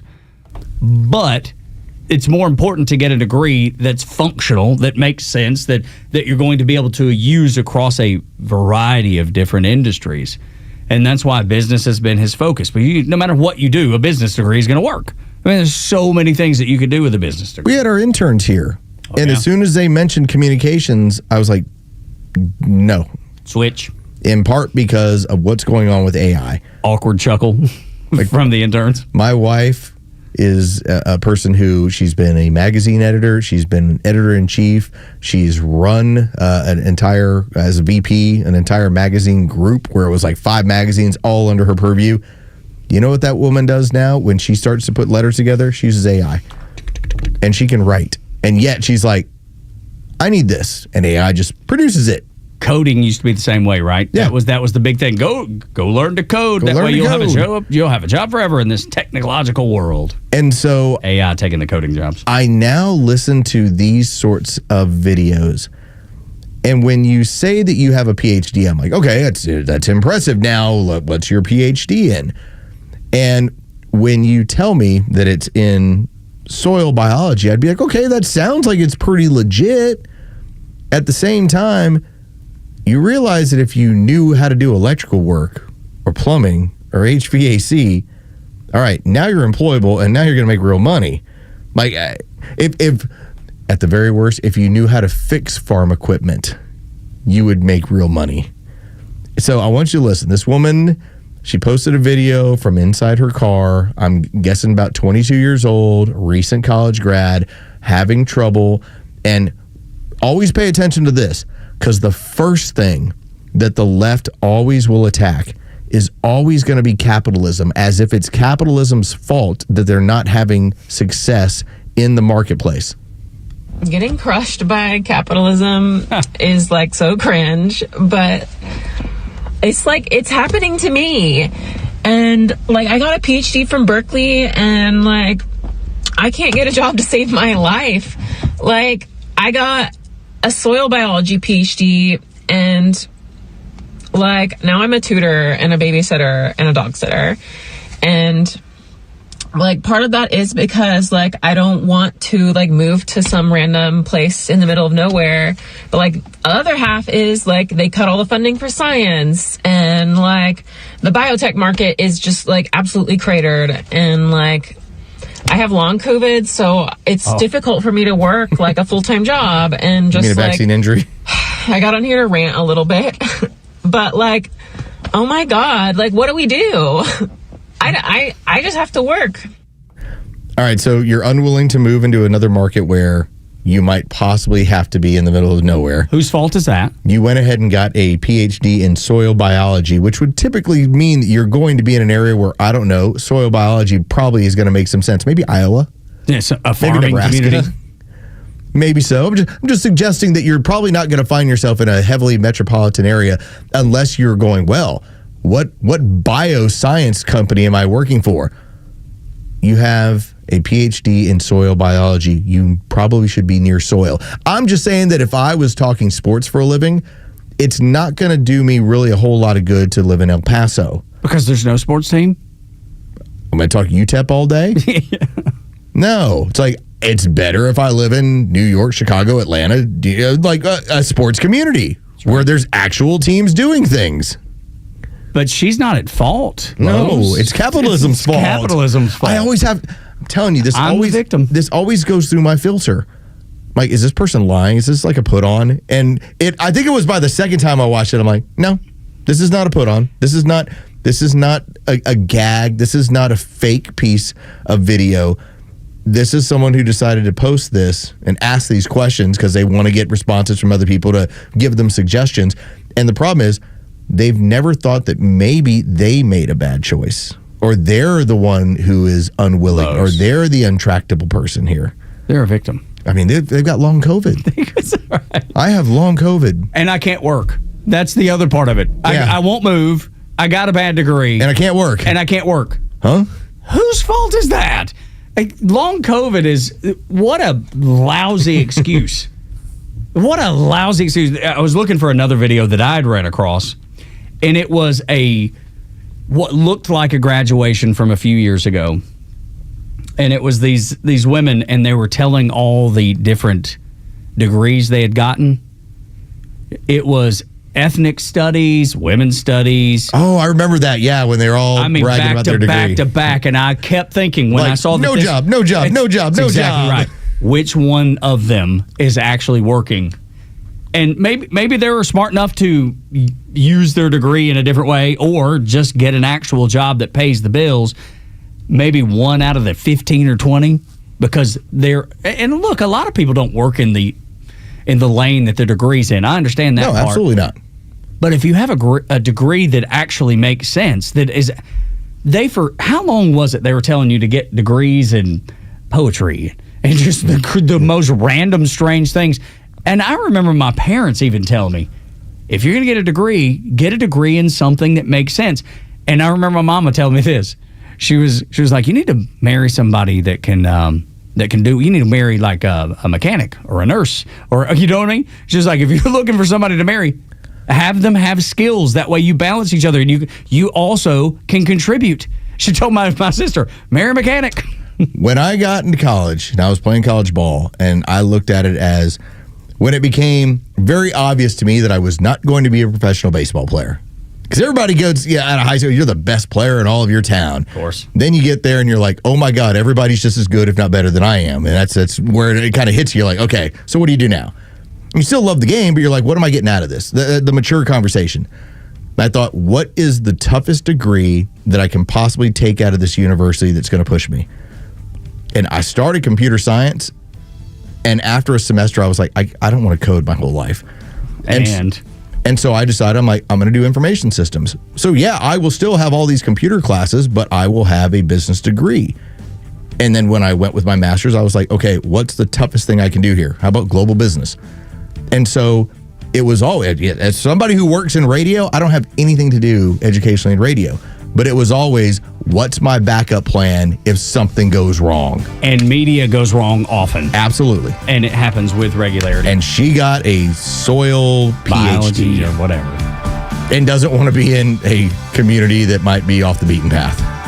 Because there's probably too many conservatives there. And she's got long COVID. And she's got long COVID, or as you call it, vaccine injury. Vaccine injury. That's long COVID. That's exactly, it's vaccine injury. That's right.